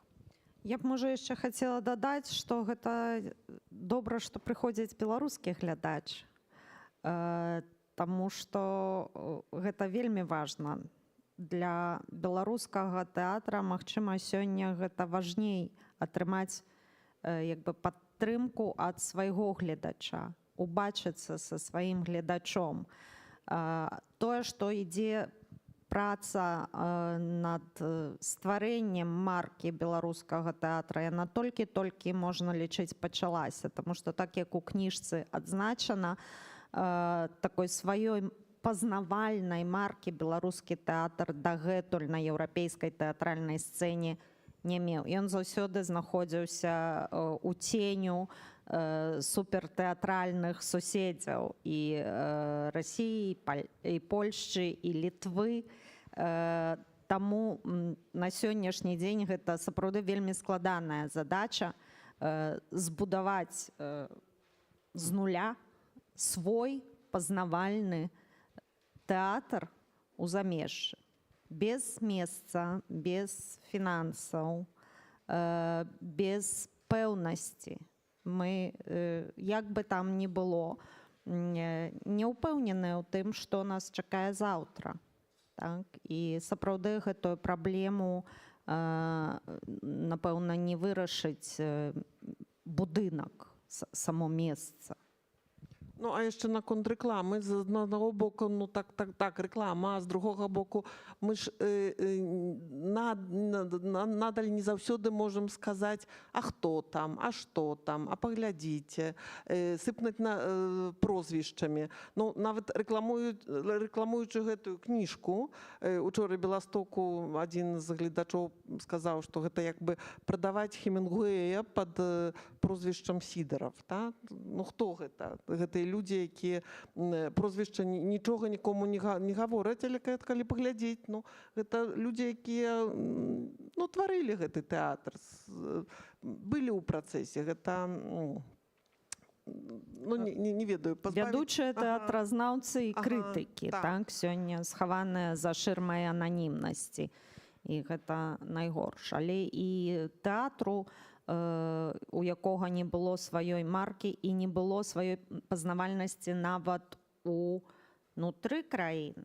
У самой Беларусі ніколі не стварыўся інстытут зорак. Я не ведаю, я асабіста ніколі не бачыла нейкіх там плакатаў і расцяжак у цэнтры Мінска, што Ужо там, не ведаю, 10 кастрычніка на галоўнай сцэне краіны, там, зорка беларускага тэатра, Зоя Белахвосцік, у прэм'еры там, і гэтак далей. Так? Вось гэтага не было. Але калі прыязджалі нейкія расійскія зоркі, все гэтыя плакаты займалі нашу публічную прастору.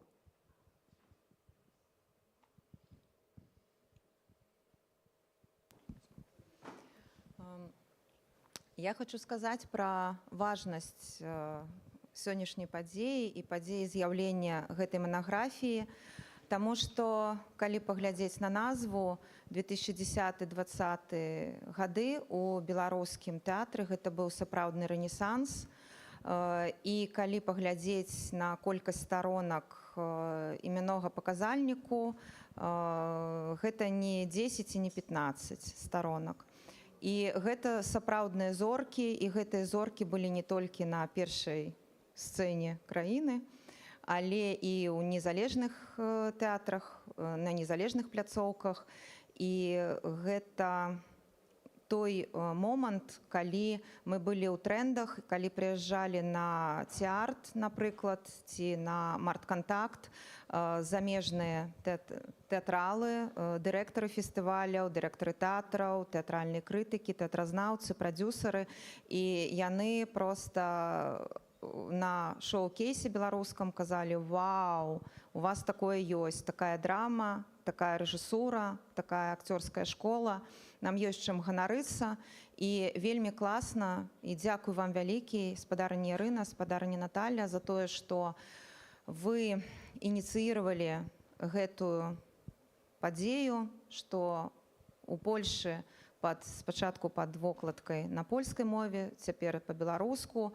Гэта вельмі важная такая, не ведаю, пачатак энцыклапедычнай, напэўна, працы, таму што я як і даследчыца выступаю, і той чалавек, які ўжо шмат год з тэатрам, я, можна сказаць, большую частку таго, пра што там напісана, бачыла на ўласныя вочы і аналізавала.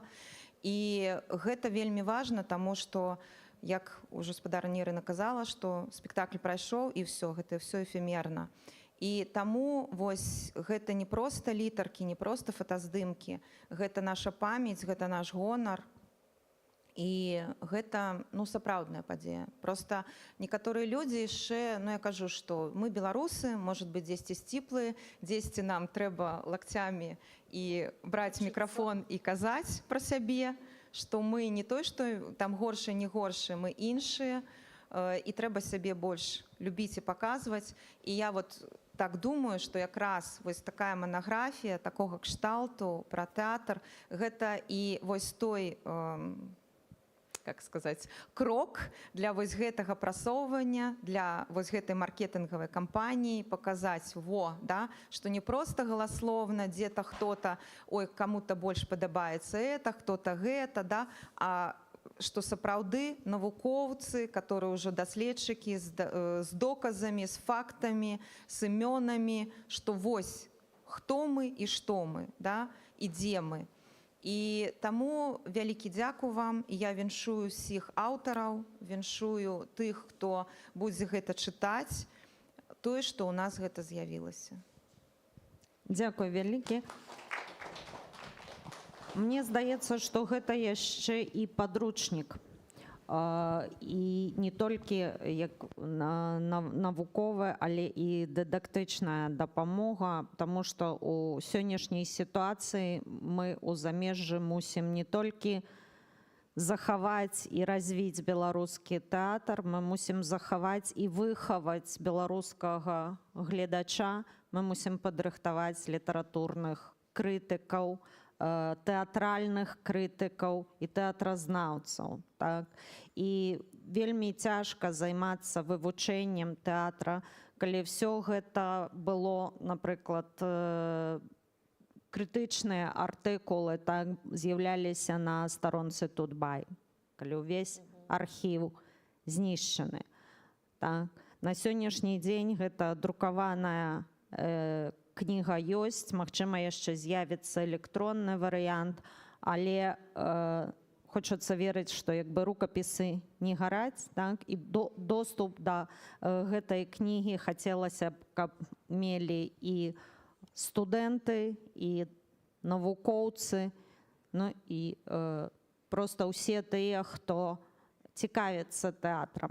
Таму запрашаю набываць кніжку. Ну і варта дацэніць гест польскага выдаўца, бо гэта беларуская кніга, якая выходзіць у польскім выдаўніцтве.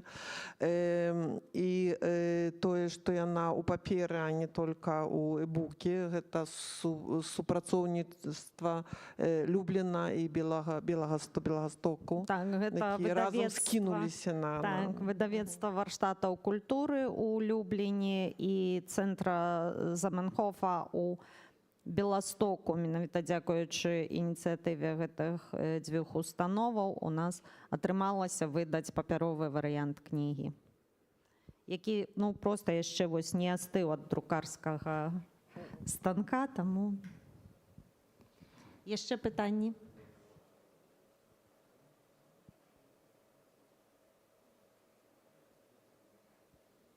Ну, паколькі гэта, я так разумею, ідзе трансляцыя онлайн, то зноў жа, можа, не все хочуць гэтую дыскусію выносіць на шырокі доступ. Сябры, у гэтым плане можаце не пераймацца, таму што камера у нас не паварочваецца, яна нацэленая толькі на сцэну, і вы можаце задаваць, спадзяюся, па голасу у нас яшчэ настолькі не навучыліся. Я б хацела яшчэ толькі, можа, і рату, бо нас назвалі тут ініцыятаркамі гэтага тому. Не, ініцыятыва выходзіла з Беларусі, а мы толькі слухалі гэты голас з Літвы, з Беларусі. І адчуваем сябе такімі бабкамі-павітухамі, якія памаглі... Ну, дапамаглі дзіцёнку прыйсці ў гэты свет. Але не больш.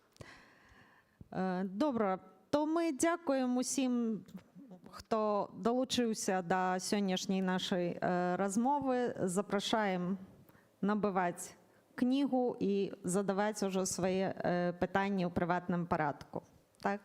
Дзякуй вялікі арганізатарам, што далі нам магчымасць з'явіцца сёння з гэтай кніжкай.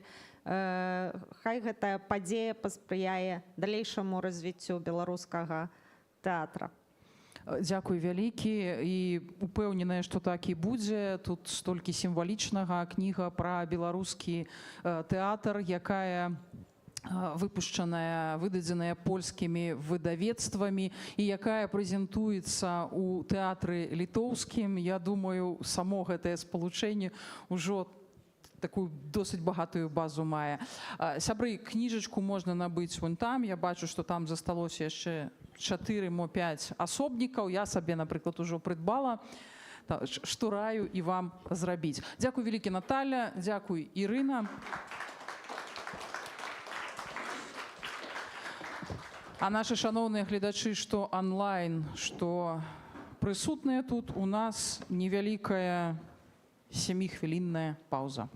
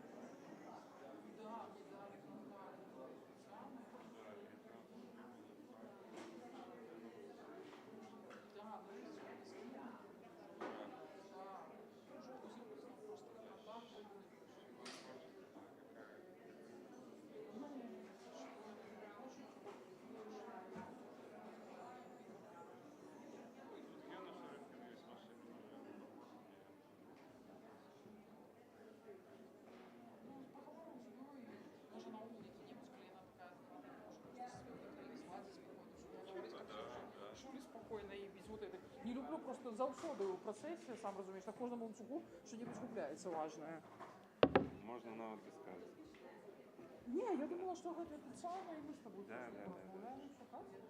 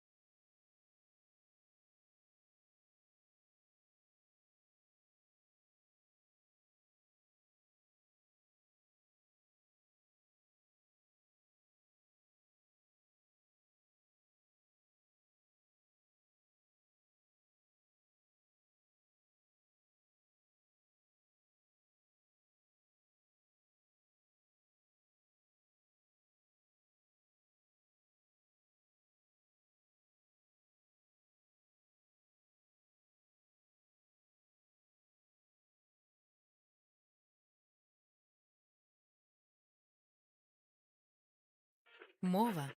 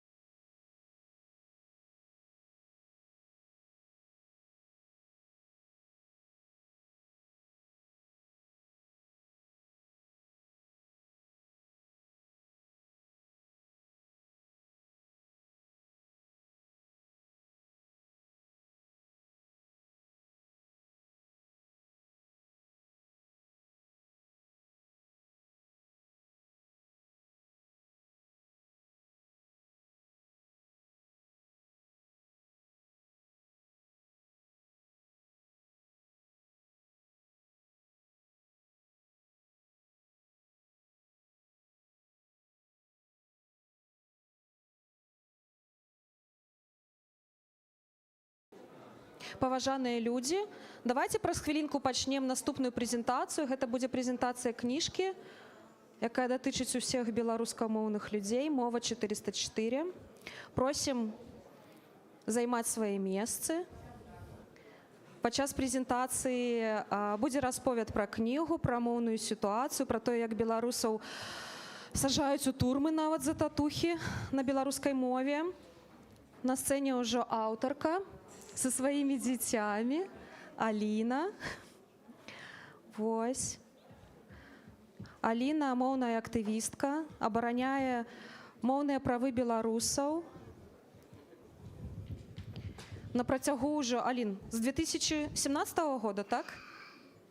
З 2017 года Аліна з Гомеля займалася тым, каб... Я са Слуцку. Са Слуцку, ну, з Гомель... Окей, сорі. Гарады сябруюць, так што ок. Падчас прэзентацыі будзе не толькі расповед пра кнігу і пра кейсы моўнай дыскрымінацыі. Нас яшчэ чакае квіз. Вось. Мы прапануем людзям пасля згуртавацца ў каманды і паадказваць на пытанні пра тое, што мы ведаем пра беларускую мову, пра яе становішча, пра гісторыю. Будуць падарункі. Ніякіх сакрэтаў, падарункі будуць у выглядзе кніг. Вось.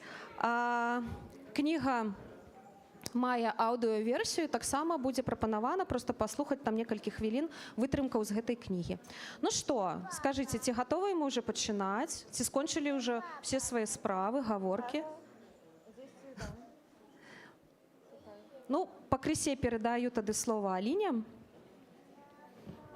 Скажыце, ці нармальна, калі дзеці будуць туды-сюды насіцца, так?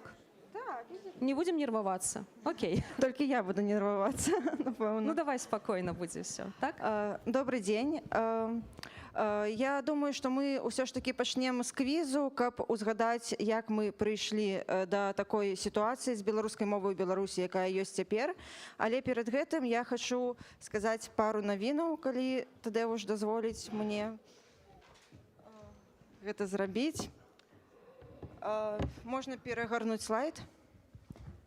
Па-першае, кнігу «Мова 404» можна прачытаць онлайн. Гэта абсалютна бясплатна, гэта зручна, можна рабіць з кампутара, з тэлефона. І самае галоўнае, што там ужо з'явілася англамоўная версія. І англамоўная версія з'явілася і ў паперы. І вось я сёння ўпершыню пра гэта кажу. Заўтра, паслязаўтра будзе афіцыйны пост, так сказаць, пра гэтую падзею. Таксама можна перагарнуць слайд. Нагадываю, што кніжку «Мова 404» можна яшчэ чытаць... Нічога страшнага. Можна яшчэ чытаць у зручным фармаце ў Інстаграм. Ёсць старонка «Мова 404», і там у кожным посціку ёсць гісторыя з кніжкі. Ось такая старонка. І можна яшчэ перагарнуць слайд. Яшчэ таксама, калі камунікуеце з замежнікамі і думаеце, як ім распавесці пра моўную сітуацыю ў Беларусі, то я стварыла старонку «Мова Not Found» на англійскай мове. Там вельмі такія караценькія посцікі пра моўную сітуацыю. Дзякуй. Вось. І таксама ў халайцах замацаваныя розныя рэчы, апытанка, статыстыка, адукацыя і гэтак далей. То бок такая староначка, каб зручна і хутка распавесці людзям пра тое, што адбываецца з беларускай мовай у Беларусі. А цяпер... Аліна, можна такое пытанне? Некаторыя людзі бачаць цябе ўпершыню, і, магчыма, пра кніжку таксама ўпершыню чуць. Раскажы пра сябе, чаму ты гэтым займаешся, чаму ты свой час выдаткоўваеш на такія тэмы, на такія пытанні. Што табе баліць? Я просто, насамрэч, ад нараджэння была рускамоўным чалавекам. І пасля ў сваім горадзе Слуцку пачала арганізоўваць розныя мерапрыемствы. Мне не хапала некага кам'юніці. Я арганізавала літаратурны клуб, мы кніжкі абмяркоўвалі. Мы пачалі сябрамі арганізоўваць канцэрты, кінапрагляды. І пачалі ў маім жыцці з'яўляцца людзі, якія камунікавалі па-беларуску. І я пачала проста задумвацца пра гэта, сама вырашыла перайсці на беларускую мову, мяне гэта вельмі натхніла. І калі я перайшла на беларускую мову, я зразумела, што толькі для рускамоўных людзей створана ўсё ў нашай краіне. І тады я яшчэ займалася гэтым не сістэмна, проста нешта арганізоўвала, там, напрыклад, кінапрагляды на беларускай мове. І пасля ўжо калі пазнаёмілася з Ігарам, пабачыла вось гэту дзейнасць са зваротамі, я пачала арганізоўваць грамадзянскія кампаніі ў падтрымку гэтых зваротаў, каб больш людзей далучаліся і дасылалі іх. І беларуская мова з'яўлялася ў Беларусі ў большых памерах, у большых маштабах. І, напрыклад, адно з такіх дасягненняў, якім я ганаруся, гэта тое, што цяпер у Беларусі абсалютна ва ўсіх гарадах Беларусі транспартныя квіткі на беларускай мове друкуюцца. Раней не былі з большасці па-расейску, і гэта проста вось адна з грамадзянскіх кампаній, якую мы зрабілі. Да.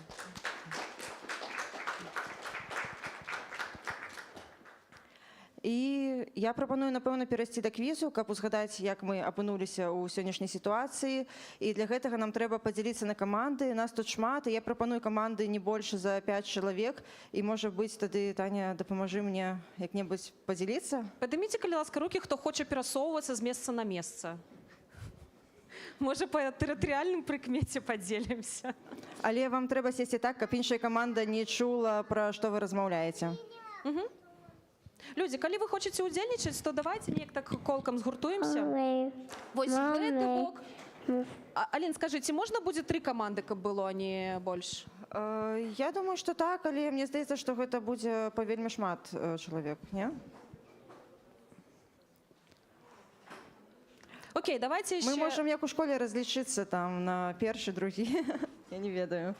На кожную каманду будзе па некалькі паперкаў, па асадцы. Трымайце, калі ласка. Можа, у вас ёсць свае, тады, калі вам зручней, то сваё, калі ласка. Так. Вось у нас ёсць ужо 2 каманды. Так. Дзе яшчэ? Вось. На тым баку таксама 2 каманды будзе? Можна гуляцца індывідуальна, дарэчы. Калі ласка. Калі ласка. Калі вы хочаце нейкім чынам ідэнтыфікавацца, напрыклад, там каманда дранікаў, каманда крупнякоў. Так, абавязкова прыдумайце назву для сваёй каманды. Каманда Гутенберг, каманда Скарыны. Што заўгодна. Так. Прымайце. Можна індывідуальна гуляць. Калі ласка. Канешне, можна, канешне. Все. Хто-нибудь яшчэ хоча атрымаць паперку і асадку? На галёрцы там. Паперку, асадку атрымаць хто-нибудь хоча? Пакажыцеся.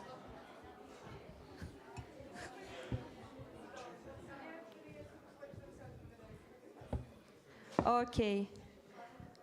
Так, усе прыдумалі назву каманды? Калі ёсць нейкія там сумневы, можна і нумарам. Ну что, Алін, я отключаюся, так? І скажи, калі ласка, якая праграма, як будзем гуляць? Якая схема? Будзе 11 пытанняў. Я думала зрабіць 15 пытанняў, але мои дзеці вырашылі, што будзе 11 пытанняў. І яны будуць запар, і на кожнае пытанне у вас будзе секунд 20-30, каб паміж сабой хуценька абмеркаваць адказ і запісаць адзін адказ ад усёй каманды. А далей што? А далей мы будзем лічыць, хто перамог. Ну, пасля кожнага пытання будзе што, пауза? Пасля квізу. Ага, значыцца, 11 пытанняў запар, ёсць час падумаць, мы записываем адказы, так, а пасля што? А пасля мы пабачым, хто перамог. А як? Мы збярэм паперкі і паглядзім на пытанні, а я ведаю правільныя адказы. Окей. Так. Ну што, мы можам пачынаць. Трэба перагарнуць. Варыянтаў адказу не будзе. Пытанне першае. Калі у беларусаў з'явілася свая пісьменнасць? 20 секунд.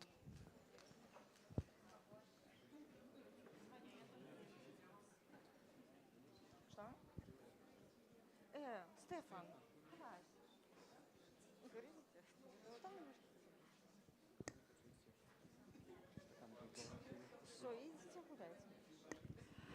так, мне здаецца, што 20 секунд прайшлі, і мы пераходзім да другога пытання. Што за дакументы былі падпісаныя паміж Полацкам, Віцебскам і Смаленскам на мяжы 12 і 13 стагоддзяў?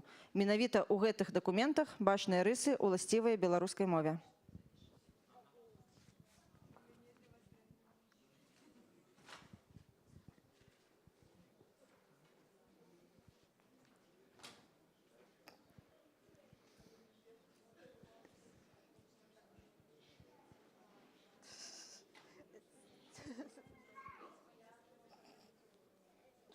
Седик, ты можешь мне дать купон? Нет.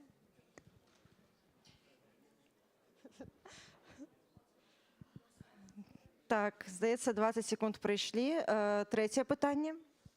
Так, яке там питання вже забилося. Якою мовою користалися королі Польщі при переписці з володарами Усходу Європи у 14-17 століттях? Я не можу зараз пояснити, почекай.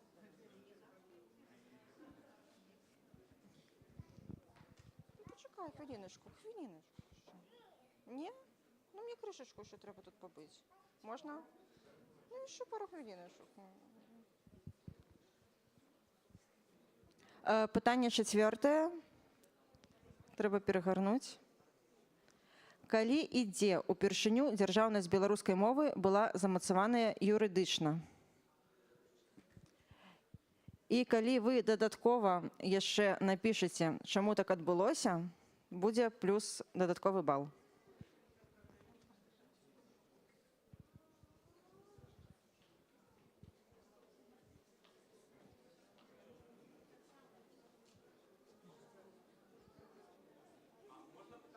Конечно. Так, так.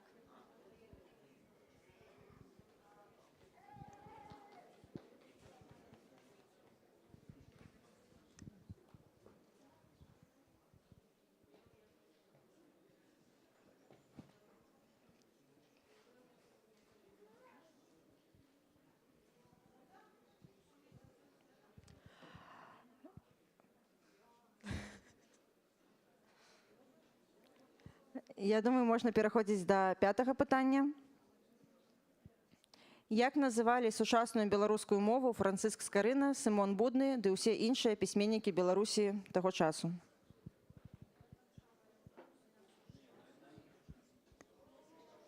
Ну, як сказати сучасною? Ну, старобілоруською?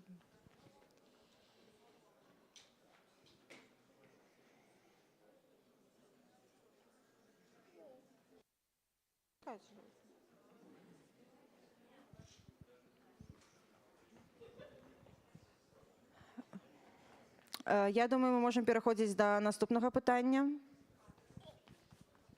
Колькі процентаў правовых актаў на беларускай мове размешчана ў эталоннай базе даных правовой інфармацыі? Як вы думаете? Ігор, ты можешь поглядеть здесь? А? Что? И воду держи. А где все мои... Ясно. Ми можемо переходити до наступного питання. Конституція Речі Посполитої 3 травня 1791 года на якій мові була затверджена?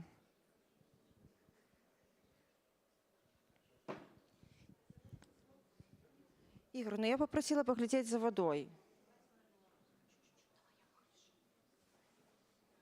Я вже згубила надію попити.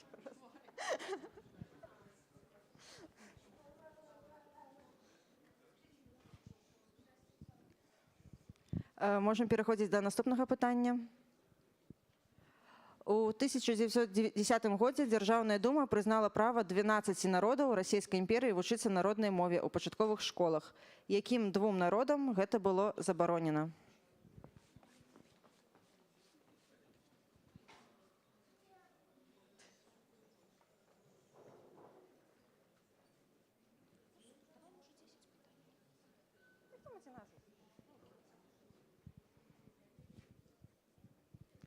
Наступне питання.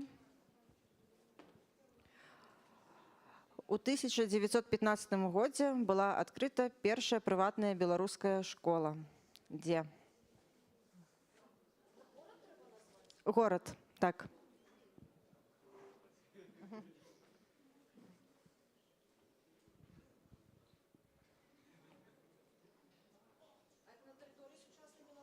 Не скажу. Это будет подсказка.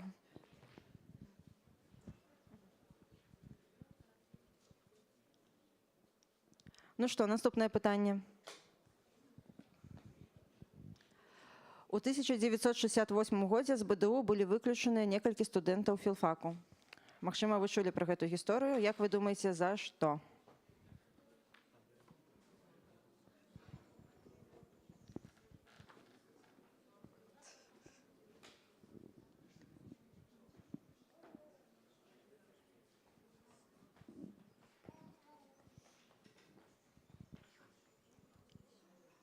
І апошняе пытанне. Нам трэба перагарнуць слайд. Колькі працэнтаў школьнікаў, дзякуй, колькі працэнтаў школьнікаў навучаецца цяпер у Беларусі па-беларуску, па афіцыйных звестках, як вы думаеце?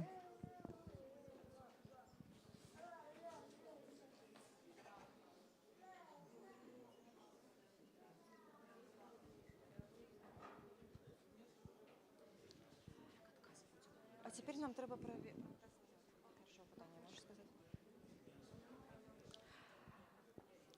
Так, усё, падыміце, калі ласка, рукі, калі вы адказалі на ўсе пытанні. Так, гатовыя? А вы гатовыя?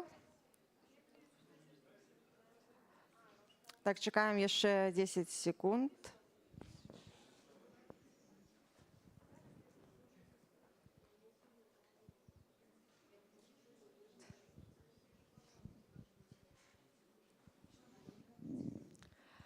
Ну, цяпер правяраем адказы. Калі у беларусаў з'явілася свая пісьменнасць? У 10 стагоддзях. Кого-нибудь ёсць адказ у 10 стагоддзі? У 10. Ставім 1 бал. Ну, не ставім. Не ставім 1 бал. Таму што гэта прыйшло, калі Беларусь прыняла хрысціянства. Гэта 981 год, гэта ўжо 10 стагоддзе, так. І тады беларусы, дзякуючы хрысціянству, пачалі карыстацца кірылічным алфавітам, але пісалі па сваіх уласных правілах. Вось. І можна казаць, што гэта пачатак сваёй пісьменнасці. Другое пытанне правяраем. Дакументы — гэта гандлёвыя пагадненні. Ставім плюсик, у кого так. Таксама цікавы варыянт. Трымай машынку. Наступнае пытанне. Беларускай, канешне ж. Так. Наступнае пытанне.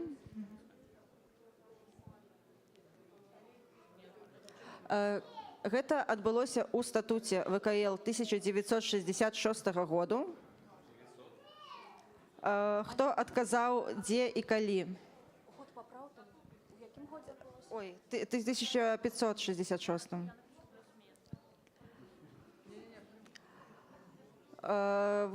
Калі напісалі, дзе і калі, стаўце 1 бал. І таксама, калі вы ведаеце, чаму так адбылося. Хто-небудзь ведае, чаму так адбылося? Чаму у статуце ВКЛ прапісалі беларускую мову як дзяржаўную?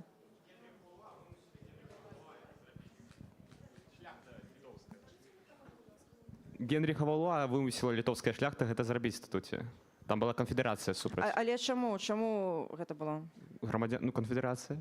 Таму што была пагроза з боку польскай мовы. І так, і было вырашана замацаваць дзяржаўнасць беларускай мовы, каб неяк адбіцца ад гэтай пагрозы і больш магчымасцяў даць беларускай мове. Перапуталі статут, але трапілі з прычынай. 1. Так, таму што гэта плюс. Наступнае. Рускай.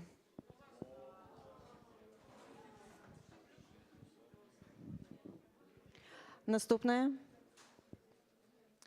Па апошніх звестках гэта 1,4%. У каго якія лічбы? 2 бліжэй за ўсё.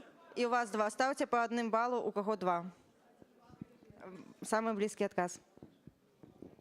Наступнае. На польскай. Толькі на польскай. Так. Дарэчы, за 100 год да гэтага была яшчэ прынятая пастанова, якая забараняла па-беларуску некаторыя дакументы друкаваць. І толькі па-польску можна было. Наступнае. Беларусам і украінцам. Нічога новага.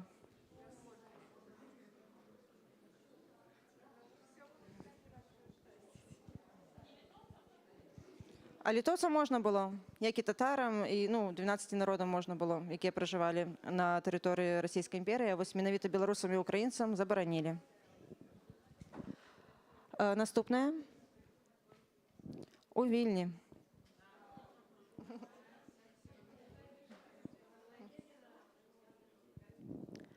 І наступнае.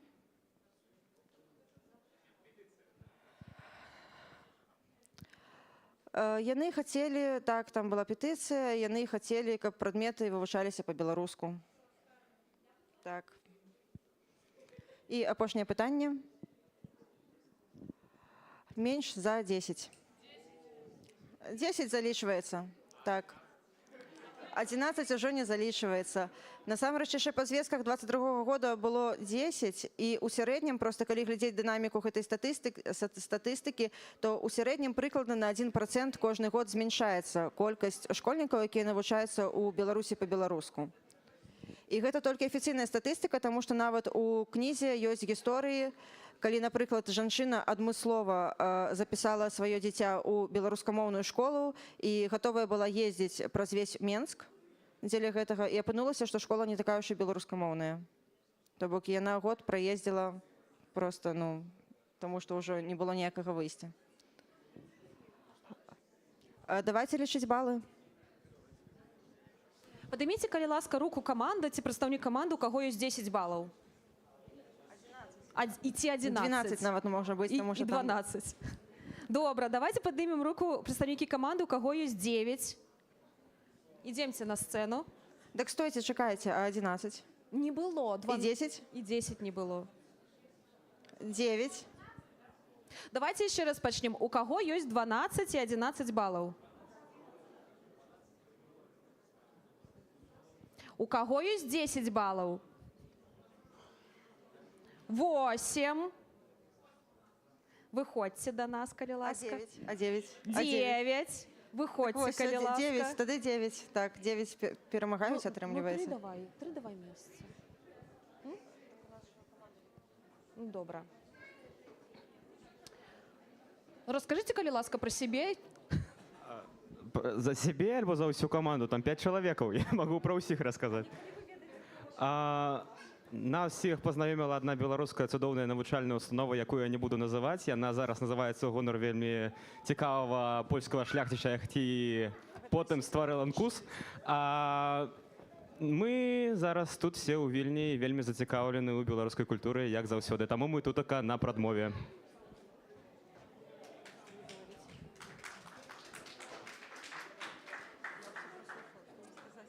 Хто ви такая, свою команду представте? Вітанки усім. Наша команда Манюшки. Мы спонтанно тут зашли на презентацію білоруської мови. Так що живе Білорусі, всім дякую. Так, мне треба книжки подаровать. Мне чомусь дали. Тут есть еще одна русскомовная, я не веду, чому. Але може продається. Я думаю, що про гэта Таня скаже наприкінці. Так, теперь мы скончили квіз, і я прапаную нам вернуться до книги «Мова 404», але у нас вельмі мало часу, тому есть такая прапанова просто послухать 3 маленькие і вельмі розныя гісторыі з кнігі.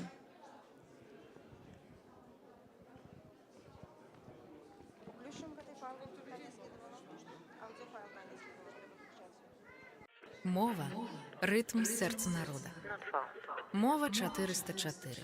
Гэта беларуская мова ў Беларусі. А сёння гэтай мове ў сваёй краіне зусім не застаецца месца. Увечары 11 жніўня я ўзяў 5 плакатаў і рушыў ад царквы Пятра і Паўла ў бок стэлы Мінск, горад-герой. Я меў намер прайсці з плакатамі да Палаца Рэспублікі і тыя плакаты прычапіць на металічны плот. Адзін з плакатаў быў за дзяржаўнасць беларускай мовы. Вось я ішоў і быў затрыманы прыкладна каля 11 вечара. А МАП мяне прыпыніў каля стэлы, яны пачалі разглядаць плакаты. Выклікалі відэааператара, які здымаў кожны плакат, і мае тлумачэнне, куды я іду і навошта. Потым мяне запхалі ў аўтазак. Плакаты таксама туды паставілі. В аўтазаку мяне пасадзілі ў маленькі такі стакан. Калі прывезлі на Крэсціна, пачалося катаванне. Збівалі з 23 да 7 раніцы ва ўнутраным дворыкі на каленях у позе эмбрыёна. Збівалі дубінкамі, білі з нагі ў сонечнае спляценне. Калі распраналі, знайшлі ў мяне дэкларацыю, дзе па-беларуску было напісана, чаму я іду на пратэст. Чаму я яе ўзяў? Думаў, што будзе, мажліва, суд нейкі, і я яе дастану з кішэні і зачытаю. Я яе схаваў у патаемную кішэню ў джинсах, і калі мяне распранулі дагала, пачалі ўсе гэтыя рэчы разглядаць, знайшлі яе. 127 чалавек трымалі разам у адным гэтым дворыку, а мапаўцаў вельмі раззлавала, што моя дэкларацыя была на беларускай мове, і мяне поўнасцю голага пачалі паказальна перад усімі збіваць. Гэта дакладна рабілі беларусы, бо яны зразумелі і без перакладу, а толькі казалі «Ага, на беларускай мове», каб паказаць перад усімі, што тут за беларускую мову можна атрымаць экзекуцыю.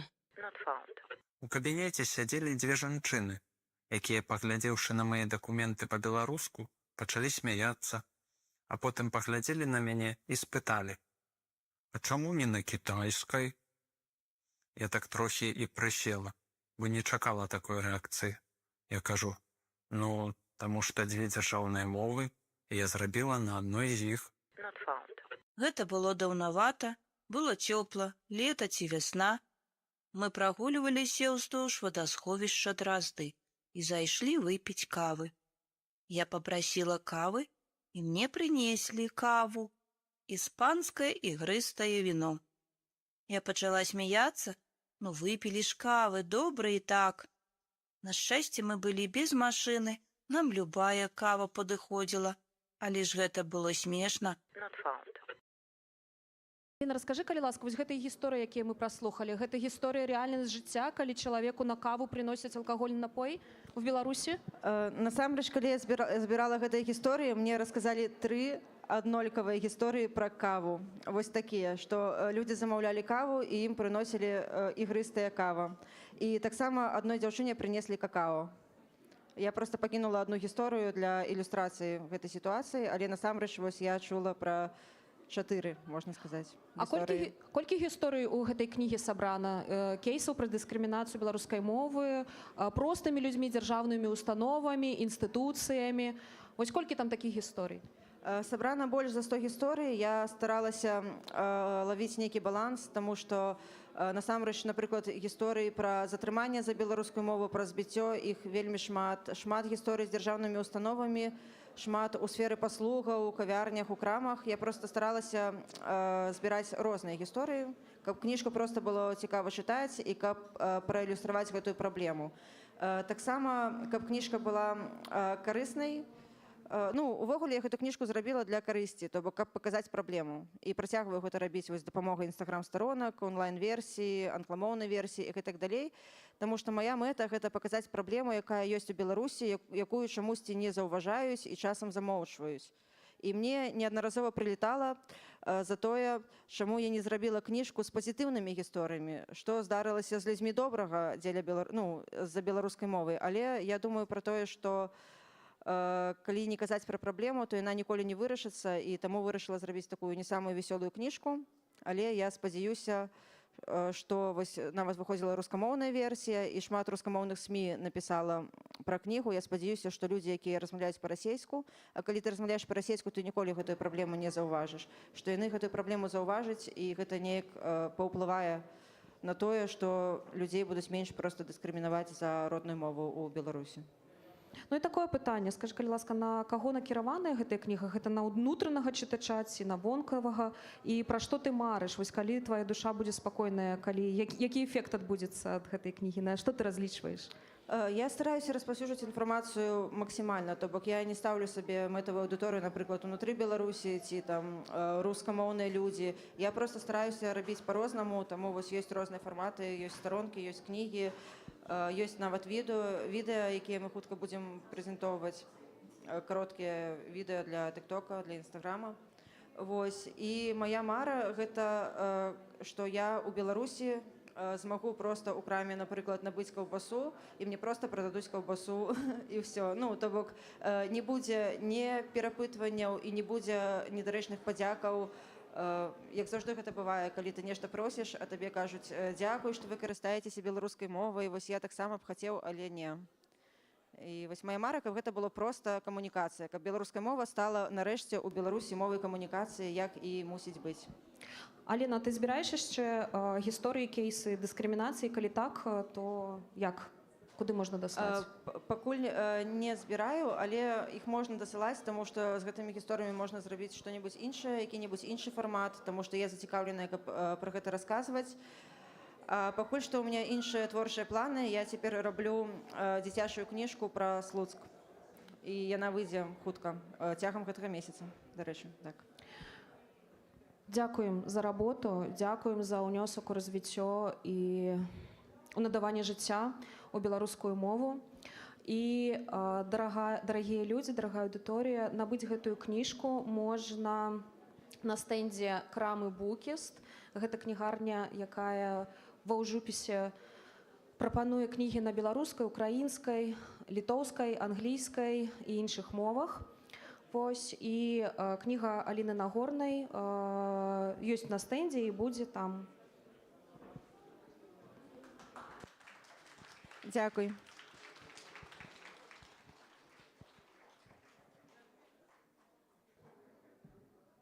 Дзякуй вялікая Аліна, дзякуй Тацяна, дзякуй за гэтую імпрэзу.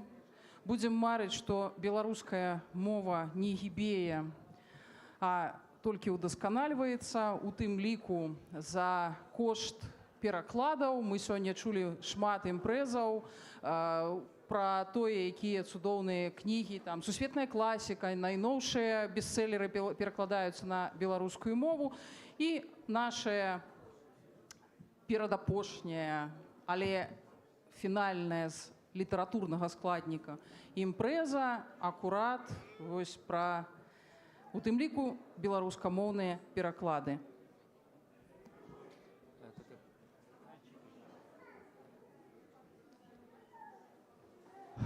Так, ну что, все, я бачу, уже падрыхтаваліся амаль што до нашай літаратурнай кульмінацыі. Пасля, яшчэ нагадаю, у нас будзе музычная кульмінацыя. Таму пасля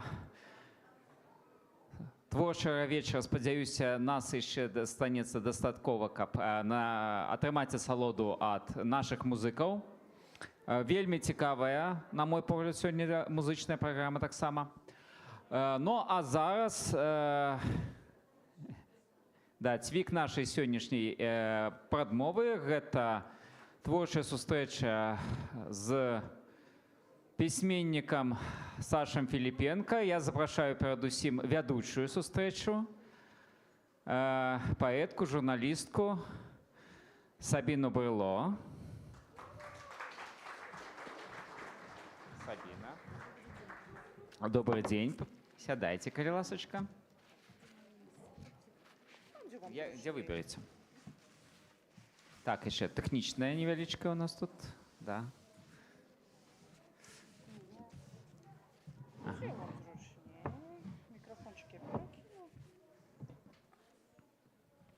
А Саша хай пока еще помучается, подумаем, вызовут его или не вызовут.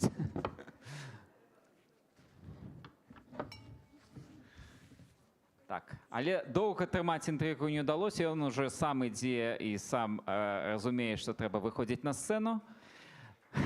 Таму вітаем Саша Філіпенка на віленскай прадмове. Калі ласка, Саша. Нет, все правильно. То тады перадаю слово далей вядоўцы і як пойдзе размова. Калі ласка. Раз. Прывітанне ўсім і прывітанне Саша. Думаю, што у нас з вами ўсё атрымаецца. Адзінае, што хацелось бы крыху дамовіцца пра фармат. Я буду задаваць пытанні Сашу, і у мяне ў самой шмат пытанняў, якія мяне цікавяць. І я вот думаю, альбо мы зробім так, што я позадаю яму ўсе пытанні, а вы падключыцеся ўжо потым, калі ён стоміцца. Альбо калі, можа, у кагосьці будзе пытанне па той тэме, на якую мы будзем размаўляць, што-то там вельмі хочацца ўдакладніць, альбо то можа тады хтосьці, можна падымаць руку. Я не ведаю, як лепш, давайте. Мне падаецца лепш, добрый вечар, па-першае, мне падаецца лепш, калі адразу здаюць пытанне ўсе, таму што людзі забываюцца. Вось, я і пра гэта таксама думаю. Але мне ўсё роўна, як вам. То бок мы з вами гаворым, а людзі падключаюцца. А як мы будзем ведаць, што яны падымаюць руку, я не вельмі добра бачу. Вы крычыце тады. То бок неяк там. Значит, пачынаем. І першае пытанне, собственно, это адкуль вы до нас зараз сёння прыехалі, альбо учора, я не ведаю, калі вы даехалі. Як вы там жывеце, чаго вам не хапае, што ў вас ёсць? Я даехаў да вас з Рыгі, але я там не жыву, і там будзе выступ заўтра, просто я быў там па сваіх нейкіх асабістых справах. Зараз я жыву ў Швейцарыі уже некалькі год. Мне, як усім, не хапае грошай. І я заўсёды себе адчуваў бедным чалавекам у Беларусі, і зараз я адчуваю себе бедным чалавекам у Швейцарыі. Нічога не... Ой, а на што вам не хапае? Нічога не змянілася ў маім жыцці. Насамрэч, мне падаецца, калі сур'ёзна адказваць на гэта пытанне, мне не хапае, як усім, на кніжкі, у тым сэнсе, што для мяне мае кніжкі шмат каштуюць, калі ты працуеш у архівах, калі ты там робіш усё, каб паглядзець.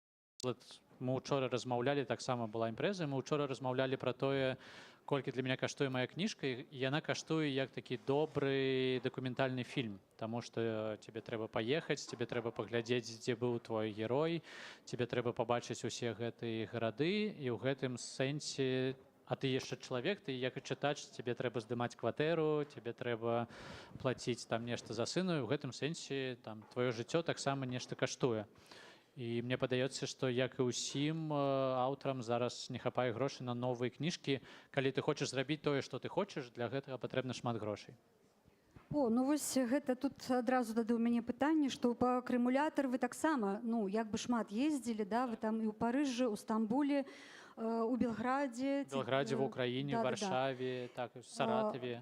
І скажыце, калі ласка, а вось каб вы там не былі, у гэтай бы кніжцы шмат бракавала інфармацыі, што вы там раздабылі менавіта для яе? Альбо гэта толькі для свайго ўражання было?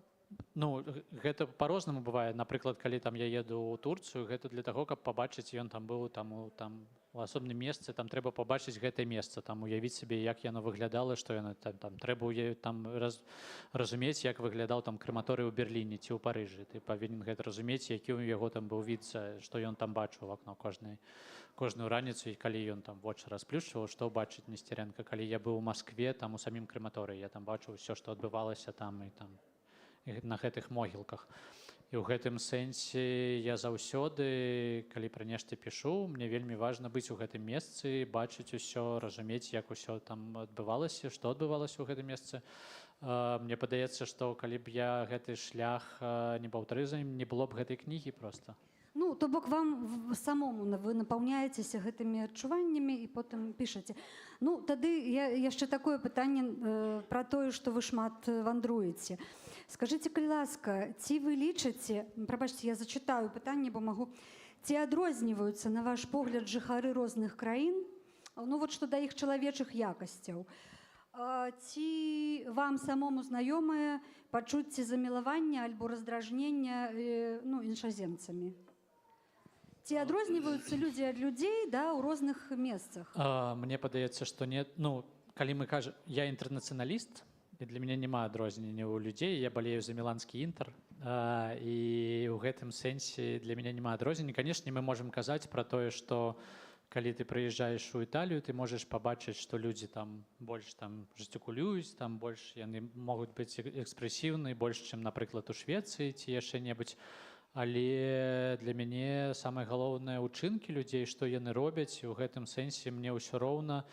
Зараз я жыву ў краіне, дзе яна вельмі розная, і насамрэч няма ніякай Швейцарыі, ёсць там 26 яшчэ з паўкантонамі, 26 маленькіх краін, якая кожная жыве сваім жыццём, у каждой там у мяне, вось я зараз жыву ў Базелі, там адны законы, побач Цурых, там людзі жывуць іншыя, па-іншаму, мы такія левыя, пра культуру Цюрых, ён пра грошы, яны правыя, і ў гэтым сэнсе, мне падаецца, але там у мяне ёсць сябры, там шмат беларусаў у Цюрыху. І для мяне не. У мяне няма раздражэння, але ў мяне ёсць нейкія траўмы ў нейкіх краінах. Напрыклад, я вельмі шмат вандрую і вельмі шмат падарожнічаю, і вельмі шмат падарожнічаю цягнікамі. І так як кніжка шмат, уже 2 кніжкі былі бестселлерамі ў Германіі, у мяне шмат выступаў у Германіі, і моя асабістая боль — гэта Deutsche Bahn. Гэта горшае, што ёсць у свеце, таму што я ніколі не быў там у пэўны час, калі мне трэба дзесьці быць. Вось гэта мяне там, да, раздражняе. Але мы вернемся да людзей. Скажыце, вось вам даводзіцца часта тлумачыць замежнікам, што адбылося, што працягвае адбывацца ў нашай краіне. І наколькі часта вы сутыкаецеся з неразуменнем, не непаразуменнем, а менавіта неразуменнем, да? Таму што проста ў іх не было такога досведу, гэта досвед, які ім вядомы толькі з кніжак, да? З антыутопій. І што вы робіце, каб ўсё ж такі патлумачыць? Ці стамляецеся вы і кідаеце тлумачыць, альбо нейкія выкарыстоўваеце метады, каб ўсё ж такі давесці? Ну, па-першае, гэта такая, мне падаецца, што гэта такая сізіфава праца, і ты павінен увесь час яе рабіць. У маім разуменні гэта, канешне, адрозніваецца ад краіны краіне. Канешне, тут у Літве, ці ў Латвіі, ці ў Эстоніі, ці ў Польшы, дзе ёсць подых вайны, людзі лепш разумеюць, што адбываецца ў Беларусі таксама, чым людзі, якія жывуць, напрыклад, у Швейцарыі, ці ў Нямецчыне, ці людзі, якія жывуць у Гішпаніі. І ў гэтым сэнсе, канешне, адрозніваецца тое, што тебе трэба тлумачыць, і тое, што тебе не трэба тлумачыць.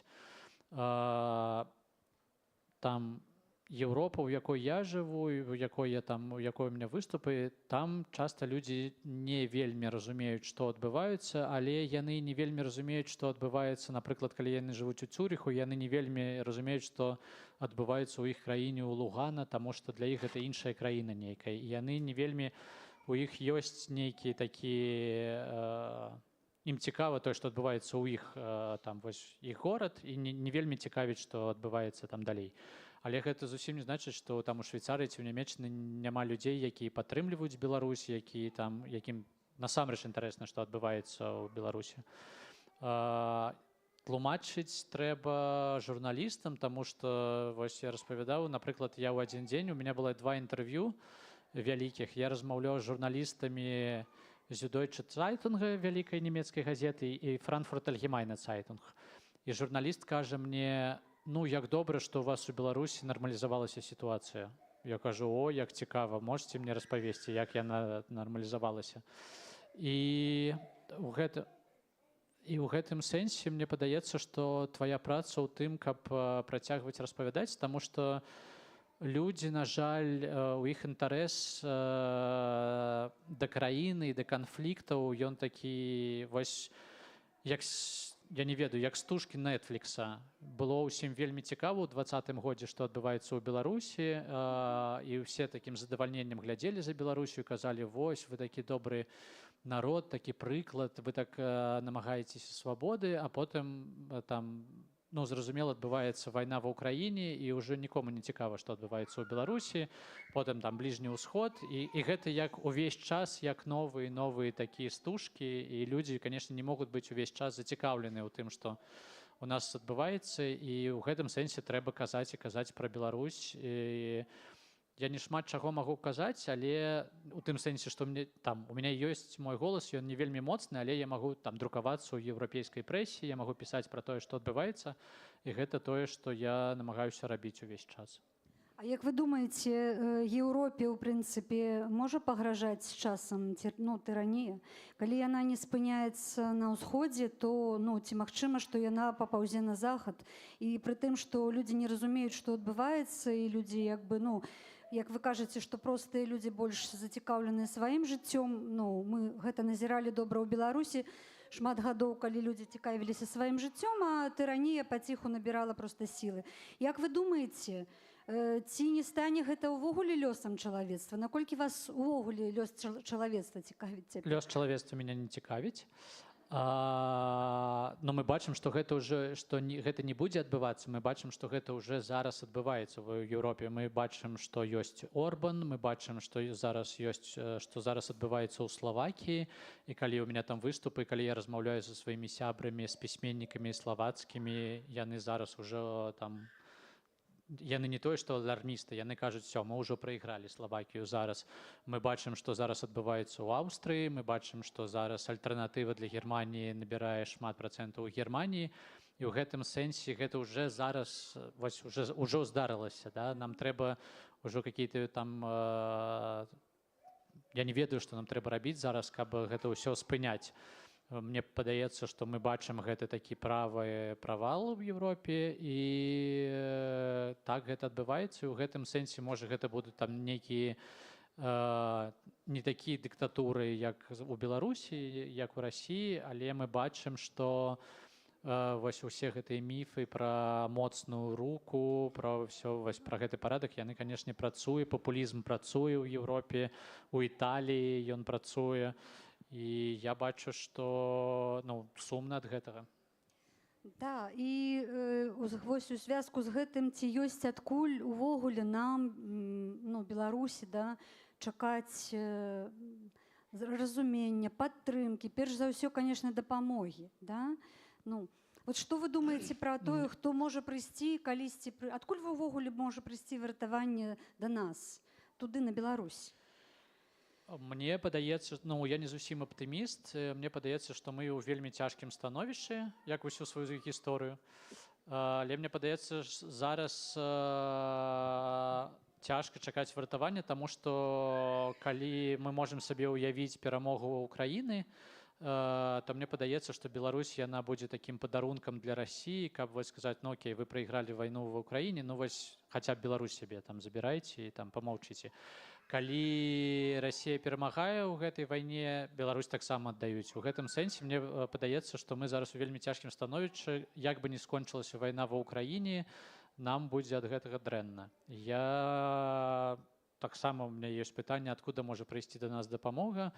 Я не вельмі разумею, таму што я бачу, як у Еўропе там кажуць пра падтрымку Беларусі, але яна такая вельмі, яна шмат на словах, але, канешне, калі там перад еўрапейцамі ёсць выбар дапамагаць Беларусі ці сварыцца з Расіяй, канешне, ніхто не будзе сварыцца з Расіяй за Беларусі.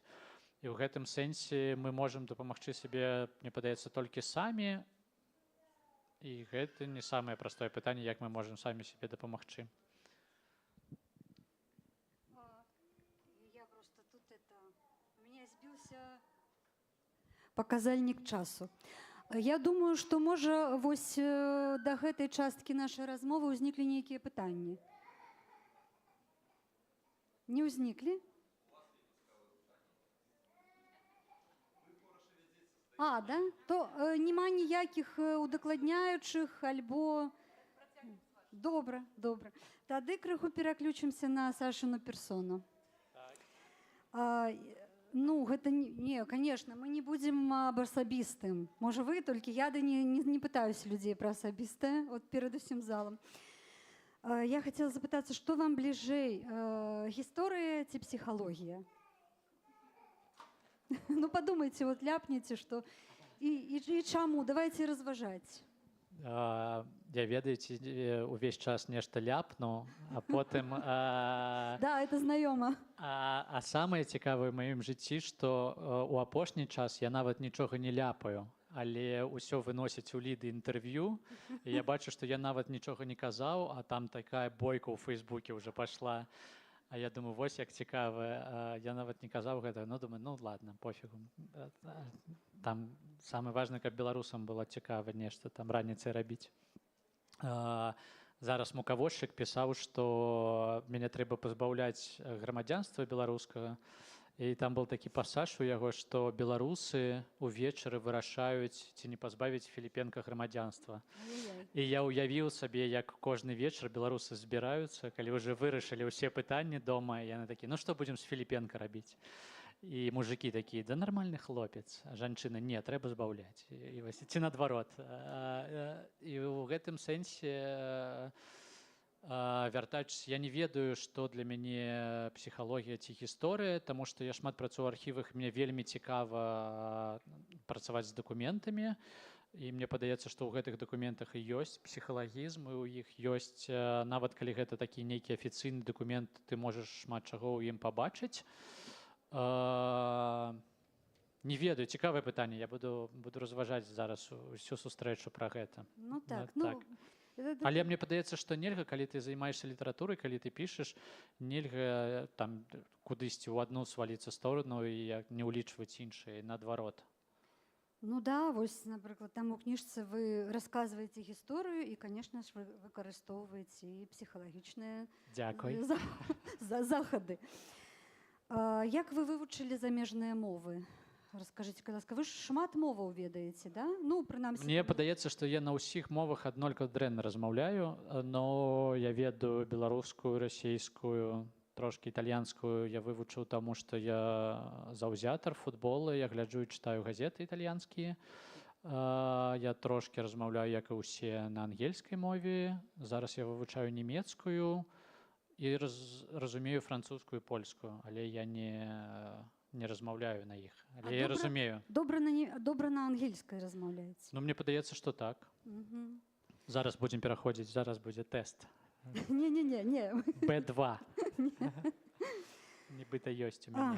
Ці бывае вам сорамна? І за што? Ну, вот так, зусім ніякава. Мне, канешне, бывае сорамна. Мне падаецца, што кожнаму чалавеку бывае сорамна. Шмат за што мне бывае сорамна. Мне бывае сорамна. Ну, гэта нейкія такія асабістыя там адносіны, там, не ведаю, з сынам, ці з былой жонкай, ці з дзяўчынай. Канешне, мне бывае сорамна, так. А якія увогуле... Якія апошнія гісторыі, за якія вам сорамна, і вы не хацелі бы расказаць, раскажыце, калі ласка. Да, дарэчы, я сюды сабе не запісала, але я думала над такім пытаннем, што... А чым сароміцца Філіпенка? Ну, пра што ён увогуле там часта думае, але ніколі не скажа і не напіша. Ну, вось... Не, па-першае, мне падаецца, што пра тое, што тебе сорамна, ты заўсёды можаш напісаць, ты же просто заўсёды можаш гэта ўкласці ў вусна дрэннага персанажа. Нібыта не ты, усе свае дрэнныя мыслі, ты такі, о, вось, у меня ёсць фашыст у кніжкі, ён будзе ўсё тое, што ты насамрэч лічыш, можна яму ўсё гэта ўкласці. Пра што я ніколі не напішу. Не, мне падаецца якраз пра тое, што літаратура дапамагае тебе напісаць пра тое, пра што тебе сорамна, і ты можаш пра гэта пісаць. І насамрэч я думаю, што ёсць людзі, які больш пра мяне разумеюць, за што мне павінна быць сорамна, чаго я не разумею пра сябе. Бо то бок прачытаўшы вашы кніжкі, да? Вы адразу разумееце, што мне павінна быць сорамна. Вы маеце на ўвазе, што ёсць такія людзі, якія разумеюць, дзякуючы таму, што чыталі, да? Не, мне падаецца, што ўвогуле ёсць такія людзі. Можа, не дзякуючы таму, што чыталі, ці дзякуючы... Гэта цікава, но мне падаецца, што можна пра ўсё пісаць, што гэта не сорамна пісаць пра тое, за што тебе сорамна. І для гэтага і патрэбна літаратура, яна нібыта табе дапамагае разважаць пра гэта. Напэўна, ёсць нейкая такая, што ты не можаш вось сесці, напісаць пра ўсё, але там я для гэтага у меня ёсць аналітык, я з ім размаўляю пра тое. У вас яшчэ аналітык ёсць? Конечно, я ўвесь час яе супакойваю, таму што я ўвесь час ёй размаўляю, яна ўвесь час плача, я кажу, дышыце. У нас такія, я ёй дапамагаю вельмі, мне падаецца, ў жыцці. Так, конечно, есть аналитик, и не один, потому что яны ламаюцца, і трэба размаўляць з аналітыкам. Мне падаецца, што гэта норма, там гігіена нейкая. Да? Так, Я думала, нет? пісьменніку не трэба. Я думала, што вот аналіз менавіта праз кніжку выходзіць. Ну не, мне падаецца, што трэба, і я вывучаў аналіз ва ўніверсітэце. У гэтым сэнсе я разумею, навошта ён. Мне падаецца, што вельмі патрэбен, і так. І я не ведаю, ці пісаў бы я далей, калі б у мяне зараз не было. Дапамагае пісаць нават, да? Дапамагае не пісаць, дапамагае, калі, напрыклад, ты скончыў кнігу, калі я скончыў крымулятар, я быў упэўнены, што я больш ніколі не буду пісаць. Я быў упэўнены, што там я не пісаў, напэўна, год ці два, і я быў упэўнены, што больш не буду пісаць. А чаму? Што? Ну, таму што ты адчуваеш, што ты вельмі пусты, ты адчуваеш, што ты больш нічога не можаш, ты адчуваеш, што ты... Ну, і былі пратэсты ў Беларусі, пачалася вайна, ты пачынаеш разважаць пра тое, навошта ўвогуле, ну, навошта там патрэбная літаратура, што яна можа змяніць, навошта пісаць яшчэ вось кніжку. Я ўжо шмат кніжак напісаў, навошта мне яшчэ нешта пісаць. І ў гэтым сэнсе, канешне, аналітыка дапамагае, таму што яна патрэбна цябе проста. Там ты без яе... Там, ну, ты п'еш шмат. Вось я зараз не п'ю, таму я ўвогуле не разумею, там толькі спорт і аналітыка. Цяпер зразумела мне, чаму вам грошай не хапае ў Швейцарыі. Чаму? Ну, Таму што аналітыка, а ў мяне каштуе аналітык дорага. онлайн, яна не швейцарка. Да? Нашым можна паменш, да? А, ну калі ж... Ну, добра. Окей, калі тады мы пераходзім да творчасці, то перайдзем да творчасці. Скажыце, калі ласка, колькі вам было год, калі вы напісалі сваю першую кніжку «Былы сын»? Я не памятаю, я яе пачаў пісаць у 10-м годзе. Значыцца, я 84-го года, значыцца, у 10-м годзе колькі мне было? 26. Пачаў 26, так, скончыў, калі было 28. Так. Ну, 28, 29. Малады, так. Малады пісьменнік, скончыў Вось кніжку. зараз так ужо не скажаш, зараз уже не малады. Так. Ці рэдагавалі вы яе самі тады? Ці вы, напісаўшы гэту кніжку, былі ўпэўненыя, што яна супер-пупер, там все Я быў упэўнены, мне падаецца, што калі ты малады аўтар, вось зараз у мяне 6 кніжак, яны перакладзены там амаль на 20 моў, пастановы, там прэміі за лепшыя раманы ў Еўропе і т.д. І я зараз не так упэўнены, як я быў упэўнены, калі пісаў першую кніжку. Нават калі я яе яшчэ не напісаў, ты думаеш, ну вось я напішу, і гэта будзе нейкі такі вялізны раман, і ўсе гэта будуць разумець, калі не зразумеюць усе дуракі, і гэта не... Ну і калі тебе 26 год, ты, канешне, упэўнены ў тым, што ты робіш нешта. Там я вывучаў літаратуру 6 год ва універсітэце, і ты нібыта ты думаеш, што я ўсё прачытаў, я ведаю ўсё, як лепшае напісана, я разумею, што я раблю. І мне падаецца, што, канешне, пісьменніку, які пачынае пісаць, для яго гэта добра, таму што ты, калі пачынаеш, калі ў цябе ёсць сумнеў, ён цябе, канешне, у цябе потом праблем. Вось зараз мне цяжка, таму што я разумею, што калі ты пачынаеш чытаць тое, што напісаў 10 год таму, там ёсць пытанні. А вы зараз самі рэдагуеце свае тэксты, альбо здаеце ў рэдактуру сыраватымі? Нет, я рэдагую ў тым сэнсе, што ты пачынаеш размаўляць з рэдактарам, ты пачынаеш размаўляць з выдаўцом, ты, калі кніжка выходзіць, зараз бывае, што кніжка адразу выходзіць на некалькіх мовах, ты пачынаеш адразу размаўляць з перакладчыкамі, і ты нешта бачыш. Але мне падаецца, што калі казаць пра рэдактуру, гэта не уже нейкі іншы такі там можа нешта всплываць, ці там мы зараз не кажам пра памылкі, там ці пра нешта такое, а пра тое, што пра рэдактуру у гэтым сэнсе ты пра стылістыку, ты рэдакуеш гэта ўсё ўжо так шмат. Я не ведаю, там вось айцішнікі кажуць, што ты калі пішаш код нейкі, тебе трэба спыніцца, таму што ты можаш пісаць гэты код усё жыццё, і ты не можаш скончыцца. Тебе не там трэба сказаць: окей, зараз я вось спыняюся, таму што трэба спыніцца. І ў гэтым сэнсе, калі ты пішаш кніжку, тоже ёсць момант, калі ты разумееш, што трэба спыніцца, і калі ты разумееш, што ты я не ведаю ні адной кніжкі, якая была бы ідэальная, каб ты напісаў нешта, і там не было б да яе пытанняў. І ў гэтым сэнсе мне падаецца, што я шмат займаюся там самарэдактурай, потым займаюся рэдактурай з выдаўцом, але ўсё роўна, канешне, ты можаш там нешта ўпусціць. Ну, то бок вы надаеце шмат увагі стылістыцы. Ну, прынамсі, стараецеся. Гэта для вас важна. Не ведаю. Мне падаецца, што я пішу толькі так, як я ўмею пісаць. Я не ведаю, што такое стылістыка. Я не ведаю, што такое... Напрыклад, зараз я ў некалькіх універсітэтах чытаю лекцыі студэнтам, і нібыта я туды прыходжу, нібыта як чалавек, які ведае, як пісаць. Як чалавек, які вось зараз прыйдзе і раскажа там у Парыжы ці ў Сарбоне, які раскажа, што вось вы там напісалі раман, які атрымаў шмат усялякіх прэмій, нібыта вы ведаеце, што рабіць. Я не ведаю, што рабіць. Кожны раз, калі я пачынаю пісаць, я не ведаю, як пісаць, што пісаць. У мяне ёсць нейкае маё адчуванне, як я хачу гэта зрабіць. У мяне ёсць мой нейкі вопыт, таму што я разумею, што я ўжо рабіў, што я не рабіў.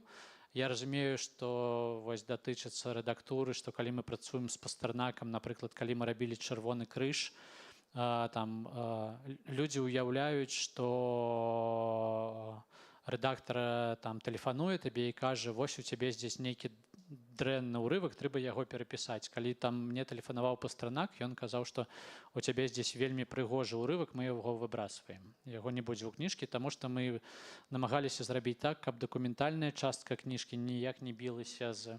І ў гэтым сэнсе мне вельмі падабаецца пісаць тэлеграфнай мовай. Мне падабаецца, што літаратура не павінна быць прыгожай, як нам расказвалі ў школе, таму што ўсе мае аднакласніцы вельмі прыгожа пісалі усялякія эсэ, але мне падаецца, што літаратура гэта не вось пра гэта, не пра тое, як ты можаш нейкімі там жанглаваць метафорамі, і гэта вот «Догорающий домик Пришвина» — это не про меня. І мне падаецца, што мне вельмі не падабаецца какецтва ў літаратуры, калі вось аўтар прапануе, каб чытач зразумеў, як прыгожа ты можаш пісаць. У мяне няма... Калі я пішу, у мяне няма ніякай такой задачы, каб пісаць прыгожа. Таму што я пішу пра брудныя рэчы, я не пішу пра прыгожыя. Хаця не, я пішу пра любоў. Да, да любві мы яшчэ дойдзем. Зараз урывак, які прадэманструе дрэннасць вашага пісьма. Да, урывак, і вот якраз такі вы адказалі на гэта пытанне, таму што гэты урывак мусіў папярэджваць маё пытанне, але вы як бы адказалі. Гэта ваш герой з крымулятара сустракаецца ў Парыжы з пісьменнікам, ну, будучым пісьменнікам Гайтогазданавым, і які, ну, нібыта яму кажа сваю фразу наконт таго, што у нашай літаратуры, ён мае на ўвазе расійскую, рускую літаратуру, у нашай літаратуры не важна пра што, але важна як. А ў еўрапейскай літаратуры не важна як, але важна пра што. Ну, я так разумею, што ну, для вас таксама вот, вы ж не проста так гэта тут ужылі. Гэта пра тое, што ты свае дрэнныя мыслі камусьці... Па-першае, што вы ўсё ж такі сапраўды адносіцеся да еўрапейскай літаратуры, і сапраўды, конечно, ну вот еўрапейскі чытач, калі пачытае, ён пра гэты жах дазнаецца з гэтай гісторыі, да? Хаця, конечно, у мяне ёсць пытанне, вось менавіта пра апісанне гісторыі. Вы, як я разумею, вы прыдумалі дзённікі гэтага сапраўднага чалавека. Ну як, але тут важна разумець, што гэта ўсё пытанне ўжо можна адказваць ці не яшчэ? Да, я просто хацела сказаць, што ці вы лічыце цалкам дапушчальным, вот, наколькі гэта ўвогуле этычна сваімі словамі напісаць дзённік іншага чалавека? Па-першае, я лічу, што ў літаратуры ўсё дапушчальна, таму што гэта мастацкая літаратура, і гэта ўвогуле пра свабоду, ўсё дапушчальна. але ёсць вельмі важны момант, таму што калі ён нешта піша ў сваім дзённіку, гэта не тое, што гэта не толькі там ёсць нейкія разважанні, і, канешне, там ёсць мае там разважанні пра тое, што я думаю пра эміграцыю, ці пра тое, што я думаю пра белую міграцыю, але калі ён апісвае нешта, ці калі ён а яго дзённікі гэта там часцей за ўсё ён апісвае нейкія месцы, нейкіх людзей, і гэта ўсё рэканструкцыя, гэта ўсё проста іншыя факты, якія апіраюцца на іншыя дакументы, і ў гэтым сэнсе гэта проста можна было бы таксама ўставляць дакументы, як я часта раблю ў кніжку, а можна было там вырашыць, як гэта можна зрабіць, і я вырашыў, што я гэта зраблю праз яго дзённікі. А вот я крыху не зразумела нават звёрсткі. Тут ёсць 3 спосабы прамаўлення. Да? Першы – гэта допыт, дзе ён расказвае нейкія рэчы, которые ён расказвае следчаму. Другая – гэта ягоныя думкі, у якіх ён звяртаецца да сваёй каханай. І трэцяе – гэта нібыта там, дзе курсівам, гэта дзённікі. І вот менавіта тое, што курсівам вы таксама прыдумалі. Болей таго, ўсё гэтай кніжкі я прыдумаў. Абсалютна ўсё, да? То бок сапраўдных дзённікаў увогуле не было. У яго. Мы не ведаем, ці былі ў яго дзённікі, ці нет. Я маю на ўвазе, што вы не чыталі. Нет, яго дзённікі, канешне, я не чытаў. Яго дзённікі пісаў, але гэта рэканструкцыя. І тое, што ён піша ў сваіх дзённіках, шмат чаго ў яго дзённіках ёсць, тое, што было ў допытах, шмат чаго, што мы чыталі ў дакументах, але проста, калі вы чытаеце ўсё дзела яго дапросаў, гэта не вельмі цікава, калі вы проста чытаеце яго насквозь, і гэта не вельмі цікавая справа. І ў гэтым сэнсе, канешне, я разважаў, як там зрабіць, чтобы ён казаў. І болей таго, там ён кажа пасля таго, как ён памёр усю гэтую кніжку. Памёр і жывы. Он яшчэ і памёрлы гэта ўсё распавядае, так? У гэтым сэнсе мне падаецца, што для таго і патрэбна мастацкая літаратура, каб мы шукалі нейкія там прыёмы, каб вот гэтую гісторыю распавесці, расказаць пра гэтае жыццё. Але калі мы будзем чытаць яго дзённікі, і вы скажаце, вось ён тут піша пра нешта, вось ён тут распавядае пра то-то, ці пра то-то, пра тое. І значыцца, так было. Значыцца, ён у гэты час, вы скажаце, ён размаўляў з Газданавым. І ёсць вялізная верагоднасць таго, што ён размаўляў з Газданавым, таму што я ведаю, што яны працавалі ў адным таксапарку, я ведаю, што яны перасекаліся, я знаходзіў машыны, на якіх яны ездзілі, і ў гэтым і смены, яны былі ў адзін час там, таму там з верагоднасцю, як вось мы тут зараз, ён размаўляў з Газданавым, і таму гэта ёсць у яго дзённіках. А вось што тычыцца гісторыі кахання, таму што тут праз усю кнігу праходзіць гісторыя кахання, яна была ці яна таксама літаратура? Па-першае, мне падаецца, што заўсёды толькі чытач можа адказаць на гэтае пытанне, ці яна была, ці гэта літаратура. І я заўсёды раблю так, каб было адчынены нейкі фінал у маіх кніжках, і я распавядаў пра тое, што да мяне падышла жанчына і кажа: я прачытала вашу кніжку, я ведаю, чым яна скончылася. Я кажу, ну нават я не ведаю, чым яна скончылася. І яна кажа, я вам зараз распавяду. І распавядала мне, чым скончылася моя кніжка.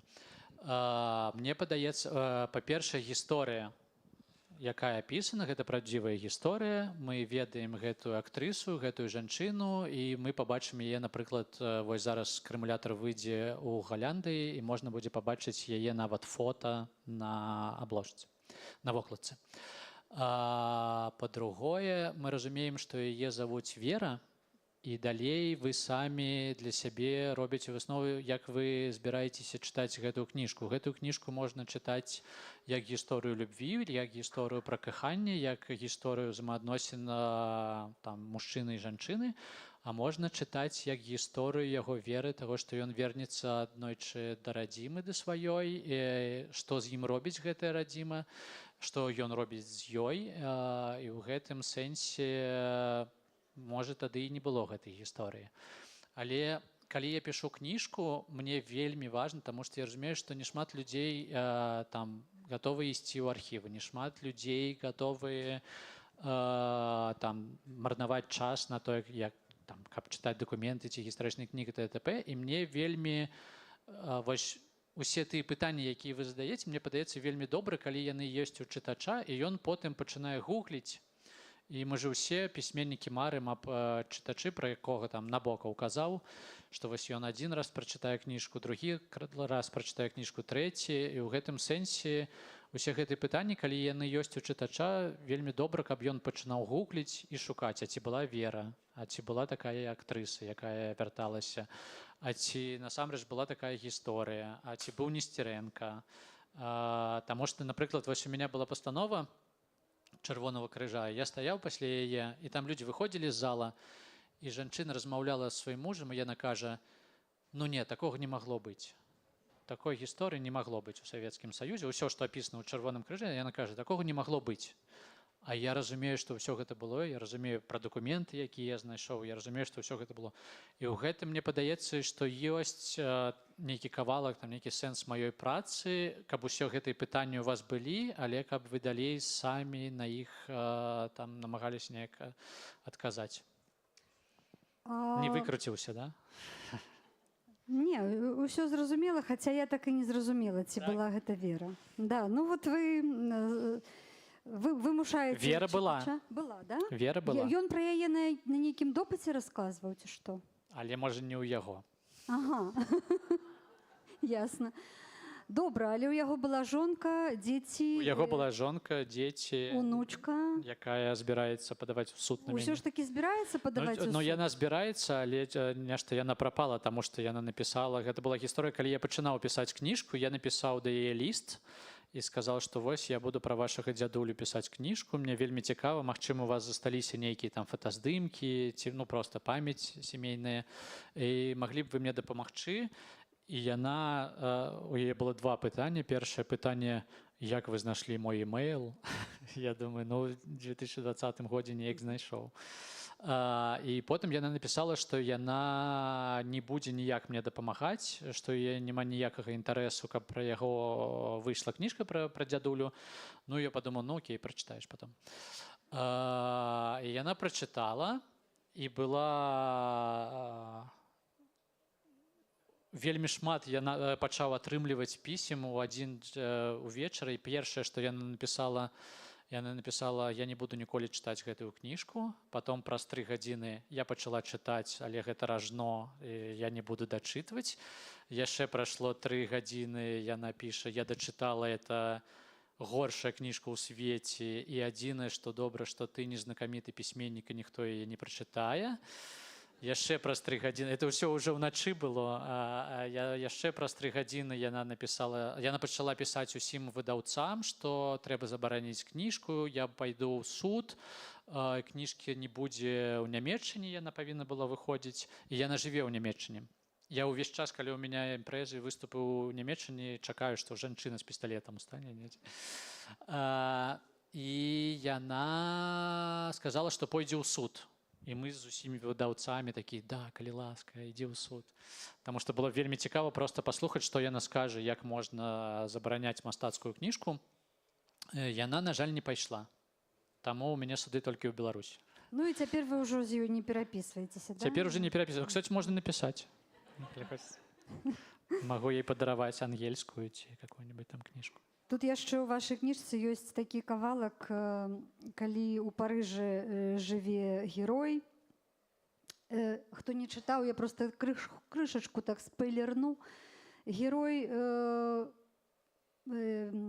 дварянін, белагвардзеец, які з'ехаў у Парыж праз ну, там сперва ў Канстантынополь, а потым у Парыж. Маленькі спойлер, палову кніжкі вы ўжо ведаеце. Да. І ён як бы вяртаецца, дурны такі. Вот. Я думаю, што гэта кніжка мусіць стаць такім добрым папярэджаннем для людзей, якія вельмі хочуць вярнуцца. Не толькі Стрыжак мусіць быць такім папярэджвальнікам, але і вот гісторыі, которые прачытаны. І ну вот, калі ён быў у Парыжы, піша ён, што, ну, разважае, што я не надта з кім шмат сябраваў, але быў адзін дзядуля, который там часам пад'язджаў у маім таксі. І гэты дзядуля расказвае яму, чаму ўсё так дрэнна ў Расіі. Ну, маюцца на ўвазе Савецкі Саюз, конечно, 20-х гадоў. І я проста зачытаю зараз каротенька такі урывак. Ён піша, што ў Расіі, мой дарагі, ўсё так, таму што недапушчальна дапушчальна. Мы з вамі пакінулі краіну, у якой няма алармістаў. Штораз, калі трэба казаць годзе, рускі чалавек кажа: так, далей так працягваць нельга, але калі падумаць, забіваць нельга, але так, катаваць нельга, але так, мы разумеем, што злачынна няправае, але ну, карацей. І вот я, як вы думаеце, Саша, ці магчыма ўвогуле ў чалавечым асяроддзі, да, зрабіць так, каб недапушчальнае, ну, сапраўды было недапушчальным? Вот што для гэтага, хто мусіць на гэта працаваць?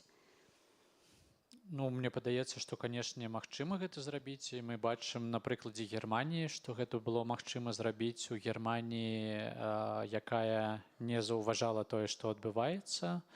Мы бачым, што магчыма па-рознаму рабіць з аднымі і тымі ж краінамі розныя рэчы. Мы бачылі, што адбывалася ў Савецкім Саюзе. Мы бачылі прыклад той жа Германіі, калі было дзве Германіі, і як па-рознаму людзі сябе там,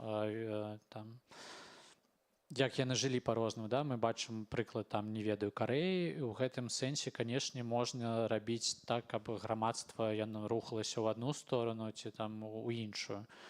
Але для гэтага патрэбна нейкая там вялікая воля і вялізная воля не толькі адной краіны, але і іншых. Мы разумеем, што нічога не адбывалася бы ў Германіі, якая, калі скончылася вайна, ёсць такое добрае было даследаванне, сацыёлагі, не было Фейсбуку, так, і Інстаграму. Але цікава было б паглядзець Фейсбук, Інстаграм таго часу. Я думаю, што людзі бы, як вось зараз у Расіі нічога не заўважаюць, тады ж і ў Германіі нічога людзі не заўважалі.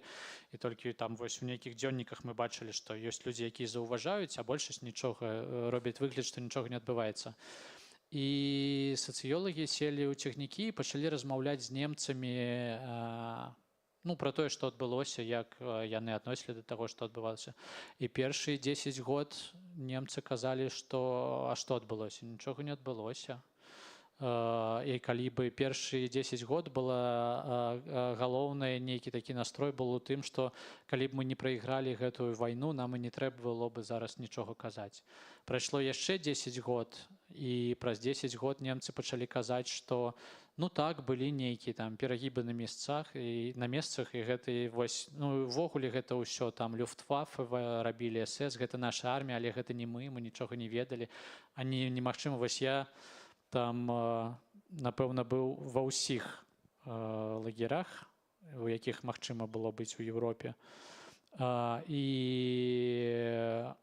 ну, немагчыма не бачыць, калі ты ў Дахау жывеш, немагчыма не разумець, што адбываецца. Ці калі ты ў Асвенцыме, ў Польшчы, немагчыма не разумець, што адбываецца побач.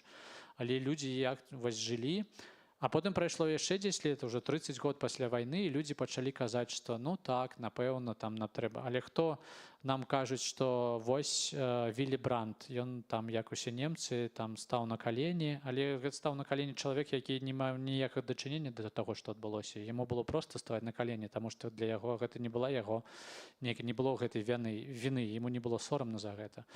І ў гэтым сэнсе мне падаецца, што калі мы кажам пра тое, што павінна трэба нешта змяняцца, гэта велізарная фундаментальная праца, якая павінна адбывацца дзесяцігоддзямі, і мы павінны казаць і казаць, распавядаць пра тое, што адбывалася. І так і будзе, калі праз, я не ведаю, 30-40 год там пакаленне, якое не мае аніякага дачынення да таго, што адбывалася, яно будзе там казаць так, калі пачнецца гэтая праца, да? Напрыклад, калі мы зараз кажам пра Расію, калі мы можам сабе ўявіць, што, ну вось, напрыклад, там ёсць перамога Украіны, нейкае паражэнне Расіі, і пасля гэтага пачынаецца праца, і мы не зачыняем там гёта-інстытут у Расіі, адчыняем 20 гёта-інстытутаў у Расіі, і мы ўвесь час кажам, я не ведаю, там у цэнтры Масквы будзе музей вайны, тады вось праз 30-40 год мне падаецца, што так можна зрабіць грамадства, якое будзе разумець. Але ўявіць сабе зараз, што гэта праца ідзе, мне вельмі цяжка ўявіць. І мы бачым, што вось уся гэтая праца была зроблена ў Нямецчыне. Мы бачым, што зараз у Нямецчыне AfD набірае 30%. Таму мне падаецца, што у нас усіх вельмі кароткая памяць, і, напэўна, ёсць нейкія такія атрэзкі ў гісторыі, калі там трошкі лепш, а потым зноў становіцца... Я не разумею, як зараз немцы могуць там галасаваць за AfD, але могуць. І гэта робіць большасць, гэта робіць усходняя Германія, якая памятае гэта, якая пачынае такая татальгія, потому што адбывалася. Ну, напэўна, таталітарызм ўсё ж такі прывабная рэч для вялікай колькасці людзей. І я думаю, што адзінае, што гэта страшныя кніжкі. Вот каб ўсё ж такі людзі больш чыталі страшныя кніжкі, каб яны чыталі, ну, і літаратуру мастацкую, а таксама сапраўдныя нейкія дзённікі, матэрыялы справаў, мемуарыстыку, да? Вот каб это просто ў школе преподавала, выкладалася? Я вось у гэтую моц літаратуры не веру, таму што мы разумеем, што ў Савецкім Саюзе у Солженіцына былі там 10 мільёнаў тыражэй. Усе чыталі, вось калі была адліга, усе чыталі Солженіцына, Шаламова, Быкова, усе ўсё разумелі. І нібыта немагчыма, каб адбывалася тое, што адбываецца зараз, калі ўсе прачыталі гэтыя кнігі. А тады чыталі больш, чым зараз чытаюць? Можа, яны з'ехалі тыя, хто зразумелі. Ўсё ж такі увогуле людзей чытаючых не так. У школе ж не выкладалі. І пра мемарыял усе ведалі, але не папулярызавалі яго. Я просто думаю, што гэта мусіць быць такі, гэта трэба страшыць таталітарызмам, трэба пугаць як бабаем. З дзяцінства і ўсіх. Гэта я так думаю, я магу памыляцца. Гэта, я думаю, што цяпер у нас мусіць быць пытанне пра творчыя планы. У мяне няма творчых планаў. А зараз што-небудзь пішаце, працуеце? Так, я пішу зараз новую кніжку. Ужо на якім этапе? Ой, ты ніколі не ведаеш, які гэта этап. Зараз мне падаецца, што я ніколі яе не напішу, але там некалькі старонак ёсць. А колькі часу у вас сыходзіла на мінулыя кніжкі? Звычайна гэта 2-3 гады. Але ты там, калі ты скончыў адну кніжку, цябе там патрэбен перапынак, і там бывае, што ты нейкую кніжку пішаш і паралельна пачынаеш яшчэ нешта пісаць, там нейкі там дзелаеш запісы. Таму, звычайна гэта 2-3 гады. Так. Мне падаецца, што мы вычарпалі наш ліміт і хочам, каб ужо Заля пагаварыла. Вось я бачу, што там ёсць пытанне. Я магу хадзіць з мікрафонам. Просто трэба, каб руку так упэўнена кожны падымаў, і тады будзе. А вы плануеце на беларускай мове пісаць кнігі? Я не планую пакуль што пісаць кнігі на беларускай мове, таму што я не адчуваю гэтай моцы беларускай мовы, каб пісаць на беларускай мове. Мне вельмі не падабаецца, калі некаторыя беларускія аўтары пішуць на расійскай мове, потым адносяць кніжкі, каб ім за іх пераклалі іх, і робяць выгляд, што ім іх не перакладалі, што яны гэта самі зрабілі, хаця мы ведаем, што яны гэта самі не зрабілі, таму што я казаў пра тое, што мне падаецца, што какецтва і літаратура не могуць існаваць побач. Я не адчуваю той моцы. Я разумею, што калі я пішу там нават нейкія эсэ на беларускай мове, ці калі я размаўляю, мне калі б я пісаў на ангельскай мове, у мяне ёсць нейкі стоп, калі я пачынаю думаць пра слова, якое мне патрэбна знайсці зараз. І ў гэтым сэнсе гэта не тая мова, якой я валодаю і адчуваю нейкую моц. Мне падаецца, што ёсць перакладчыкі, якія добра робяць сваю працу і лепш за мяне зробяць гэта. У гэтым сэнсе я не ведаю, што будзе праз колькі год, але зараз не. Я буду голасам рускамоўнай меншасці беларусаў. А крэмулятара плануецца пераклад? Усе кніжкі. Зараз перакладзены былы сын і крэмулятар. Мне падаецца, што праз месяц з'явіцца чырвоны крыж, і усе кніжкі выйдуць на беларускай мове, і мы вырашылі, каб дапамагаць выдаўцам, і мы вырашылі, што кніжка будзе проста раней выходзіць. Наступная кніжка, якую я напишу, яна будзе раней выходзіць на беларускай мове і потым будзе выходзіць на расійскай мове. Але яе будуць перакладаць. Но усе будуць перакладзены. А ваши книги все еще выдаются у России? Так, вы там не забаронены? Мне падаецца, што я ўжо забаронены ў Расіі, Беларусі, але афіцыйна я не забаронены. Официально мой сябра несколько месяцев назад на Озоне заказывал. Вось, так, яны ёсць там. Российского вашего? Яны ёсць на Озоне, нават у Беларусі яны ёсць. Але, Так. напрыклад, вось я жыў на Акадэміі навук, у Акадэмкнізе, вы прыходзіце туды, і вам трэба запытацца, ці ёсць Філіпенка, таму што на паліцах няма, але ёсць. І вам аддаюць кніжку, калі вы хочаце, там ее можна там адшукаць. І таму што мы ведаем, што ў бібліятэках беларускіх там ёсць нейкі загад, што нельга, каб былі мае кніжкі. Забаронены пастановы былі па былому сыну, але ніякага афіцыйнага зараз вось там супраць мяне адчынены крымінальныя справы, але няма ніякай афіцыйнай забароны маіх кніжак няма. Так, замовіць у магазине, у краме можно. Можна. І можна нават у турэмнай бібліятэцы. Моя, Да, дарэчы, мы ведаем, сяброўка да. у турме чытала ваш астрог. Вось, так, Я про Острог так само на Валадарцы читала вашу книгу. Вось, ведаеце. Там есть так. ваша книга на Валадарцы. Так. Ёсць у калоніях, я ведаю, у якіх калоніях мне распавядалі, што ёсць, і там людзі ў бібліятэкі, іх там, і гэта вельмі суперскія. Так.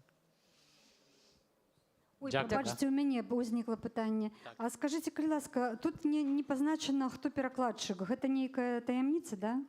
На беларускую мову? Гэта пытанне бяспекі перакладчыка. Зразумела. Калі ласка. Саша, добрый вечер. Дякую вам за размову. Я пропустила пачатак, калі вы адказвалі на такія пытанні, то можете не адказваць. А як адбываецца працэс даследавання? Я пачула, што у вас ёсць аналітык, ці вы робіце самі даследчую працу, ну, папярэднюю да кнігі? Не, мы казалі пра аналітыка ў тым сэнсе, пра псіхолага. Я зразумела. Так. Ёсць, калі ты чытаеш нейкія дакументы, працуеш в архівах, просто я працую разам з мемарыялам, з арганізацыяй, у меня там шмат сябраў, шмат сябраў гісторыкаў, і там ты просто разумееш у пэўны час, што вось я зараз пачынаю пісаць кніжку пра Несцеренка. А далей ты просто пачынаеш чытаць усё, што ёсць пра яго, шукаць усе дакументы, якія ёсць пра яго, пачынаеш вандраваць, і там разумееш, што ў яго быў такі-то лёс, ён быў там-то, там-то, там-то, пачынаеш там па яго месцах ездзіць, і гэта такі снежны ком, і ўсё больш і больш дакументаў чытаеш в архівах. Усё, што даступна там зараз, я не магу паехаць у Расію, таму не магу больш чытаць тое, што там ёсць, але ёсць добрыя людзі, якія могуць дасылаць то, што патрэбна. Ой, прабачце, вы вось былі у Канстанцінопалі, у Парыжы, у Белградзе, а ў Маскве? Ну, былі, калі пісалі, Конечно, я там быў. А магілу яго бачылі? Магіла ў яго ёсць? Яна ў Саратаве. Яна ў Саратаве, але ніхто не да-да-да. ведае, дзе яна. Ён быў забіты там у Саратаве, але я быў у месцы, дзе ў Маскве ён працаваў. І ў Саратаве вы былі? Саратаў мне вельмі спадабаўся, там такія аўтобусы з занавескамі. Я не ведаю, чаму ўсе гарадскія аўтобусы, как занавеска будзе, я забыўся. Фіранка. З фіранкамі, вось, усе аўтобусы па гораду з фіранкамі чамусьці, я не ведаю чаму. Гэта ўсё, што я памятаю пра Саратаў. Гэта, напэўна, з 37-го года яшчэ. Могуць і ў нас такія пайсці. Ой, калі ласка, яшчэ пытанні. Пакуль нікога няма. Ёсць. У меня есть еще одно пытанне. Уявіце, што ў Беларусі адбылася адліга, і да вас прыходзіць з Міністэрства адукацыі, кажуць: Філіпенко, ну давай уключаць твае кнігі ў школьную праграму. Якую вы першую кнігу назовіце? Так гэта ж не я вырашаю. Ну, а вось у вас запытаюцца. У іх няма часу прачытаць вашы кнігі, кажуць: давай.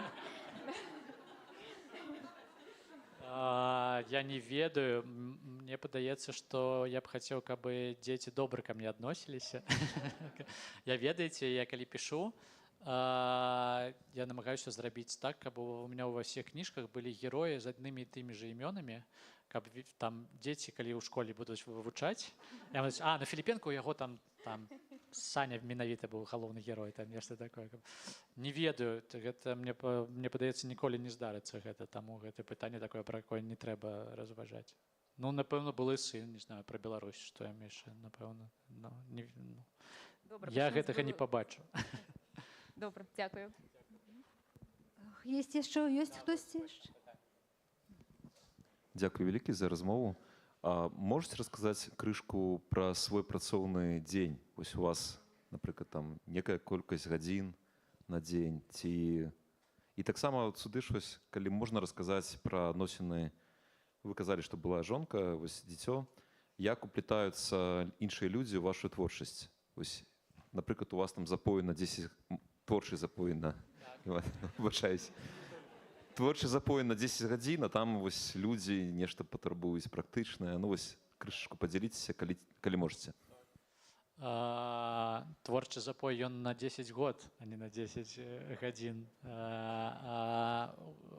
Першае пытанне было пра дзень, пра працоўны дзень. Яго няма, таму што мне падаецца, што пісьменнік піша 24/7, ты ўвесь час пішаш. Не бывае такое, што ты садзішся і пачынаеш пісаць кніжку, гэта нейкі ўжо апошні этап, калі ты вось там пішаш кніжку, записываеш яе, таму што ты увесь час ходзіш, разважаеш пра яе, думаеш, тое, што ты записываеш, гэта нейкі ўжо апошні этап.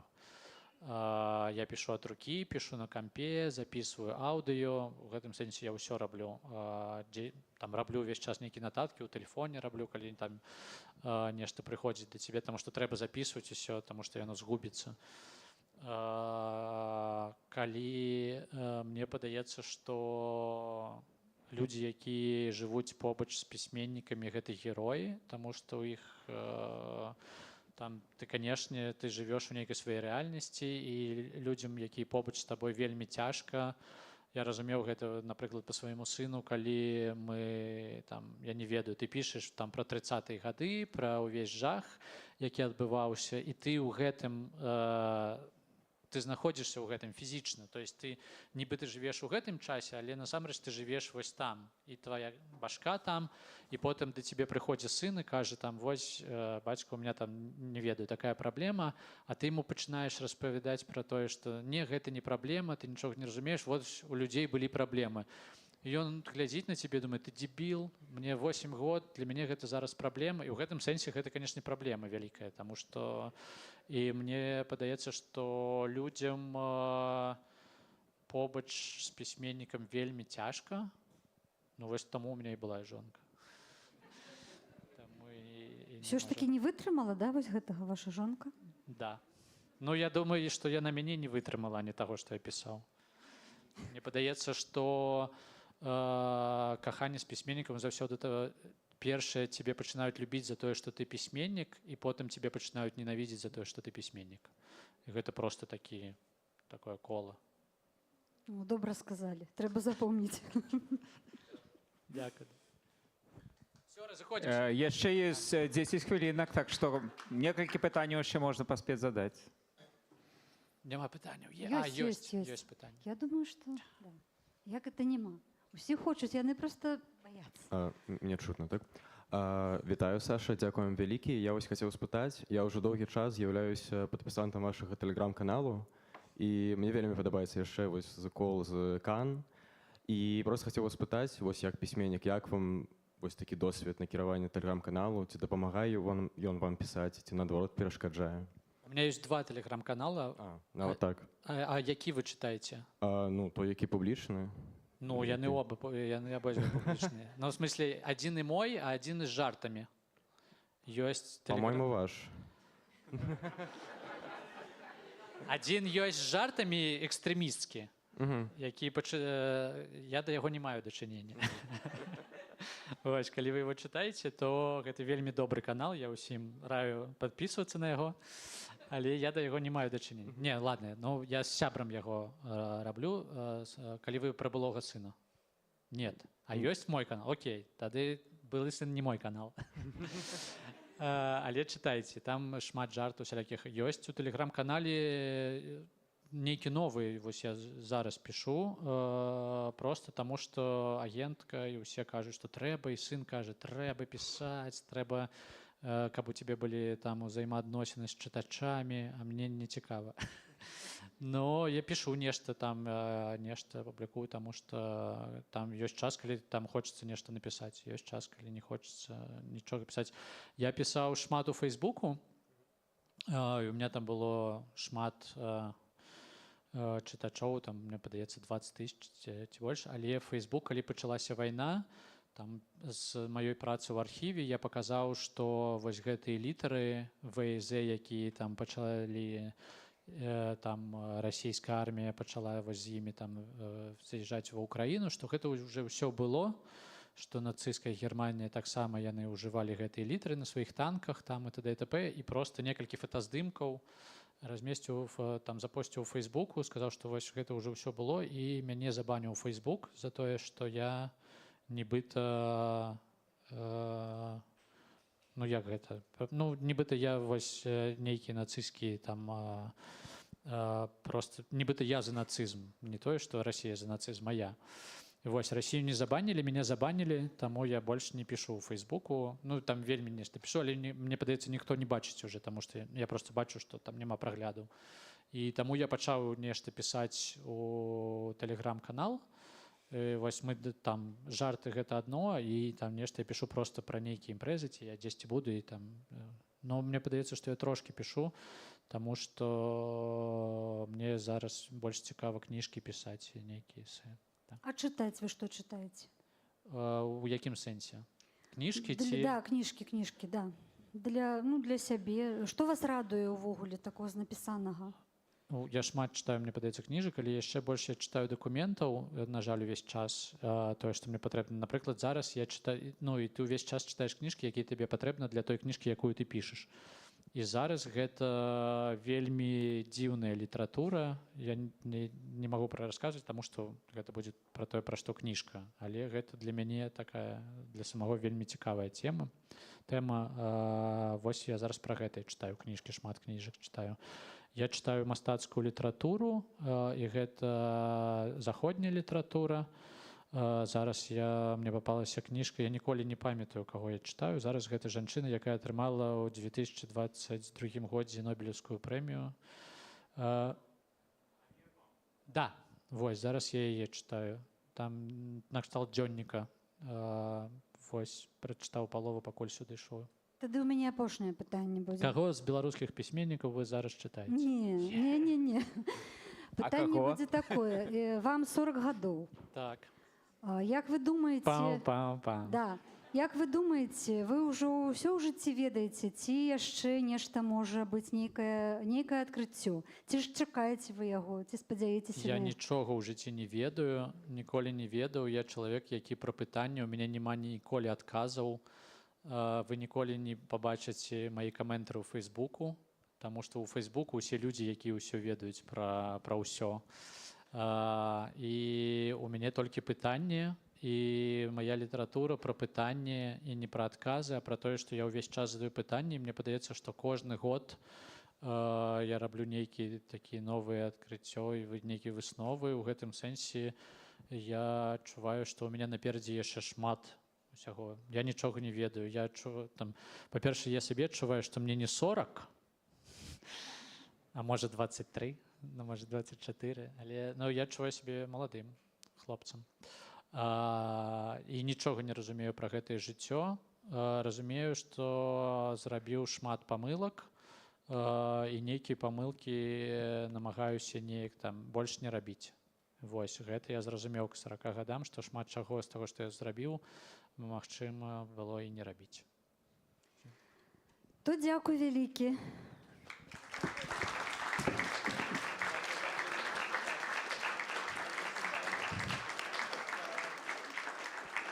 Яшчэ можна задаць пытанне? Конечно, так. Калі ёсць, давайте, я ж тут.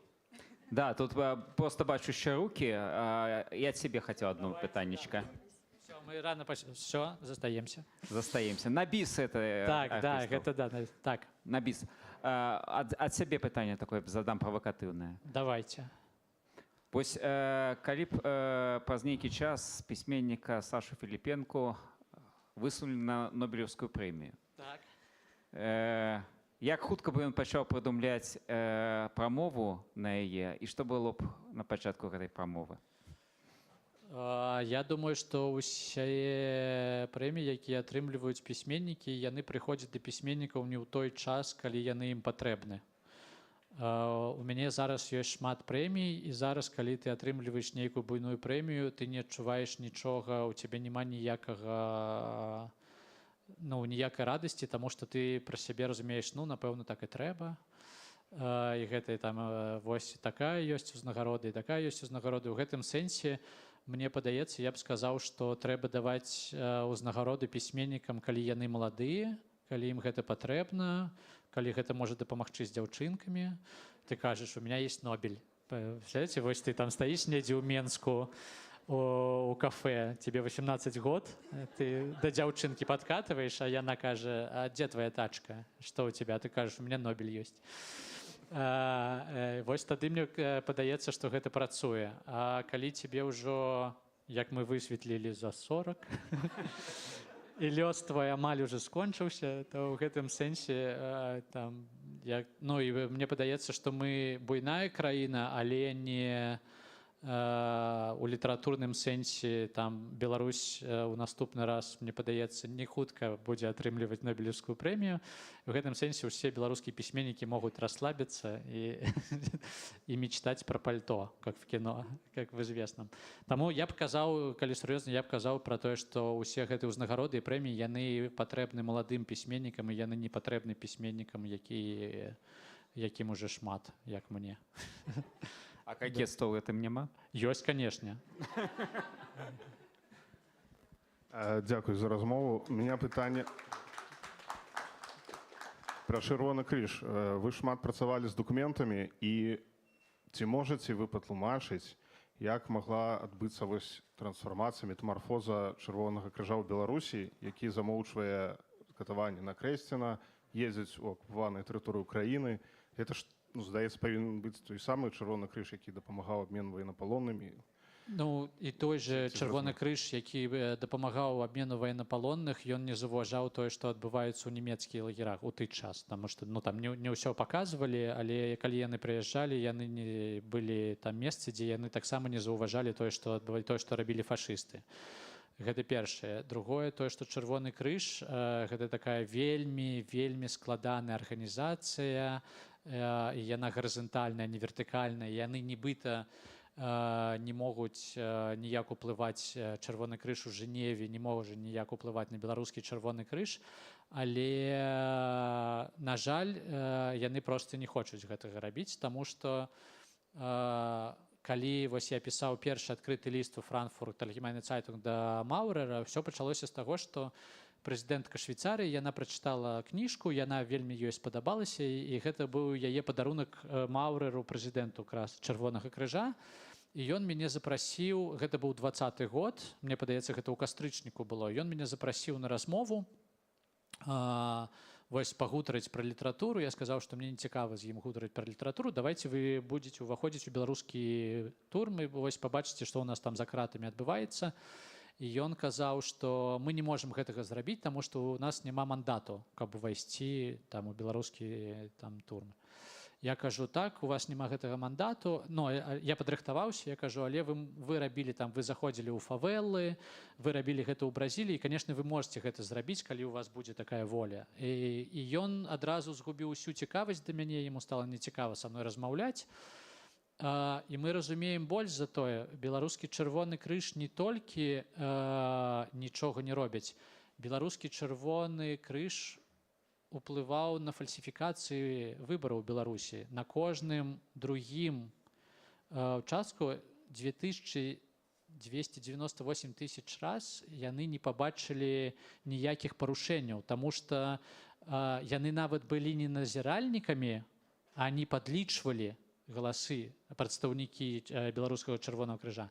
І гэта былі мёртвыя душы, таму што гэта былі тыя ж людзі, якія на выбарах раней былі нібыта афганцамі. Вось яны, нібыта была там адна арганізацыя, потым яны пайшлі ад Чырвонага крыжа. І калі мы пачалі пісаць і шмат, і мы ездзілі і мы там былі, я ездзіў, размаўляў з імі ў Жэневе, потом мы былі ў Жэневе разам з Ціханаўскай, і там была такая сустрэча, нібыта яна была добрый паліцейскі, а я такой гарадской сумасшедший, который казаў, што вы всем тут уже. І мы з імі размаўлялі, і было бачна, што ім увогуле не цікава, што там адбываецца, што робіць беларускі Чырвоны крыж. І калі яны зараз пачалі проста ўжо вывозіць дзяцей з Украіны, гэта увогуле цудоўная гісторыя. Мы казалі, што трэба здымаць гэтага прэзідэнта, там і тады трэба было здымаць прэзідэнта беларускага Чырвонага крыжа, і яны такі: окей, добра, яны яго знялі і на яго пасаду назначылі чалавека, які быў галоўны ў мінскай выбарчай камісіі. Ну і пра што тут можна казаць? У гэтым сэнсе мне падаецца, што гэта арганізацыя зараз, у яе вельмі дрэннае становішча, і вельмі гэта там не адмяняе таго, што там працуюць людзі, якія там веруць у тое, што яны робяць добрую працу, але, на жаль, мне падаецца, што там павінна адбывацца нейкая рэвалюцыя, нейкая фундаментальная рэвалюцыя, каб Чырвоны крыж зноў-такі быў там нейкай сапраўднай арганізацыяй, тым, чым яна зараз з'яўляецца. Дякую. Дзякуй вялікі. Ну, больш рук я не бачу, таму вялікі дзякуй Саша Філіпенка, Сабіна Брыло. І дзякуй всем вам за прысутнасць на гэтым мерапрыемстве. Ну а праз 5 хвілінак наш заключны музычны фінал. Сябры, калі хтосьці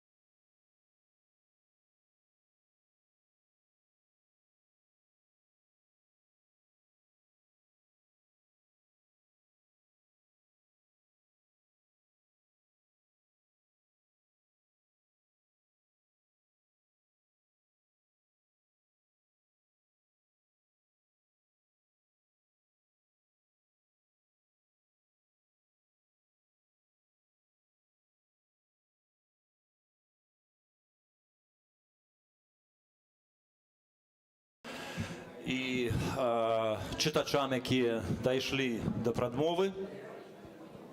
Вельмі прыемна у беларускай прасторы выступаць. Дзякую усім, хто дачакаўся да ўжо гэтай не ранняй пары у нядзелю. Мяне завуць Дмітрий Лук'янчык. Я спяваю песни на белорусской мове. Ну, не то чтобы на белорусской мове, это на самой справе это песни на белорусских диалектах, якіх вельмі шмат. У каждой вёсцы бывае, что рака дзеліць вёску пополам, и одна полова вёски на правом березе говорит на одном диалекте, а другая говорит на другим. Это не совсем народные песни, это интерпретации народных песен, якія раблю ўсё жыццё, і раблю іх, не гледзячы на узоры і на усялякае. Я раблю іх так, як я хочу. Зараз вы іх паслухаеце. І прадмова. Я разважаў наконт сам тэрмін размова. І думаю, што з аднаго боку это нейкі такі уступ, а з другого боку прадмова это то, што было перад мовай. І зразумела, што ў чалавека, калі ўжо чалавек стаў ператварацца з нейкай асобы у чалавека, мова яшчэ не было словаў, але мова ўжо была. Это была мова, там, жестыкуляцыя была нейкія там. Галоўная моя думка, што мовай быў гук. І гэты гук ўжо потым, калі чалавек стаў валодаць словам, ён гэты гукі стаў складаць у слогі, потым у словы, потым і ў песні. И для меня это некая такая подстава. Прадмова — это не только про литературу, это не только про поэзию, а прадмова — это еще и про музыку, якая была давным-давно у человека. Вот так.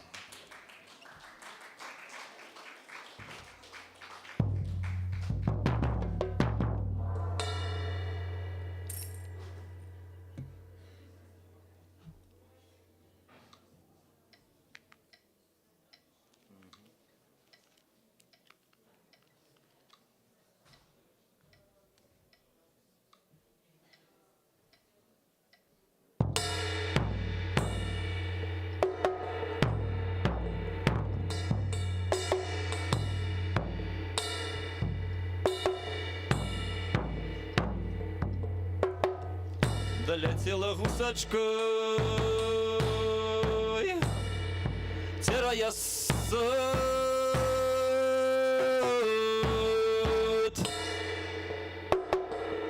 кликала манечкой на посад,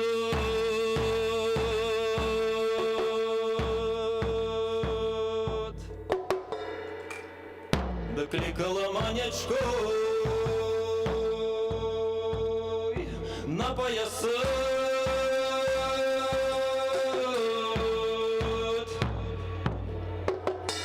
Стане моя родинка,